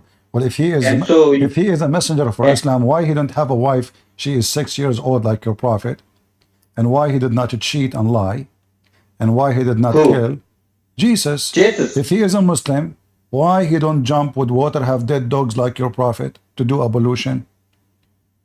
Christian, I can tell you, I don't manage the world, and I don't manage the life of the Jesus. And so he lived You 2000. see, I don't care if you manage or what. What manage? Who are you to manage anyone? I'm asking you. You said that Jesus. I You manage my said, life. listen. You said Jesus is a Muslim. If Jesus is a No, I Muslim, didn't say. I didn't say. I yes, didn't say you. Jesus is Muslim. So, Jesus is messenger of Allah in the Islam. I know but like that means a this. Muslim. Yeah, okay, you can call them Muslim. Okay, as long he is the messenger of Allah, how come he teaching against the teaching of Allah? How can cheat? Teaching against the teaching of Allah. As an example, in your religion, if a man he go and he touch a vagina of a Muslim woman and she is married, or he kissed her, or he play with her, What I will tell you. What I will tell you, Christian. is that What sin? I Is that a sin in Islam, or it's not? in Christian Muslim. Is That that a sin? means No, Abdul, let's don't change topic. I'm just showing you that Jesus cannot be sent by Allah. According to Jesus, that the one who do such a thing, he is committing a great sin, and if he don't repent, he might go to hell. According to Islam, if you see a married woman, you take her to your bedroom, you make her lay down next to you, you touch her, you kiss her everywhere, you play with her private part, she play with your private part. Is that fornication in Islam?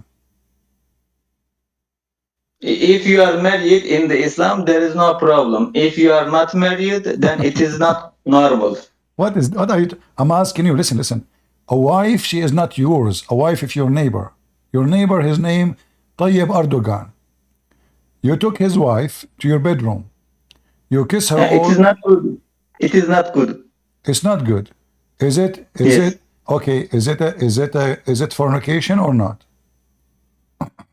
Is it? Is it fornication? No question for you. What is mean of that? But in the Islam, it is not good and it is bad. It is forbidden.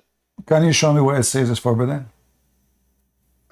Why forbidden? Because you don't have nikah. No. That Don't means tell me why. No, contract, marriage. I'm not asking you to tell me why.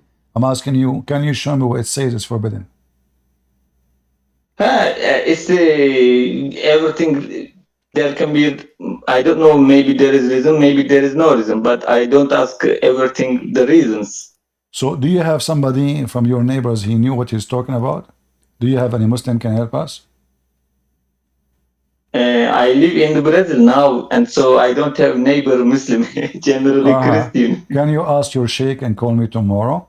Can you find me a reference where it says that if you do that to a woman is forbidden? Because as I know, that the Quran says clearly that those are not even considered sin. In the Islam, I can tell you, in the Islam, if I don't have nikah, that means the contract, a marriage, that means the marriage, if I didn't marry with a girl, and so I cannot have a relation sexual. My friend, there is nowhere in Islam it says what you are saying. In Islam, encourage you to have sexual relationship with women, and without marriage. If they are married, yes, even if they are married, you can have sexual relationship with them as long as you don't do intercourse. You are fine. Is that true? I can tell you, I am from Turkey. I can tell you, if you do this, if you make love with another wife, they kill you. I can tell you. My friend, Turkey is the land of prostitution, and all what you need to do, if you go to any app, have Turkish women, you will see they put their numbers all over. Women sleeping everywhere. I mean, it is top country in the world. I didn't tell you.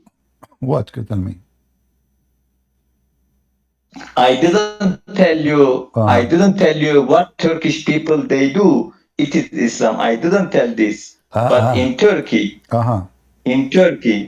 you tell this is Islam, and in Turkey, some people they tell different Islam also. But what I know, I said you what I know. But other people, you You can know difference. You can tell difference. But this is your Islam. You understand? But I'm not This going to is, show. if you ask me, Listen. Christian, my Islam, what I understand from the Islam, if you ask me, I live in Turkey and I learned Islam little. I am not a sheikh, I am not professor. But if you ask, what is Islam? What Allah say for this situation? And so I tell you, if I don't have contract, marriage with any girl, if I don't have hold on. contract, Don't give me speeches. Can you show me where it says that if you touch a woman's vagina and she is married, that is a sin in Islam? you ask for screen. Reference, It is sentence. Can you give me reference? Something from your book, the Quran. If a woman she is married, okay. If a woman she is married, you do not have sex with her, but you are playing with her, touching her, kissing her. She is kissing you, touching you. You know, you do all things except sex, except intercourse. Without sex. Is that forbidden in Islam? Without sex? Without sex. Is that forbidden in Islam? But I touch it. I touch her, right? Yes. She's married. It's forbidden, bro, because I know this. Okay, I will tell you. my friend, here we go. Chapter 53, you're a prophet, a man, his name is Nabhanut Tammar. He came to him. He told him, a woman, she came to my store. I invited her inside the store, and I did with her everything the man do with the women, except intercourse. What your prophet, he said to him? Avoid the biggest sin, except the little ones, it's okay. So according to your prophet, al-lamam is what the man did. Those are little ones, don't worry about it. And he did not punish him.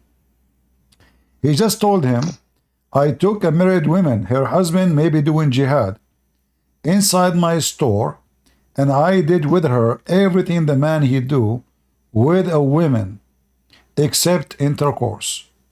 Your prophet said, this is nothing, not a big deal, don't worry about it. So what you are saying to me is a lie.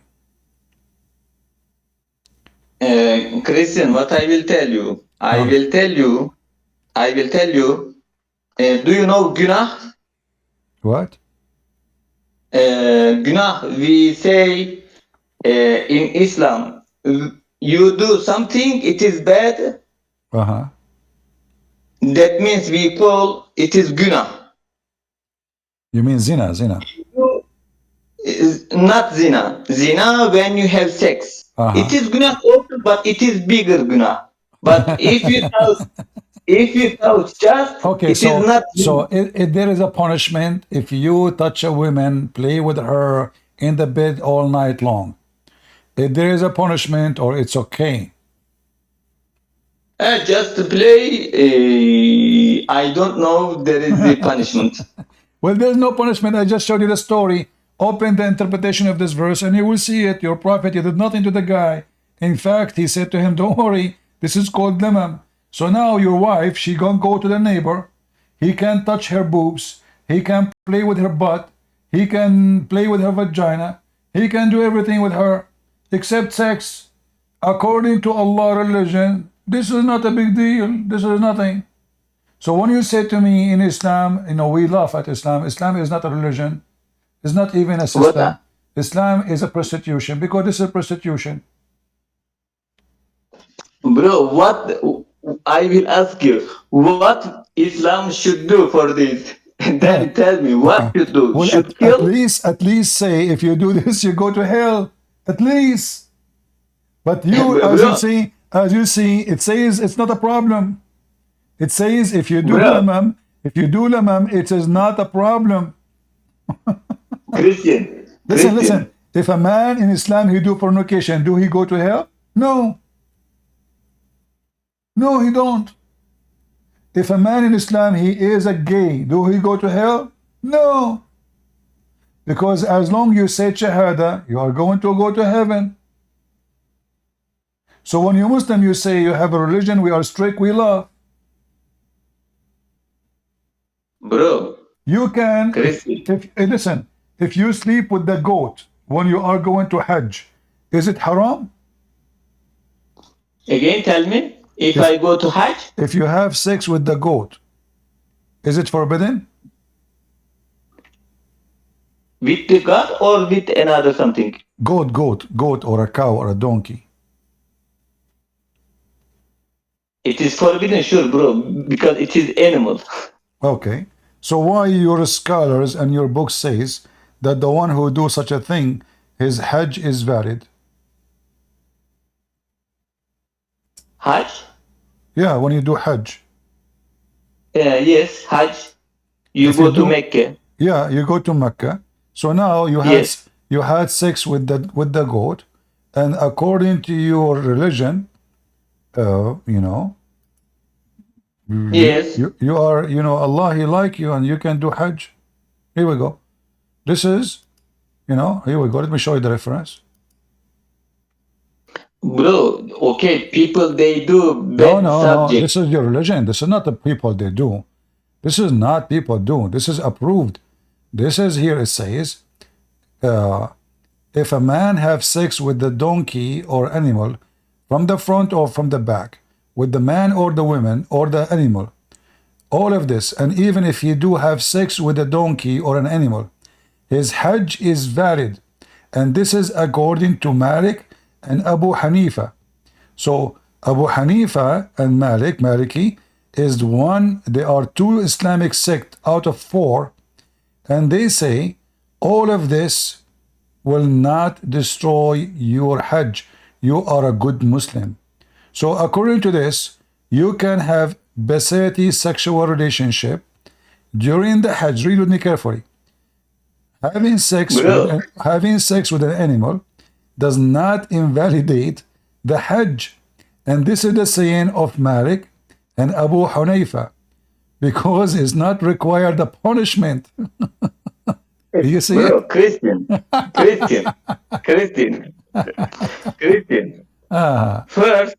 First, can you tell me one rule? Can you teach me one rule? Guys, admin, just bounce this mad, wicked man, Act 7:7 out. He is just taking you away from my topic. This is a horny dog. No, not you. No. I'm not talking about you. Hold on. Admin, kick this guy out, Act 7:7. Yeah. Why? You are just not you. Shut up. I'm talking about a different guy. No. You. Idiot. Not you. I'm not talking about you, Oskan, the Turkish guy. I'm not talking about you. Bro, shut up. What you want? What I should tell me? Tell me two options. Lord have mercy. I'm saying kick the Act 7:7, this Turkish guy, you know, mad people. Kick him out. He's just taking you away from my topic. He's a horny dog. He wanna have multi wives. Filthy creature. Those are the dogs of the devil.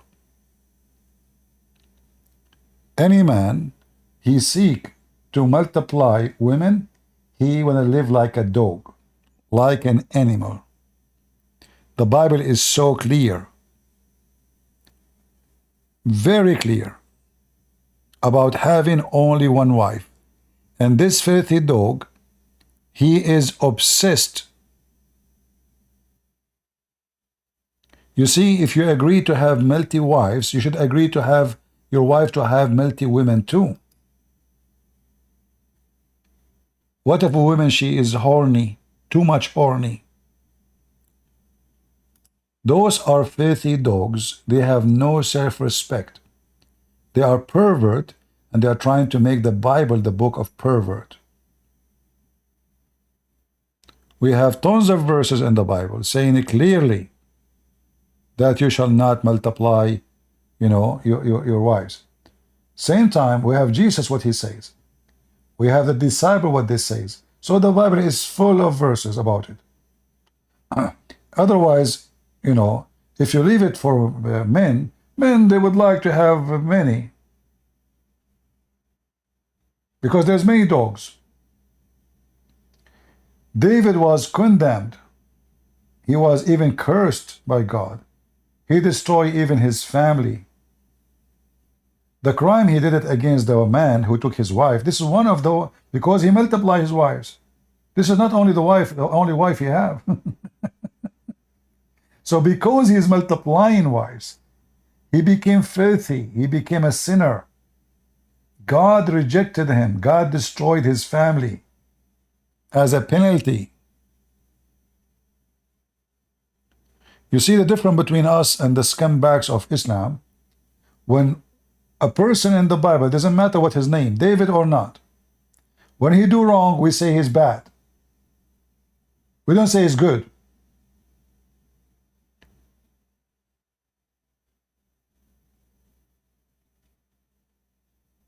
And our book condemned the behavior of such a thing. It's all over. Now the Turkish guy, I kick you out because I'm talking about different person and you are going crazy. As you see, don't give me a speech about he said, she said. This is your religion. Having sex with animals does not invalidate the Hajj. What kind of religion we are talking about? Why does not invalidate the Hajj? Because there's no punishment. Same for having sexual relationship with married women. If, sexual relationship, is it necessary to have intercourse? No.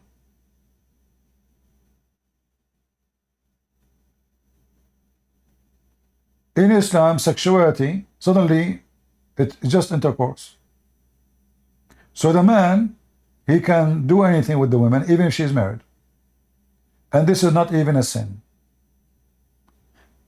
Even if a man, he fornicate with married women, or have sex with a donkey, or all kind of crazy stuff, he go to heaven in Islam. All of this will not change anything. You say Shahada, you are going to go to heaven.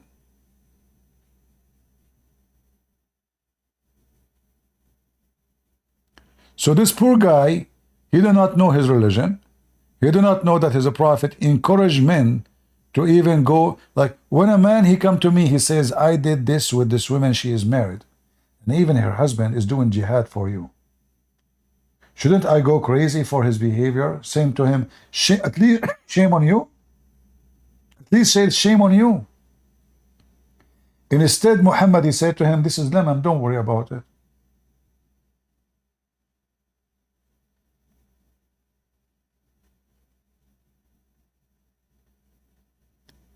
That is not the act of God, and this is not a teaching of God.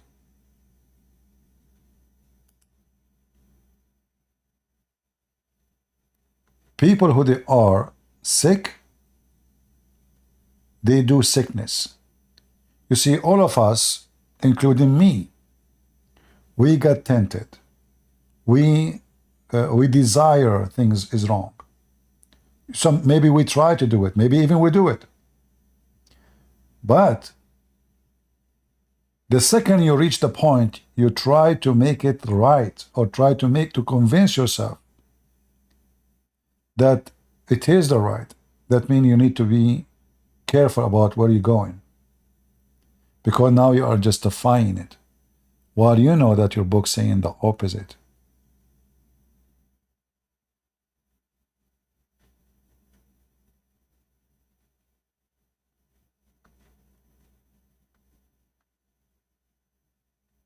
When God, he created Adam, how many women he created for Adam? One, right? At that time, in fact, this is the time maybe it should be, based on the logic of those people, man have more than one woman. Why? Because he wanna spread the, there's nobody in the earth, it's empty. So the more women, the faster, at least as a start. Yet God, he created one man and one woman.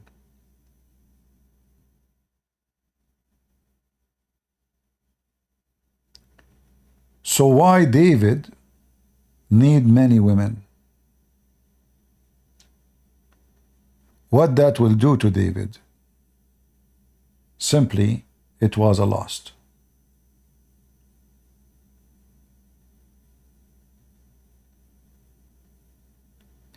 He was following his lust. He was not following God. And God condemned him in a very strong way.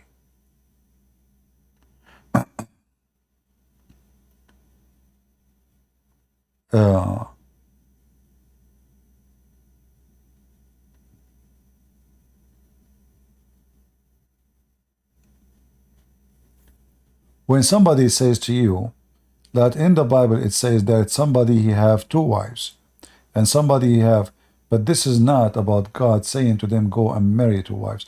They did that. This is what they did. I will give you another example. The daughter of Lot, they even had sex with their father. Well, the Bible mentioned it. Does that mean the Bible is, saying it's okay? Does that mean God said to them to do it? So the Bible is not only teaching us about God, it's teaching us history about people and God. People sin, people act, people bad, people good. When the Bible teach about Cain, the story of Cain and Abel, and like the brother murdering his brother, is the Bible saying you should kill your brother, or the Bible telling us a story about what they did?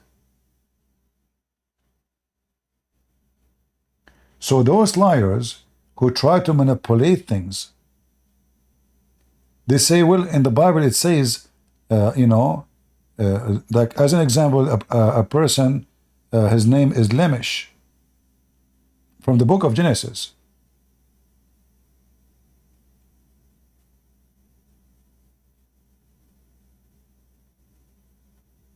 He was, doing bad things, evil things. But is that God taught him to do that?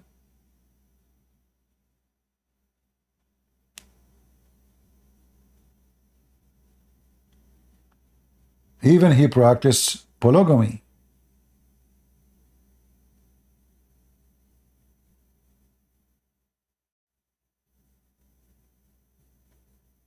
And the Bible says clearly that he is a wicked man.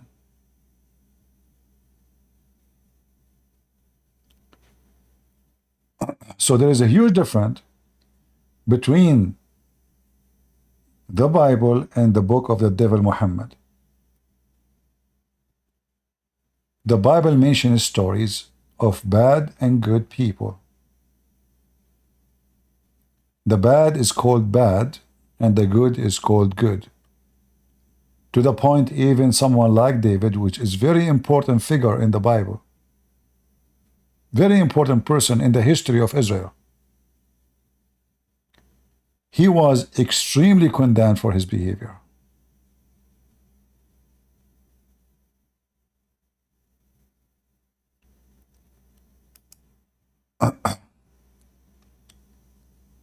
Like when I mentioned to him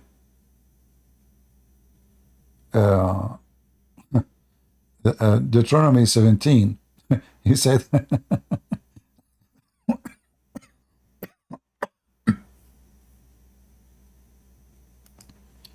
he started like, what are you talking about, But if we go right away, we will see it immediately. That the future king of Israel should not do such a thing. The kings of Israel, because this is what kings they do. Wealth, money, power. All those things will take you to one place. Temptation. Because you can do what nobody can do. Nobody can stop you. Nobody can tell you what is right, what's wrong. You are the king. You can execute the one who opposes you. You can destroy a kingdom next to you. So who is going to say to you, you are being filthy?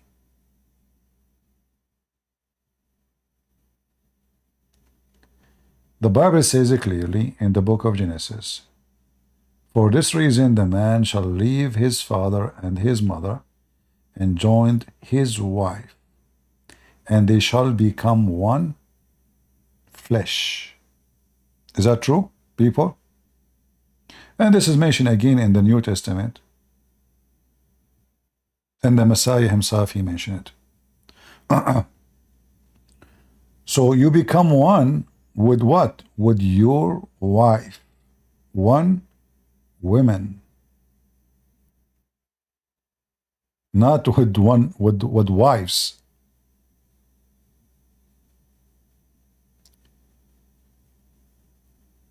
And you know what I notice about this guy who is speaking about polygamy, how evil he is.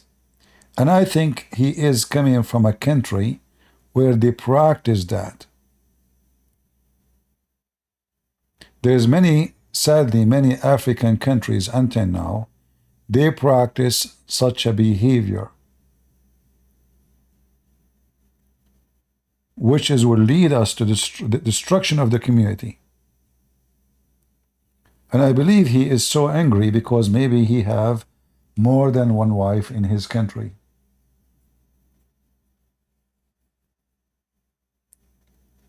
The one who lives such a life, he is living like a dog.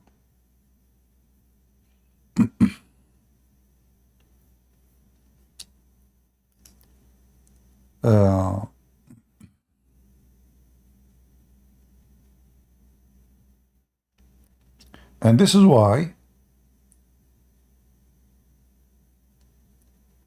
Jesus, he made divorce have to be extremely for an extreme reason. Because the Jews, they used to marry, even if he cannot afford to marry a second wife, he just go and he divorce her. He cannot have to, you know. So he divorced her, he get rid of her. She is now not beautiful, maybe she is getting older. She is whatever reason. So Jesus, he made it so clear that the book of Genesis made it clear to you, but you are practicing your filth. The man leave his parents and he become one with his wife, one. And they will become a unity. And this unity should be stay forever, unless one of them, he broke the command of God.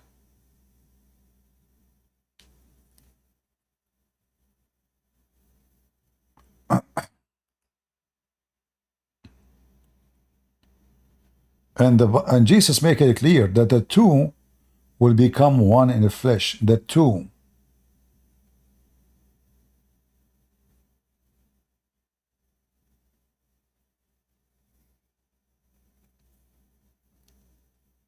All right.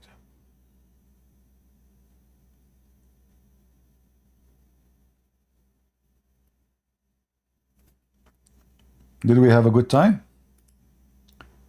How is everybody in Rumble doing? Are you guys in Rumble sleeping? I don't see the text moving.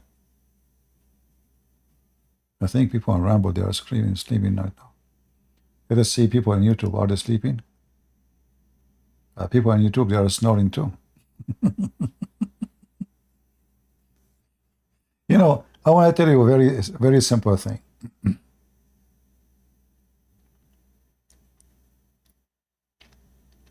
Don't live like an animal. Otherwise, you are an animal. Multi-partners is an animal thing. So you need to decide who you are. Are you an animal? Or you are a child of God? Who God created Adam and Eve only. What is exactly the purpose of having many females? Is that because you are a dog? Is that because you are a goat?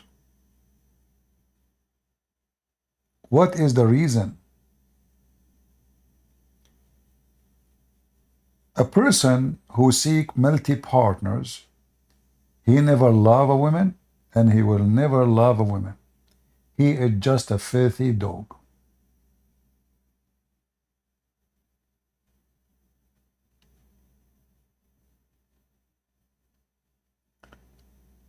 You do not need to be genius to understand that you cannot be a person who respect himself and you seek multi-partners.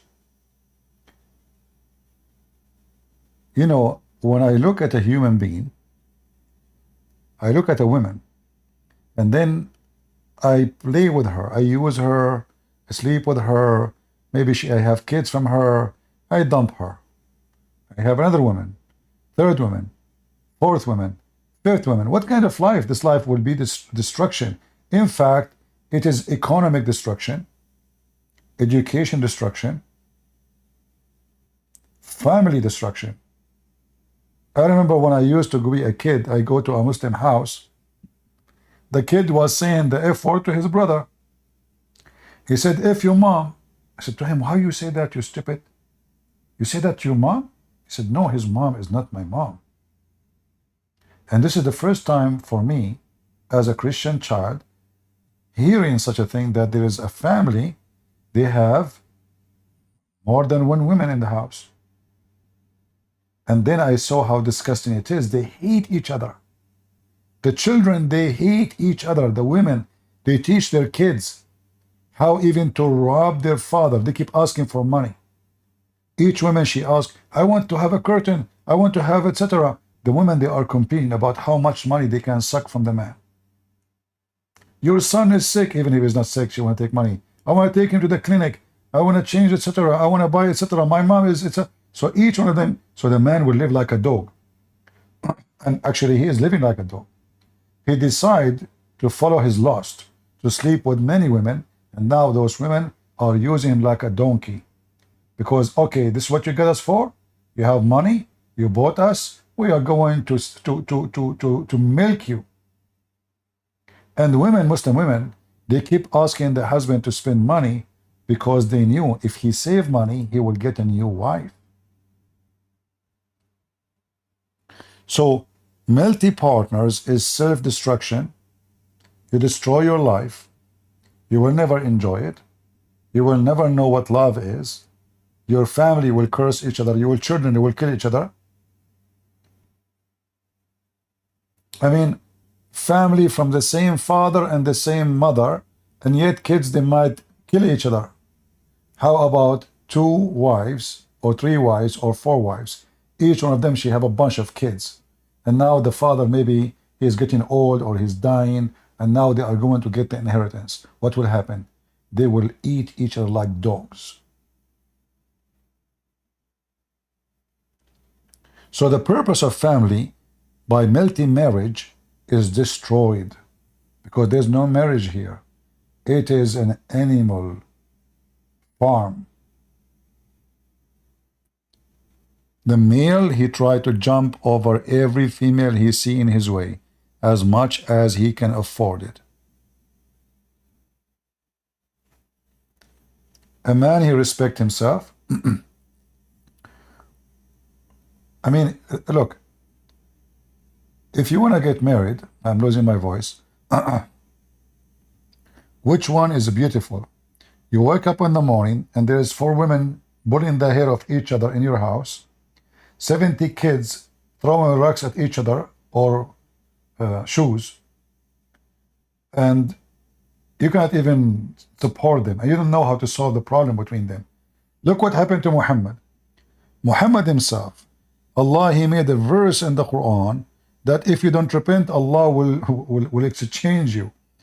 Muhammad, and he have his God in his side, he have an army, yet he could not control his wives. So he decided to use Allah.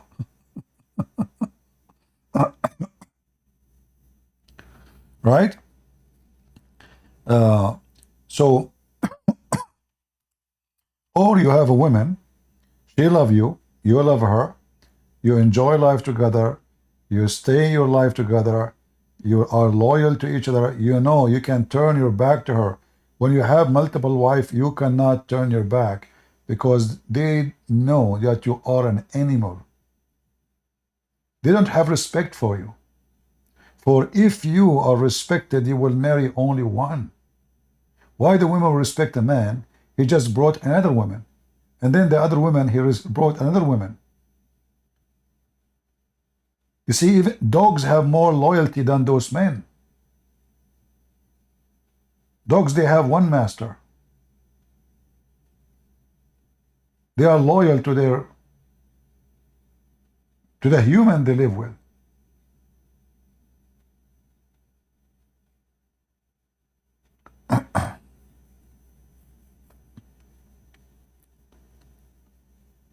So you want to be, I cannot even say those men are dogs because dogs are better than them. And I'm serious about that.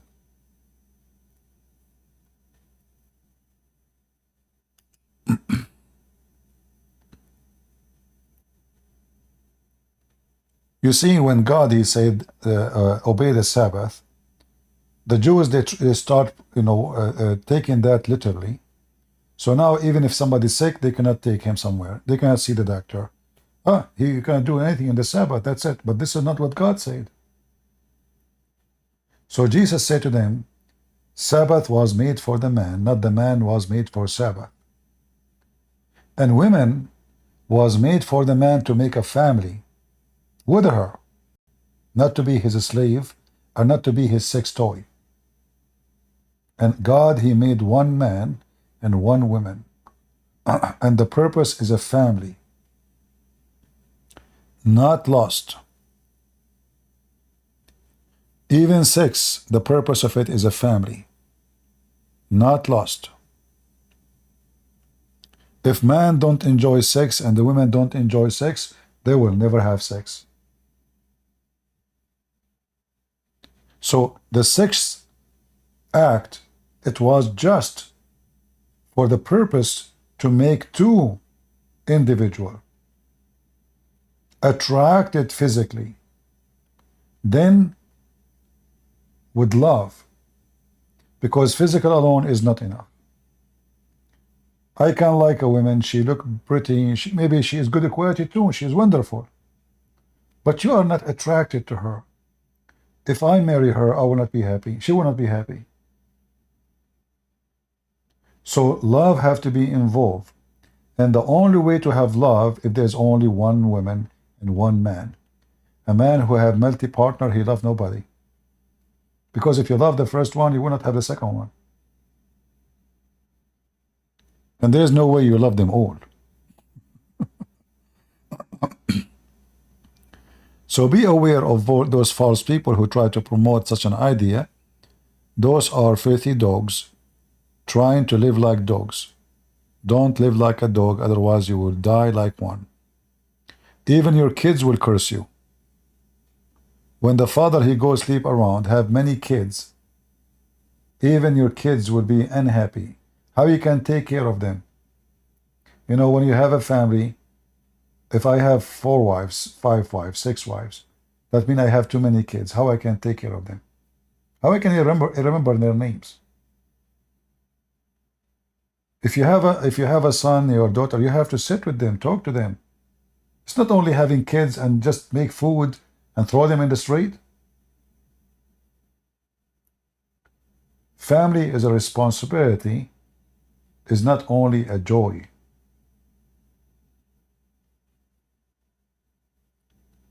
When you bring a child to life, you have to give him life. You have to give him a father. You have to give him a mother. And family, where multi women inside the house, fighting with each other, this will be a hell of house. There's no love. There's no peace. And trust me, a child watching his parents fighting, he is a very unhappy child. I don't know how many of you, they do fight in the front of their children, but that is a big mistake.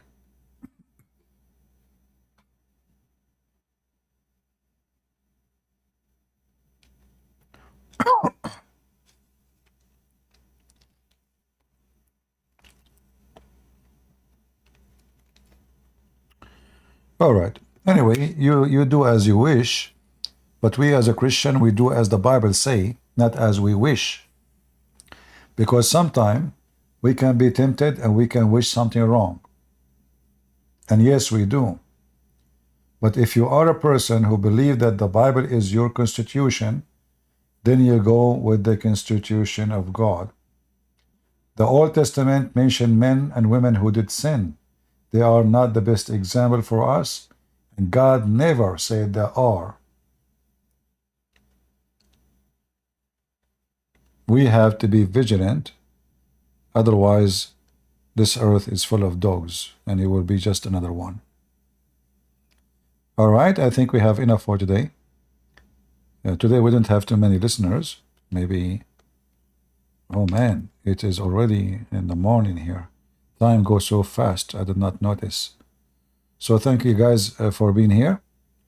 And again, by the way, I mean, before we go, if you have a family, if you are married, and you have a children, be sure to sit with your children.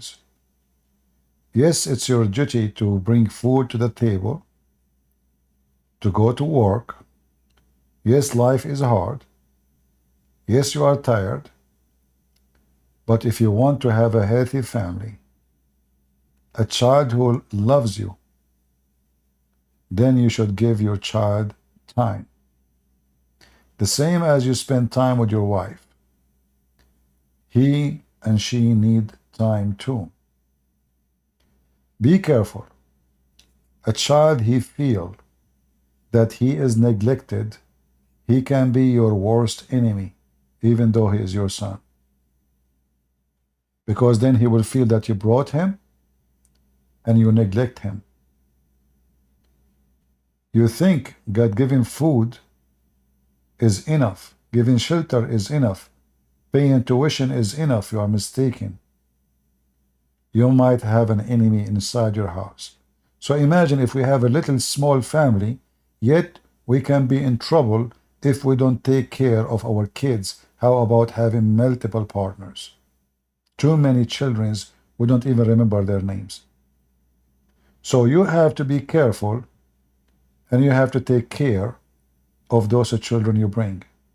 This is why I say, if you are a person who is not capable of having a family, you better not to get married, for it's a big responsibility. Don't be tempted you get married just for sex. Well, this is not a good reason to get married. Don't be tempted just because you have a child or you want to have a child. Well, this is not even a good reason to get married. Because the most important, are you qualified to take care of such a family, to love your wife, to take care of your children, and give them all their need, not only their finance and their protection, but your love. So if you are not qualified for such a thing, then don't go for it. Otherwise, you might have an enemy in the house. His name is your son. And there's tons of stories in the world like that, where the son, he hate his mom and his dad, even though it should be the opposite. Because the father, he was living like an animal, and maybe the mother was doing the same. So don't bring enemy to your house. Have children who love you and love God.